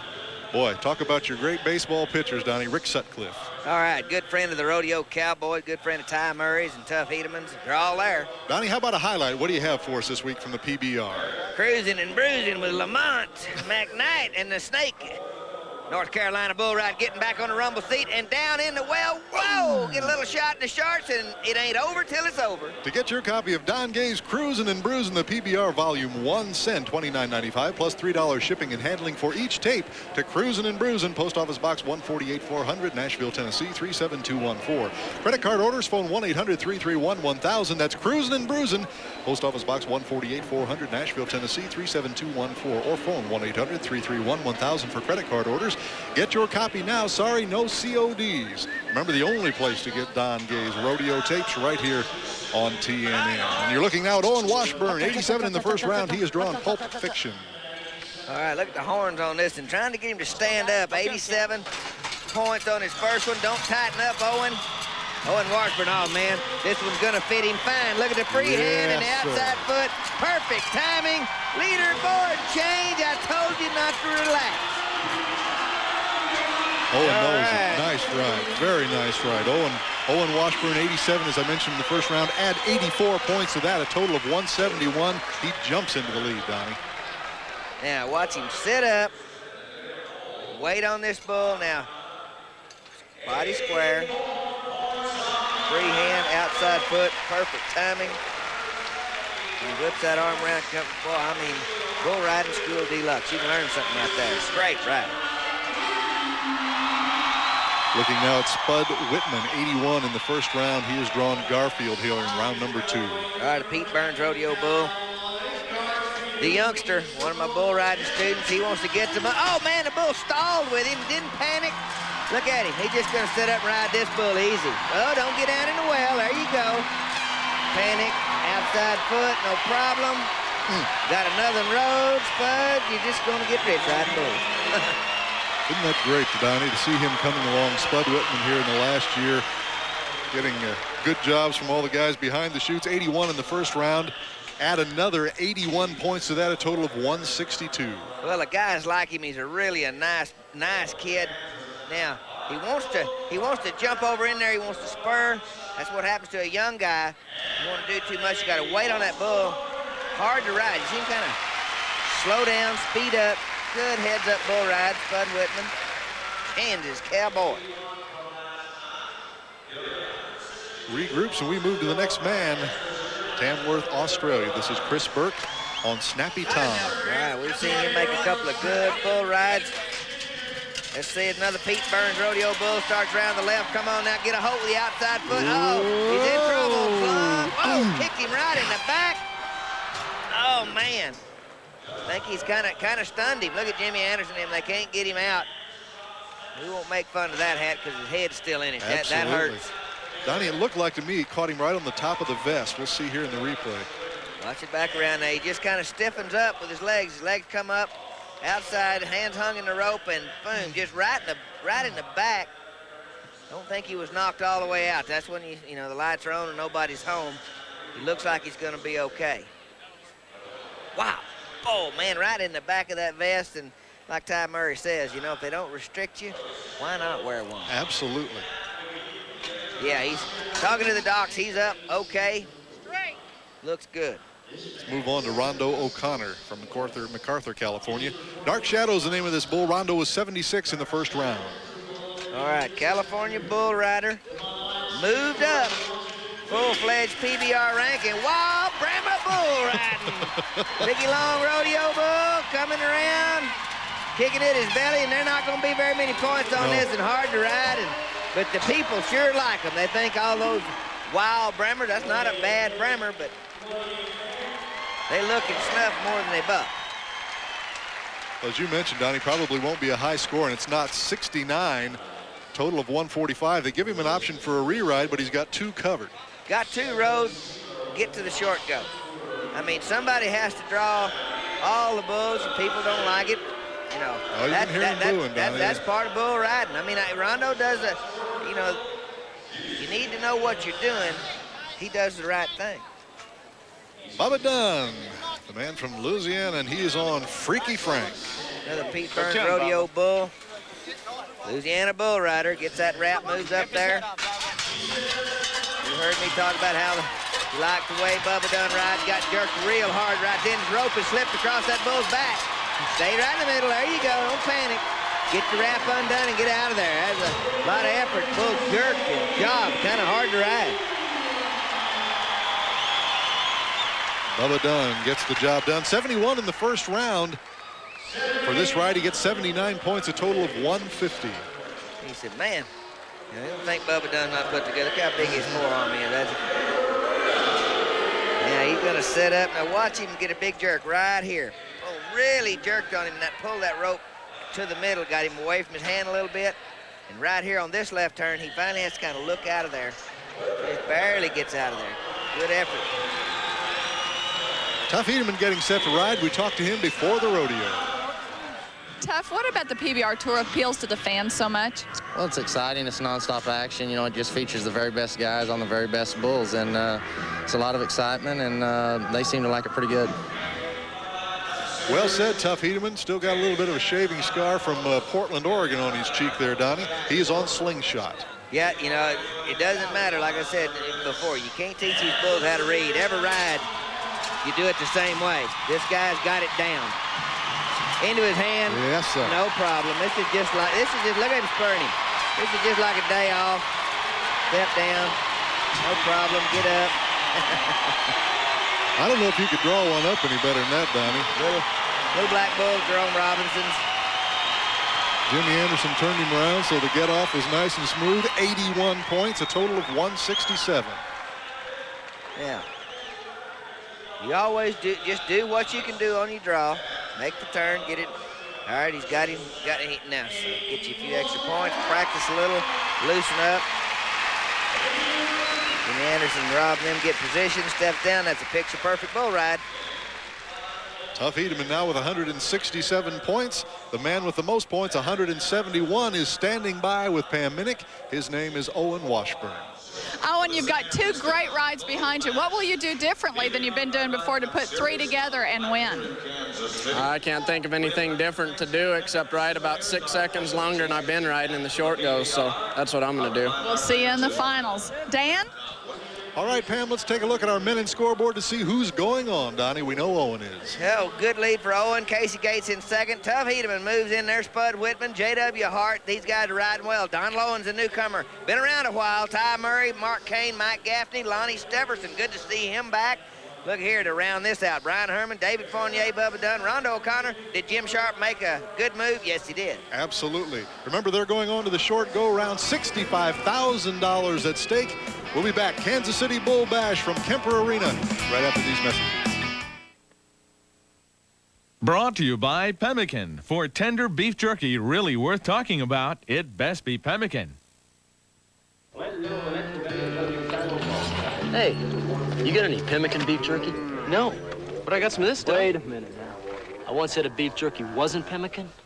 It was so tough I made a belt out of it. I had me some jerky so tough I rubbed 2 pieces together, started a fire. Here, I got you some pemmican. Real tender, real steak, sliced, smoked, and marinated for a tender chew. For beef jerky, it best be pemmican. Ever tell you boys about the jerky so tough, they paved highway with it? Yep. It's time for this week's secret clue on how to catch the big ones in the TNN Outdoors Bass Tournament 96 contest on Sega Genesis and PC CD-ROM. You ready, Sinker? No, I can't find a pencil or paper. Use your depth finder to sound out the fish in the lake. Mind weather conditions. Some lures work better on sunny days, and others work better in the rain. Win great prizes in the TNN Outdoors Bass Tournament 96 contest on now. Watch TNN Outdoors. Found them. It had to happen.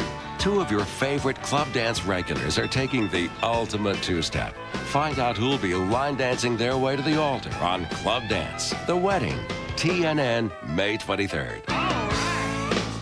Improve the look and value of your truck with a quality cap from Truck Central. At Truck Central, we have the largest selection of truck caps in the Midwest. We carry only the best quality caps from makers like Lear, Predator, Jason, Covermaster, and more. Call 1-800-TRUCKS-1. Make your truck stand out from the crowd. Truck Central, located at Interstate 9094 at the Lodi exit.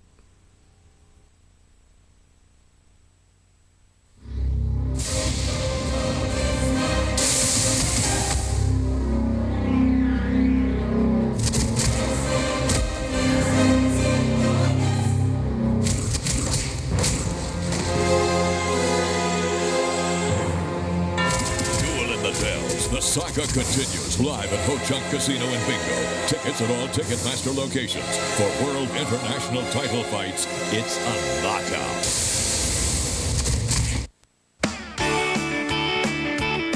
Kansas City Bull Bash, Kemper Arena, Kansas City, Missouri. Time for the short go-round. All the money at stake. Ty Murray, Gilbert Creo. Ty Murray, of course, the MGM Cowboy. And remember, the $1 million PBR World Finals is October 11th, 12th, and 13th in the Grand Garden at the luxurious MGM Grand Hotel in Las Vegas. It is great. Tickets are on sale now. Call 1-800-929-1111 for reservations. It is the hottest ticket in Vegas, so don't wait. Bring the whole family and see it. Or you can join us right here on TNN. Either way, you're sure to have a great time. We have a great time there, Donnie. $1 million bull riding. Going to pay out $1 million if we look at Jim Sharp sliding up there trying to get some more money. Made it in on that one ride. We wondered if he made a good decision. 86-point win-a-day money. Here he comes on Pemmican Pete. Come on, Jimmy. Into his hand. Got one started. Got a good one started. Come on, Jim. Keep hopping. Ride. Uh-oh. Hey. Wait a minute. See him grab that dally, and I heard the whistle in the background. Let's look at the stopwatches. Now he's looking around. This could be. They're going to give him no score, Donnie. What? He's saying what? He thinks he heard the whistle. He thinks he you know, it's boat. Now watch. He doesn't go anywhere. He just jumps out and turns back. You have a tendency to think that you rode longer. You know what happened, Donnie? A fan in the crowd had one of those little air horn things and blew that. You can hear some people in the background telling the people in the fan, don't do that again, because Jim Sharp heard that and stopped. That's what happened. They need to give him a marking, in my opinion.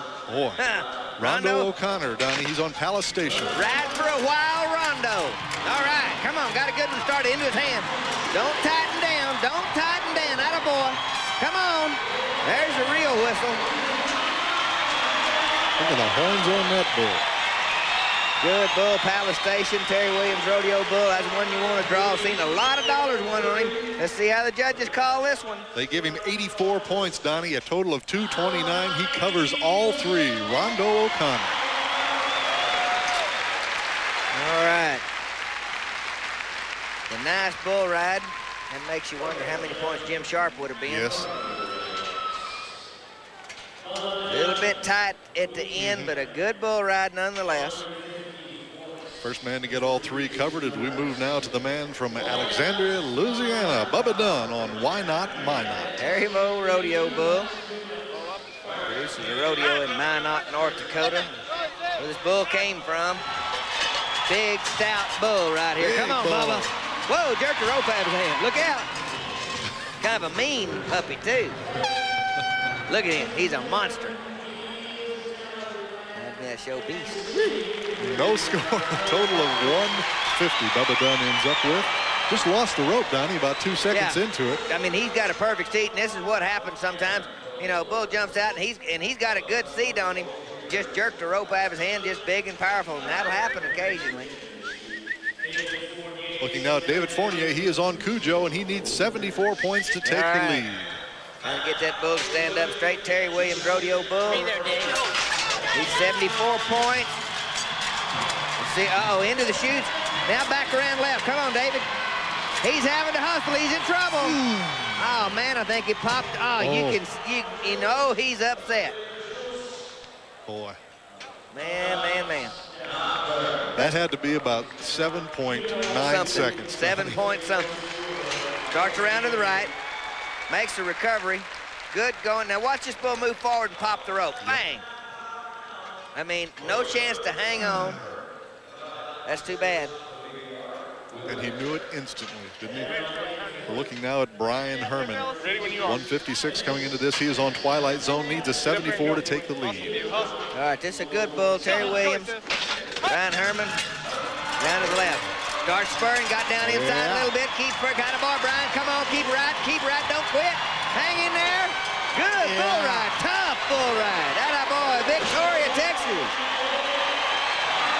Atta boy, Brian. Yes, good looking ride. Now, judges, he needed a 74. He ought to eat that up, Donnie Gay. Judges give him a score of 86 points. Brings his total to 242. All right, Mark Harmon saying, yeah, Brian, that's Good just the way ride. I'd have done it. Yeah. All right, good ride. Round to the left. Starts spurring, gets down inside a little bit, doesn't weaken. Now, here's where the good move comes in. This bull just shoots forward and doesn't kick. Brian really has to hustle and make a good turn right there. Great finish. Good bull rider. He is our new leader as we look at Lonnie Steverson on Hard Rock. He needs 86 to take the lead. All right, New Hebron, Mississippi. Southwick Rodeo bull. We don't know this bull. Neither does Lonnie. Round into his hand. Come on, Lonzo. Whoop, don't get whipped in now, boy. Oh, bull jumped out of it, kind of hefty, and bull gave it up right there at the end. He's not going to take that. He's not going to be in that 80 range, but he's got 3 row. That's good. He's going to get a check. Very good for Lonnie. Absolutely, Donnie. We mentioned he needed an 86. He gets a score of 78, brings his total to 235. All right, good for Lonnie. Up threw his hat right into old Rob Smith there at the end. Now watch, he's bucked off right here. He's fixing to get it. That bull keeps coming around. Bull jumped out of it.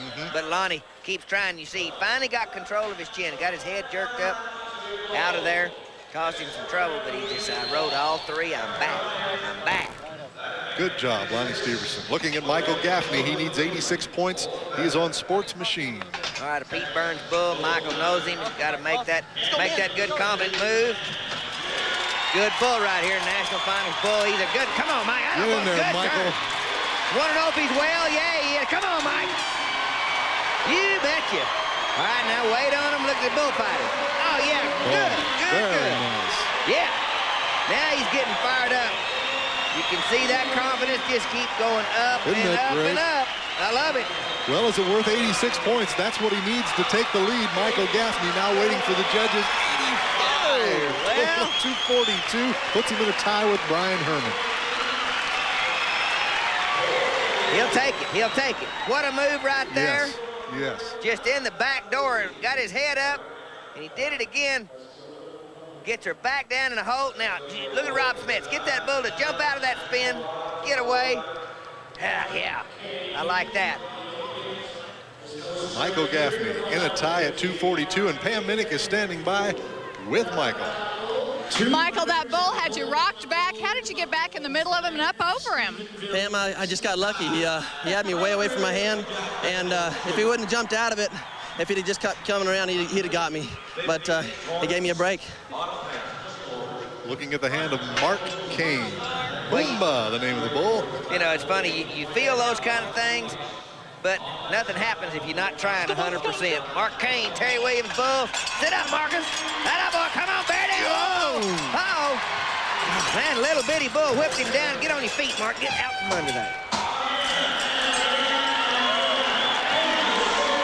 I tell you, Donnie, I am amazed week in and week out when you look at he sprung the lead. Really got him popped there. But when you look at Rob Smets and Jimmy Anderson working together as a team, boy. Jimmy, he's going, hey, you know, boys, We need some help. We need some help here. Let's watch right here. Let's see if we can see it. Bap! He just reached back there and whacked him right with that right horn. Out from under. You just don't quit or it could get worse. Look at that bull kicking. Good bull. Mark just loses the hold. You can't make any kind of mistake.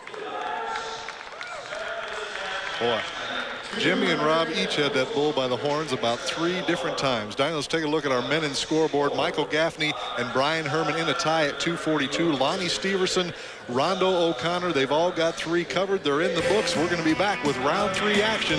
All the money right after this. Right now, check out Honda's Solo promo. With no down payment, you can get the Shadow American Classic Edition for just $202 a month. Or the Red Hot Magna for $157 a month. Even the Shadow VLX for just $119 a month. How low can we go? Try financing as low as 9.9% APR. And no down payment on selected motorcycles and ATVs. Plus, special cash rebates on selected Shadows and all Magnas. So get to your Honda dealer now. We can't stay this low for long. Get this. She wants to change her name from Heather to Feather. Dad, recycle. Bill's going nuts. Save the whales, save the llamas. She's very picky about her food. Fried chicken. Bill thinks he's losing his little girl and his Kentucky Fried Chicken. So last night he brings him a bucket. Hello. And in it, he's got the original recipe and this new tender roast. It's in pieces. Yeah, it's a whole new deal. Okay, this is new. Bill's got his fried pieces. Heather's got her roasted pieces. Thanks, Dad. And I've just got peace. New tender roast. Now, any way you like it, roasted or fried, all you need is a little KFC. You just heard some wild talk, now you want to go fight. If I don't see you before we leave, goodbye, Maggie. The first chapter in the Lonesome Dove epic is coming to television. Edward James Olmos, Brian Denny, Keith Carradine, F. Murray Abraham, Harry Dean Stanton, Patricia Childress, David Arquette, Jennifer Garner, Johnny Lee Miller. The event of May. You want to be free? Kill me. Larry McMurtry's Dead Man's Walk, this week on ABC. Rodeo America, the official supplier of Pro Rodeo licensed products, now presents official merchandise for the professional bull riders. Get into the PBR look with an official ball cap, or get into the PBR feeling with 8-second t-shirts, available in forest green or cranberry. The PBR collage t-shirts are available in natural or white. Official licensed products of the professional bull riders from Rodeo America. Call 1-800-RODEO-77 to order your serious PBR gear. That's 1-800-RODEO-77. It's time for this week's secret clue on how to catch the big ones in the TNN Outdoors Bass Tournament 96 contest on Sega Genesis and PC CD-ROM. You ready, Sinker? No, I can't find a pencil or paper. Use your depth finder to sound out the fish in the lake. Mind weather conditions. Some lures work better on sunny days, and others work better in the rain. Win great prizes in the TNN Outdoors Bass Tournament 96 contest on now. Watch TNN Outdoors. Found them. Okay, friends, it all comes down to this $65,000 in prize money. That's what's at stake. Short go-round. The last rider's coming up. We're starting off with a dandy, Donnie. Ty Murray on babyface. He needs 85 points to take the lead. Well, he can do that if he just doesn't hang off the side on this bull, assuming he rides him, and I think he will. But this could be good. One of my favorite bulls. You've seen him. Oh, yeah, gonna go left. Look, free hand. Come on, Ty. Come on. Keep pumping. Keep pumping. Keep it back around there. Come on, Ty. Yes, come on. sir. Come on. You betcha. Now go the other way and get off. Boy. Just give him the money. Okay, judges. We know he needs 85 to take the lead. That's 90-something. Well, to be exact, Donnie, it is 92-point ride, a total of 250. Yes. Isn't it good to see that for Ty Murray? I mean, you know, because it doesn't matter if you're 7 times, 8 times, no times. If you've been riding, coming back off an injury, exactly. And everything needs to work, just like it's working right there, but you just need to ride some of those because you got to know mentally that you are back. Ty knows it. Boy, he jumps into the lead, and Pam is standing by with Ty. Ty, you wanted that bull baby face. Was he everything that you thought? Yeah, he's just like he looks. You know, he's a little bull, but he's got more heart than probably any bull going. He's as good a bull as there is. Looking at Donald Owens, Donnie crawling down on Uncle Nasty. Donald Owens is lucky that Uncle Nasty was real nice and to shoot to him and didn't jump and kick the way he was stood up over him. Come on, Donald, stay in the middle. You got 2 road, get another road. Come on, Donald, try. Atta boy. Gonna get a check. Yes, Donald Owens. He just likes to ride. You know, he's getting a little age on him now. Yeah, he just likes to ride and pretty good guy, really. Gets 84 points, a total of 243. Donald Owens.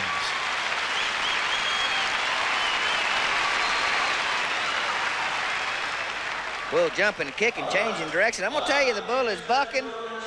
Donald Owens doesn't take any of those fakes. It's up a little bit. Good ride. Hops off. Yep. Little Michael Jordan action with the tongue there as he's running across the arena. Here's J.W. Hart on Wheeler Dealer. He needs 89 to take the lead. All right, Harry Bowl Bull trying to see him leaning on the backside.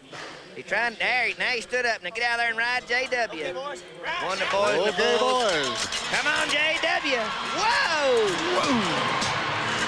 Catapult. Well, he hit him twice into that hand, didn't he, Donnie? One right after the other, folded him over. He wants to see it again. Just now, watch him jerk him into the hand. That's what you're talking about right there. Just blast him out of there. That getting whipped into your hand. Bull goes left. Got to stay down. I mean, that bull bucked. You don't make no mistake. Looking at Spud Whitman now. 162 coming into this. He is on Moon. He needs 89 to take the lead. All right, Ty Murray sitting up there in the lead at 250 points. Spud Whitman got a Burns bull called the Moon. Come on, Spud. Get a hold of that right foot. Atta boy. Get it down. Get it down. Get a hold with it. Come on, Spud. Keep pumping. Pump it. Wow. Now, you talk about some effort. You don't quit till you get to the fence. Now add him up. Did he make it? They're going to give him a mark, Donnie. He needs 89. Waiting for a score. 88. Total of 250 puts him in a tie with Ty Murray. You know how thrilled he's going to be to think, I'm tied with Ty Murray. Donnie, you know you kept telling him get a hole with that right foot. I mean, he's got that would have made it easier, but mister, he tried all the way to the back of his head, landed. What a guy. Oh, my Pam is standing by with him. Donnie, let's listen in.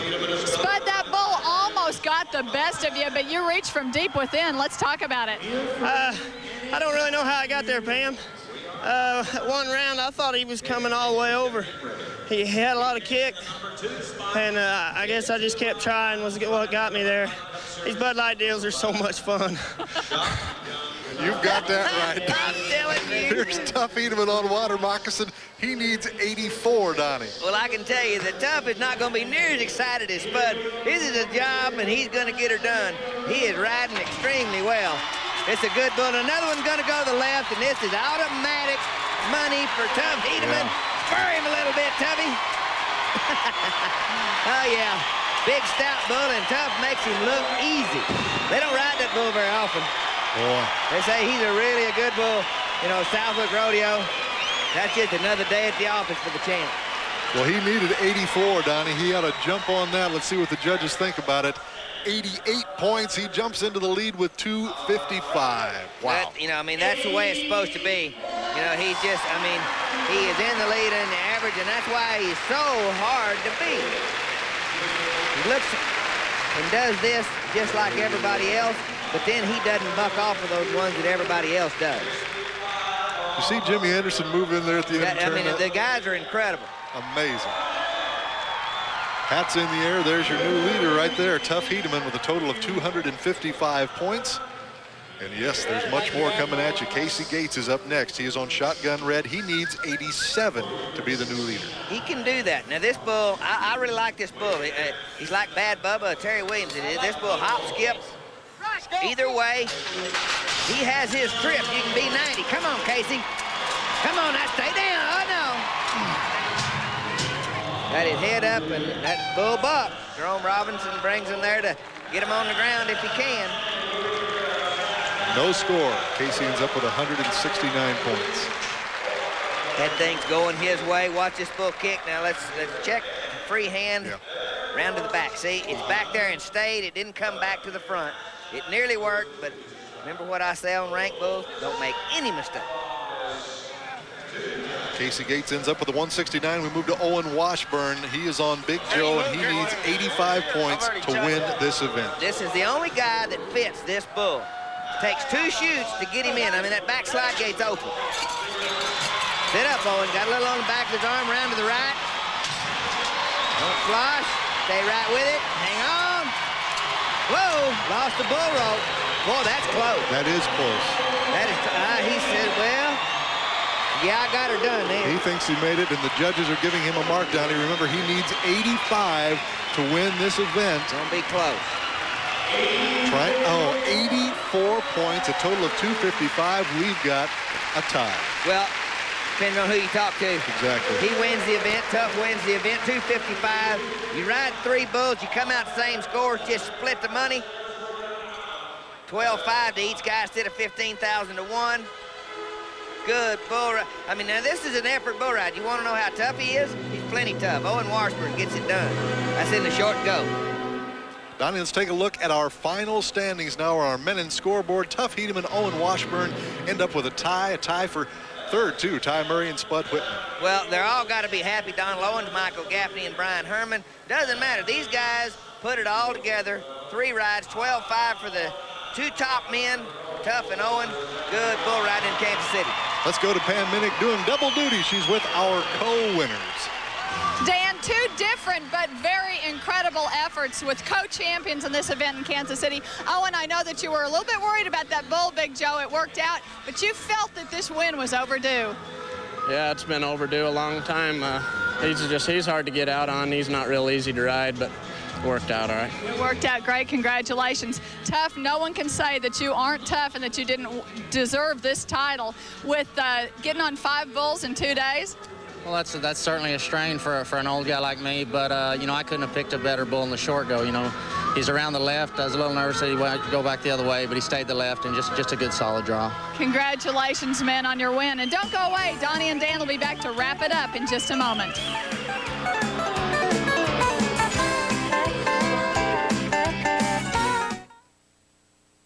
I don't need some fancy cologne to tell me I'm a man. I use Skin Bracer. It smells great, but it also cools and tones my skin. Confidence is very sexy, don't you think?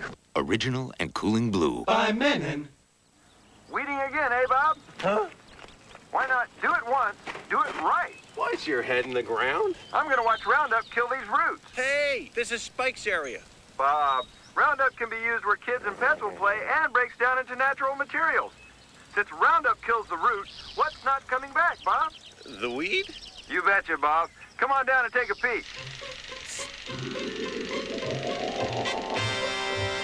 Can I squirt one? Sure, Bob. Hurry into Pep Boys, where right now you can get any 4 all-season 35,000-mile tires for just $109. Any size, any 4 35,000-mile tires in stock, $109. Pep Boys, everything but gas. They test car batteries here. They test pickup trucks here. And when they test yard machines, they go here, Dave Spivey's house. MTD tractors, chipper shredders, lawn mowers, and edgers tackle the toughest jobs. Look for MTD yard machines at retailers near you. MTD. Wow! I like it! MTD yard machines, American-made, American-owned. Hey, you got any pemmican beef jerky? No, but I got some of this stuff. Wait a minute now. I once said a beef jerky wasn't pemmican. It was so tough I made a belt out of it. I had me some jerky so tough I rubbed 2 pieces together, started a fire. Here, I got you some pemmican. Real tender, real steak, sliced, smoked, and marinated for a tender chew. For beef jerky, it best be pemmican. Ever tell you boys about the jerky so tough, they paved highway with it? Yep. Last year, Nazareth Speedway looked like a high-speed bumper car ride with no less than 6 multi-car incidents. Then the carnage finally stopped and settled into a long stretch of green flag racing. In the end, Tim Fedewa limped his thirsty Thunderbird across the finish to take the win. Now the boys are back for more. It's the Busch Grand National Advantage 200 next Sunday, 1 p.m. noon Central on TNN Motorsport.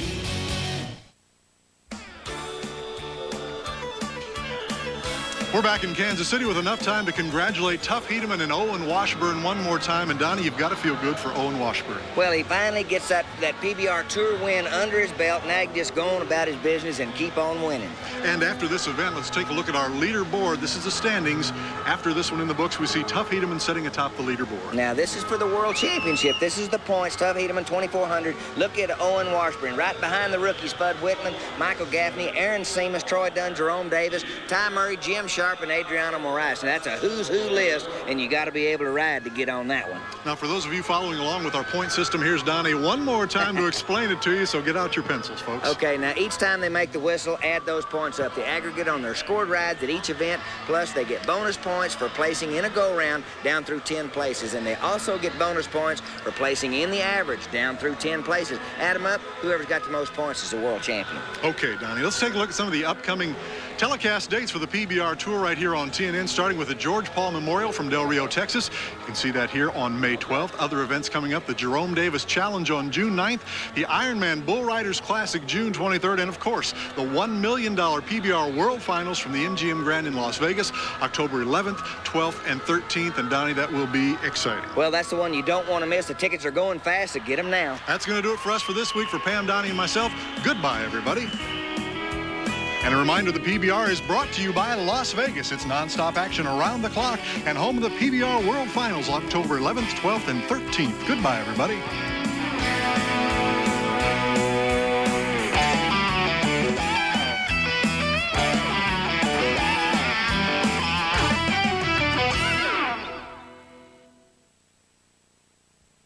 Brought to you by Skin Bracer Aftershave. More than a great scent. By Menon. Darryl Waldrop is your guest host, Monday on Primetime Country. You're watching TNN, the Nashville Network. The new Simplicity Lawn Tractor has an accelerator like your car. You may even say it drives like a car. When you turn on a dime, when you encounter a rough road, when you power uphill or down, and when you find the handy extras. So when you see this, you'll know what to do. The lawn tractor that drives like a car. From Simplicity, innovation brought down to earth. Those who know lawn equipment, go to Hanley's. They've heard the testimony on this issue, but the school board probably won't be voting on this issue until Monday. This is just the latest in a long line of very difficult decisions the board has had to make over the last few months, and I'm sure we haven't heard the end of this story. And I have no time at all, and 20 minutes later when they're done checking out everything that's in the grocery basket, you realize that, oh, I got to pay for this, and pulls out the check. That is my pet peeve, you know? You're in line to pay for groceries. Why don't you have the checkbook ready? And now... So do you.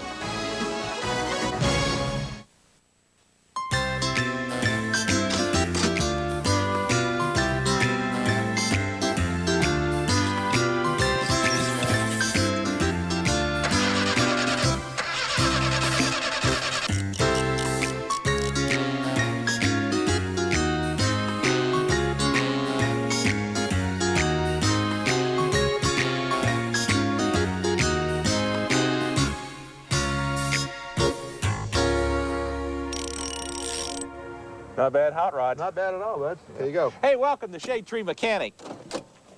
You know, everybody likes to get as much horsepower and fuel economy as they can out of their car, and you can do that if you eliminate some of the horsepower robbing items. And we'll show you what we're talking about. You know, what I've got here is I've got a whole bunch of things that you can use to unlock horsepower your car already has. They're all bolt-on items. They're relatively inexpensive, and you can choose to do one of the tricks or all of them, whatever you choose. And you know, folks, one of the ways you can increase horsepower is to eliminate horsepower robbing items. Now, you got to remember at the factory, everything they do is pretty much of a compromise. What we want to do is optimize the horsepower option. And the way you can do that, or one way you can do that, is include or install roller rocker arms. Good point, Dave. You know, what I've got here, what we're going to install today is a set of crane roller rocker arms, and these are high-performance rollers. And, of course, a roller rocker arm reduces friction, improves horsepower, and these are 1.6 ratio. What came in the car originally was a 1.5 ratio. This will give us a little bit more breathing, a little bit more power, and they're only a couple $100. Okay, now we'll get our valve cover off and see what we're dealing with here, and you got to remove a lot of junk in the process. Well, I'll tell you what, on these cars with the HVIN code, they sure do have a lot of plumbing on it, don't they? Well, that's the toughest part of the whole job, Sam. Really?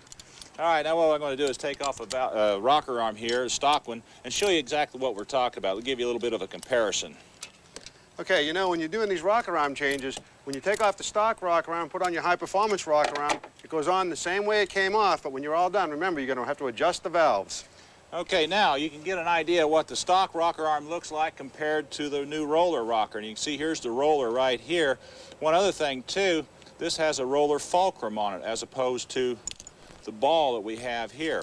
What this does is reduces friction, and it's also a 1.6 ratio, which means it's a little bit longer. It holds the valve open just a little bit farther and lets the cylinder fill better. That's what gives us the extra horsepower.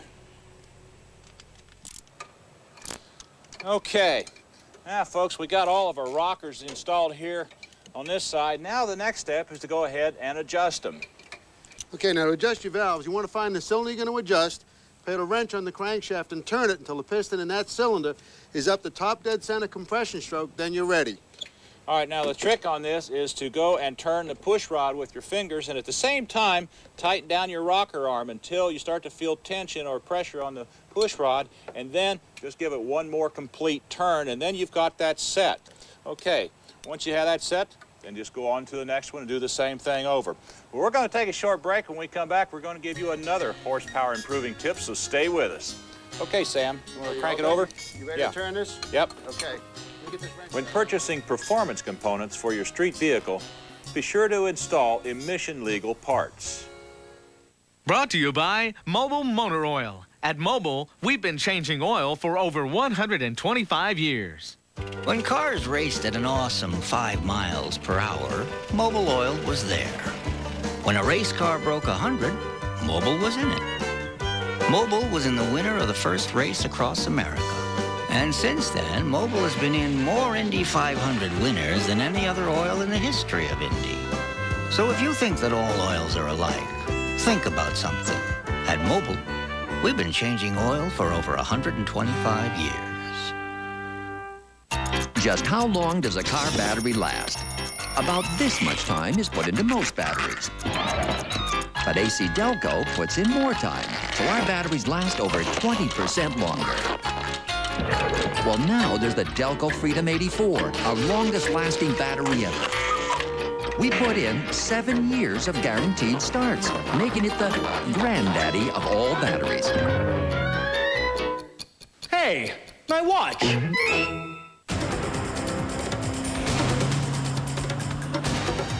They're still back there. Don't worry, love. You're riding in the world's first sport utility wagon. I am. That's right. This here's the all-wheel drive Subaru Outback. That's great, but... You know, it's got more cargo space than a passport. Uh-huh. The ground clearance of an Explorer. Yeah, but... Oh, did I mention, it gets much better gas mileage than a Jeep Cherokee. Outback, you say? Subaru Outback. The world's first sport utility wagon. Nobody knows the value of protection better than a quarterback. So take it from me. Your car needs protection from the sun.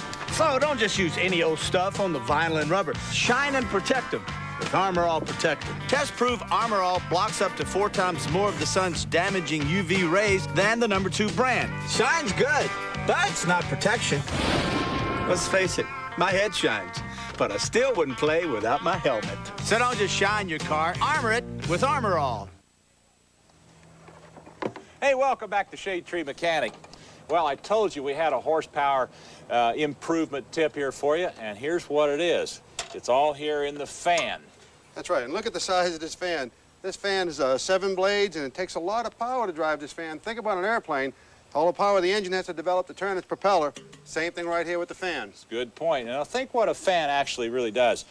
You know, if you're driving along, it's 50 or 60 miles an hour, you got a nice volume of air flowing through here. You really don't need the fan. Of course, at slow speeds or idle, then the fan is pulling air through to cool it. The problem is the fan is sucking up horsepower. Now, there's a way around that, and that's using an electric fan. And you know, the manufacturers have put a fan clutch on, which allows the fan to freewheel at low speeds, or when the engine's cool, it's thermostatic, it heats up and drives the fan. But this fan does one good thing. That fan cools the engine. The 3 bad things are the fan's heavy, can cause vibration, okay? It also, like Dave said, eats a lot of horsepower, and it's noisy. Now, this is the electric fan. We're going to go ahead and install it on the radiator, but before we do that, we're going to do a trick right here on these pulleys, something you never even thought of. Now, folks, here's what we're talking about. These are new pulleys that we're going to install. These are what we call underdrive pulleys. And what we're doing is we're actually just turning the accessories like the water pump and the alternator just a little bit slower. This way we can save a little bit of horsepower. So we'll go ahead and install these right now.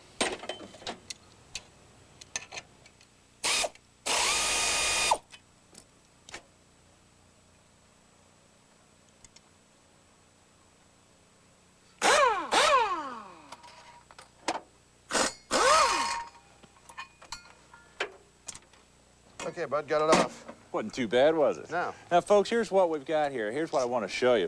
This is the crank pulley we're going to put on. This is the old one we just took off. Now, look at the difference between the sizes.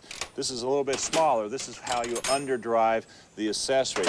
Now, something else about this pulley, it's lighter than the old one. It's about half the weight. It's aluminum, and it's powder coated, but it's machined out, so it runs a lot truer, and it's a lot easier on the belts, too. You know, Dave, we picked up probably about 10 horsepower with just the rocker arms, and that's a couple $100. And on the pulleys are about $175 for the set, and we picked up another 5 horsepower, so that's 15 horsepower gain, and every little bit counts for sure.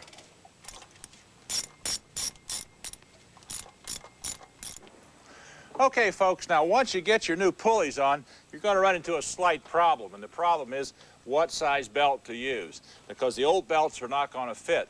What you do is take an old belt, cut it in half like I've done. Now wrap it around the pulleys like so. This way you can get an accurate size. Pull it tight, mark it with a chalk like I've done, then take it off and measure that. Now you have an accurate measurement of the size of belt you need for those pulleys. Okay, now we're going to go ahead and install our fan now. And you can see this is the back side of the fan, and the fan draws the air through the radiator and through the air conditioning condenser. So we'll set that right down inside here up against the core support. Be careful of any air conditioning lines like this one. Okay, get under there. Yep. All right, pull that down. There we go. Okay, then the first thing we do is we line up these brackets, and then we go ahead and mark and drill our holes.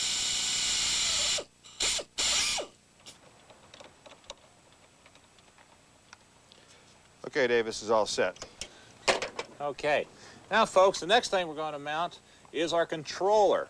Now, this is where the wires are connected right in here. You also have an adjustment right here, but the important thing is this tube right here. This is a Borden tube. This is what will sense the engine temperature, the coolant temperature. You got to be careful with this so you don't break it. Now, what it does, it will go right up here in the neck of the radiator. We have to take the hose off, slide it in, then you bend it back around and put your hose back on. But you want to be careful when you install this. Okay, to install your sensor, we're going to remove our top radiator hose. And we take our temperature sensor, we're going to put just a 90-degree bend in it. We want to make that straight. We don't want to fracture that. And the kit, you also get this little spacer with a groove in it. You lay that right on the top of your radiator outlet like this, and then slide your hose over it like this, slide it back up, and then tighten it down.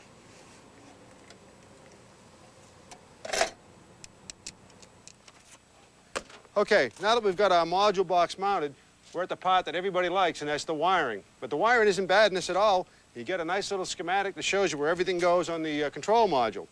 Well, first we need power, so they supply us a heavy-duty fuse. We're going to find a place that's switched with the key on, and we wire this fuse very close to the power supply.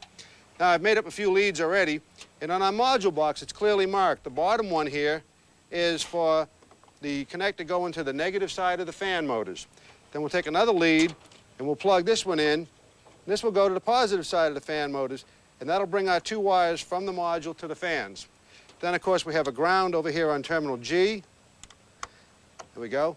Now, I've got one other wire I'm going to hook up, and what I'm going to do is I'm going to interface with the AC compressor, so not only will the fans run with the temperature sensor, but when you turn the AC on, the fans will run and drop your condenser temperature. Now, do a nice job. When you get all these wires together, route them properly and lace them all up real nice. Okay, Sam, what do you think? How much horsepower do you think we've gained now? Well, you know, between the fan and the rocker arms and the pulleys, we've probably picked up 25, 30 horsepower on this thing. Well, it's not too bad. Now, this does have a computer, so instead of actually modifying the engine, we can actually do it electronically, and we can do that with a chip. And again, when you're doing your wire, make sure you get everything laced up good so you have no live wires touching anything. Okay, now, we're down here where our computer is. It's located right here inside the kick panel. Now, before you touch the computer, you want to make sure that you touch something metal of the car so you can discharge any static electricity that may have built up in your body. Now, I've taken the cap off here, or the lid, so you can see the prom, which is located right here. Now, we're going to pry that out, and you want to be careful when you do it. You don't want to damage anything in here. Okay, we've lifted it out, and what we're going to do is we're going to replace it now with an aftermarket performance chip. And this is what it looks like. This has been reprogrammed so it will optimize the performance of the engine. Now, it's keyed so it'll only go in one way, but you want to be careful when you put it in and not force it. Make sure it's lined up properly so you don't damage anything. And once you get it lined up and push it in like so, and now we have reprogrammed our computer so we'll have a lot better performance. Now, we're going to take a short break. When we come back, I'm going to show you another tip that's going to allow us to take advantage of everything we've done, so stay with us. When installing performance components, be sure to read and follow the manufacturer's torque specifications in the instruction manual. Brought to you by Honda Motorcycles and ATVs. Get to your dealer now for the lowest deals of the year. Right now, check out Honda's Solo promo. With no down payment, you can get the Shadow American Classic Edition for just $202 a month.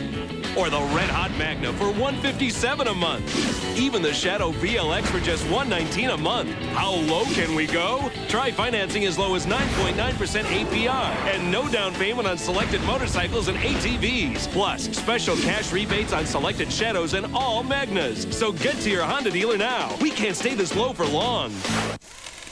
Hey, Bill, why are your students adding Rizlone to their oil? Because Rizlone's the original engine treatment. It removes harmful engine deposits. See, for new cars, Rizlone prevents harmful sludge buildup, maintains powerful performance longer.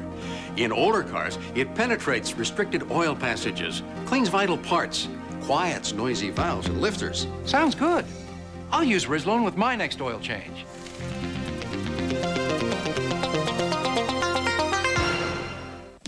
Enter TNN Outdoors Pass Tournament 96 and you could win a boatload of prizes. Shh, you'll scare the fish.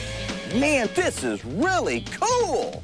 The grand prize is a fully loaded, top-of-the-line Tracker Marine Nitro boat. In fact, there's 2 prize packages, one for the Sega winner and one for the PC CD-ROM winner. Hey, man, I thought I told you to be quiet. You're gonna scare all the fish. Sorry. Other prizes include Spider Wire Line, Eagle Magna 3 fish finders, Bass Pro Shop gift certificates, and more. Come on, baby.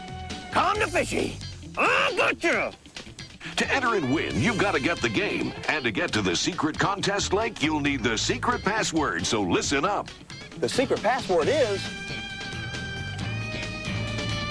After you've made it to this tournament level and played your best game, then take a snapshot of the weigh-in screen and send it along with a 3x5 card with your name, address, and phone number to this address. Just like a real tournament, the best catch wins the grand prize. This is it.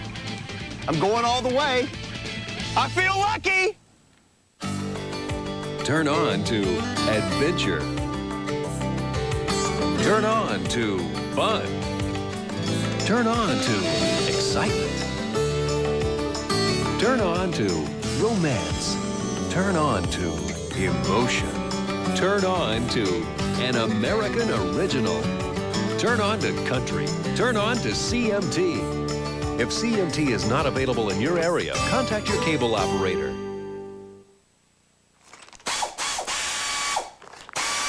Hey, welcome back to Shade Tree Mechanic. Well, there's an old adage that says that if you can't get the horsepower down to the ground, then what good is it? Well, we've increased the horsepower by adding the roller rocker arms, and Sam, what's that added to it? Those things are good for about a 10% horsepower or 10 horsepower gain. And we put those underdrive pulleys on. Another 5 horsepower, so that's up to 15 horse. Taken off the fan and added the electric fan. You get that big fan out of there and you pick up some more horsepower. So we're probably close to 30 horsepower. And the chip. That's right. That chip's rated about a 5% over stock increase, so we're well over 30 horsepower gain. Okay, so now we've added this extra horsepower. Now we're going to tackle the weak link of the system, and that's the transmission. To do that, we're going to add this shift kit right here. Now, these shift kits are pretty nice, Dave. I've put a few of these things in. They come with an accumulator spring, some springs for the valve body, a new center plate.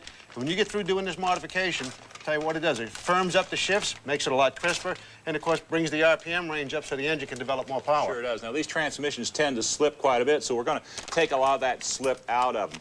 Okay, now, Sam, according to the instructions here, the first step is take off the pan and let's get to the valve body. All right, get out of here so you don't get a bath.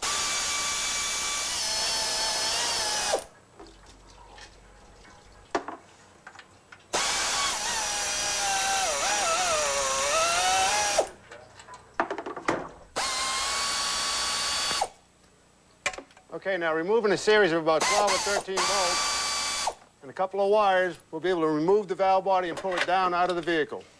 Okay, now when you take your valve body down, a couple things you want to be careful of is this piston and spring will try to jump out and disappear on you. You don't want to do that. You want to know the way it came out. Also, the manual selector valve. You don't want to take a fly and hit the ground and you'll damage it. Now, before you pull your valve body out, before you go that far, take a look at your oil pan and your filter. Now, if the filter's loaded with metal and clutches and the pan's loaded with metal and clutches, don't bother putting the shift kit in. Get the transmission overhauled. How's this look, Sam? Looks pretty good, buddy. Let me get it up here. Okay. Yeah, it doesn't look too bad. I'll go ahead and I'll wash this out, and I'll show you how to modify it. Okay, now that's the main valve body. We have a secondary valve body right here, held on by a couple bolts. I need to remove it so I can get the gaskets and the separator plate down.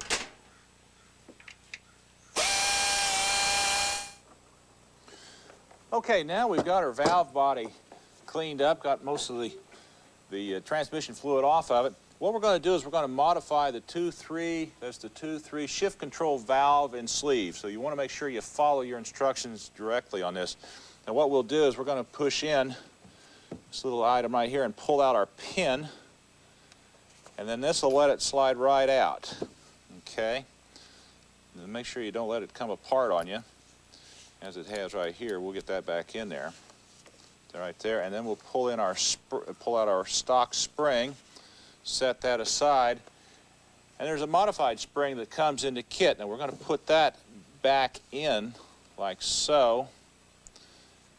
And we'll take our sleeve now and we're going to dip that down in the transmission fluid.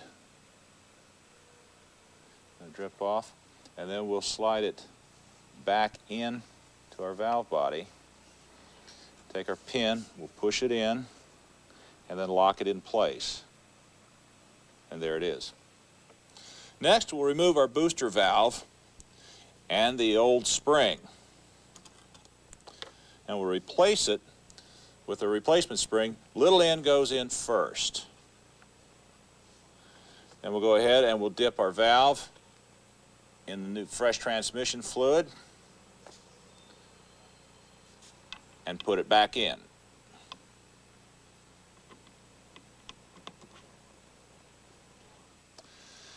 And now we'll remove the manual low control plug, discard the spring, and put in the special sleeve. Then we'll replace the plug, put in our pin. Okay, next we're going to change the spring in the accumulator. We'll get it out, see what we're dealing with here. Okay, here's the stock spring, and here's the modified spring that comes in the kit. You can see this is a little bit heavier. And you know, when you're doing your transmission at home, if the spring that comes in from the factory is heavier than the spring that's applied in the kit, leave the stock spring in there. You want as much accumulator pressure as possible. I'm going to go ahead and drill out our plate, buddy. Okay, and one other point, too. Make sure you follow the instructions because you don't want to damage anything. Okay, now the next thing we've got to do is modify the separator plate that came in our kit. Here's the new separator plate, and we don't have to modify it for performance, but this transmission's equipped with a lock-up torque converter, and if you see right here, we don't have any oil holes in the new plate, so we want to make sure we take the old plate, lay it on top of it, because we want that lock-up torque converter to work. I'll just set it in position here on the drill press, clamp it down, using the old plate as a guide, and I just drill it out.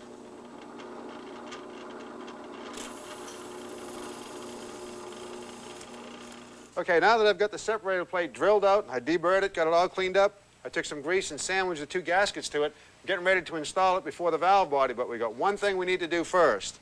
Okay, Sam. I've got them right here. Hold on to that, will you? Okay. What we're going to do is we're going to install these little check balls, and here's what they look like. They're little tiny things that will come in the transmission, and you got to separate these out. This is a 1/4-inch ball, and it goes into #1 position. Where's that? Right here, bud. Okay. Right in there. So a little tip now, just put some grease in there and then put your ball in there, and that'll hold it. With the check balls properly installed, I'm holding the separator plate temporarily with a pan bolt so I can install this auxiliary valve body. Just put it up in place, install the bolts, and then tighten it up.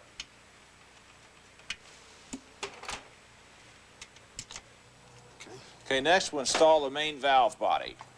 All right, accumulators up. Ready? Go.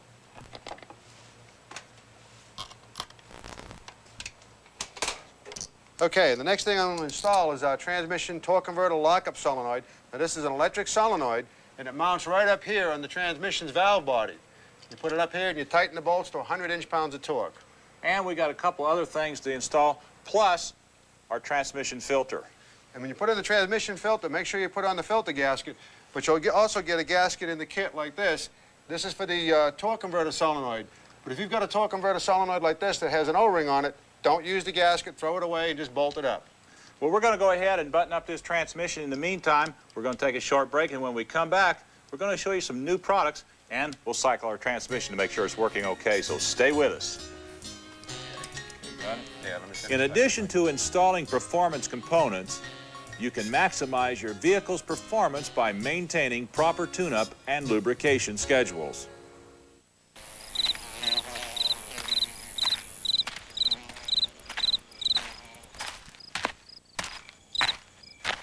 If you settle for a remanufactured engine without a brand name, be sure you've got a pair of name brand shoes. AC Delco Engines, the national brand name with the nationwide warranty. Call for a location near you. Of course, if you come in on foot, we'll understand. What you got there, son? I'm just checking out this Homelight electric start gas trimmer. Electric gas? Now, Dad, it's a gas trimmer, but with an electric start. See, you just push this button. Let me see. It's pretty cool. Feels good.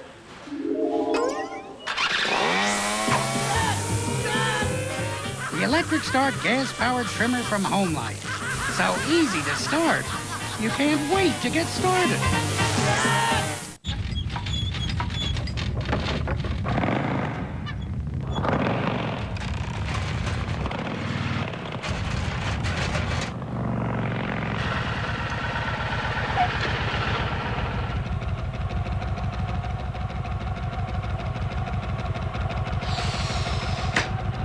The new Kawasaki Vulcan 1500 Classic, with the biggest V-twin ever to hit the asphalt. You've never felt anything like it. It's a major breakthrough. Formula 2001 Super Protectant provides the most advanced protection against fading, drying, and cracking.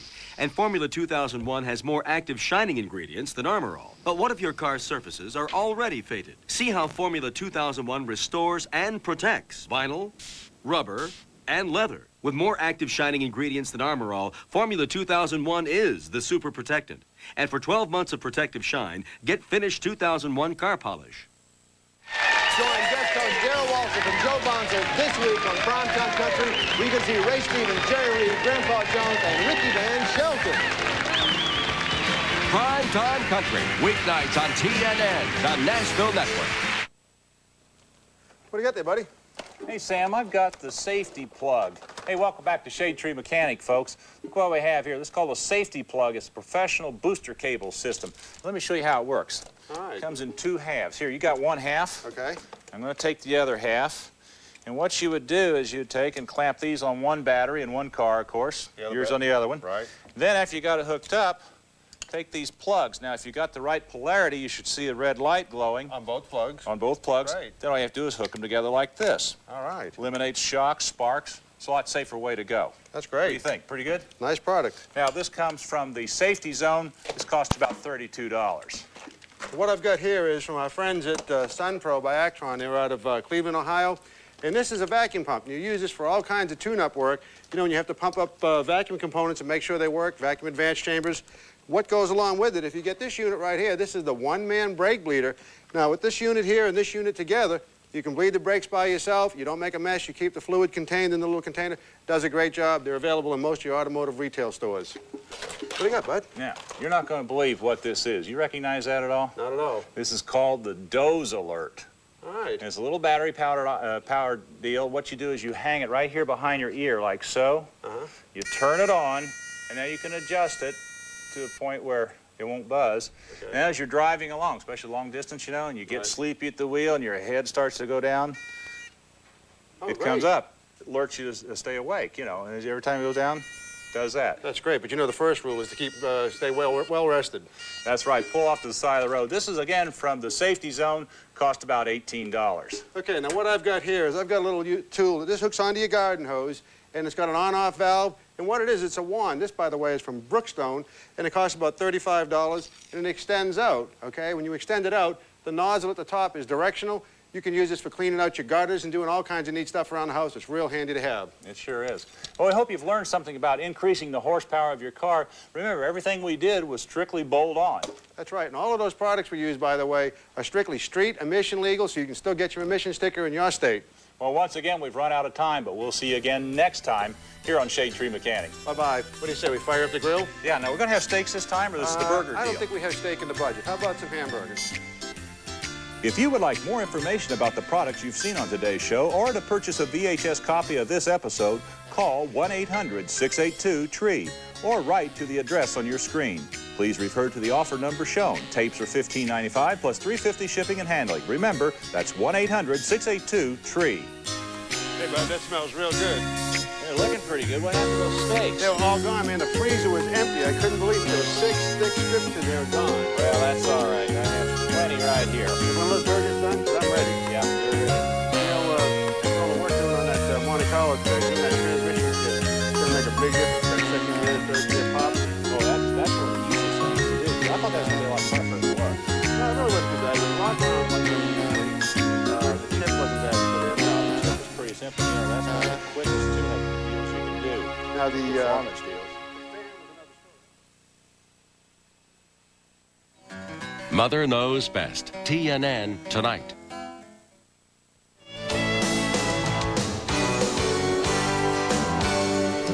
You're watching TNN, the Nashville Network.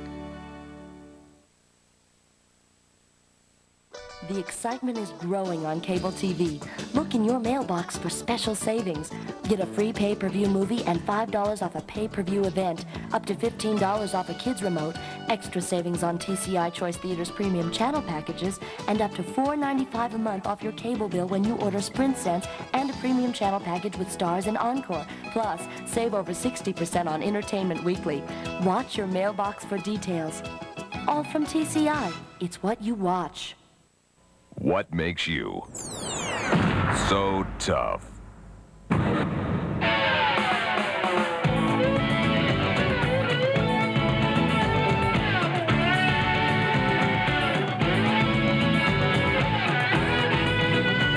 So what makes the New Holland Super Boom so tough? Everything. See your New Holland dealer today and put the toughest skid steer loader on the market to work for you.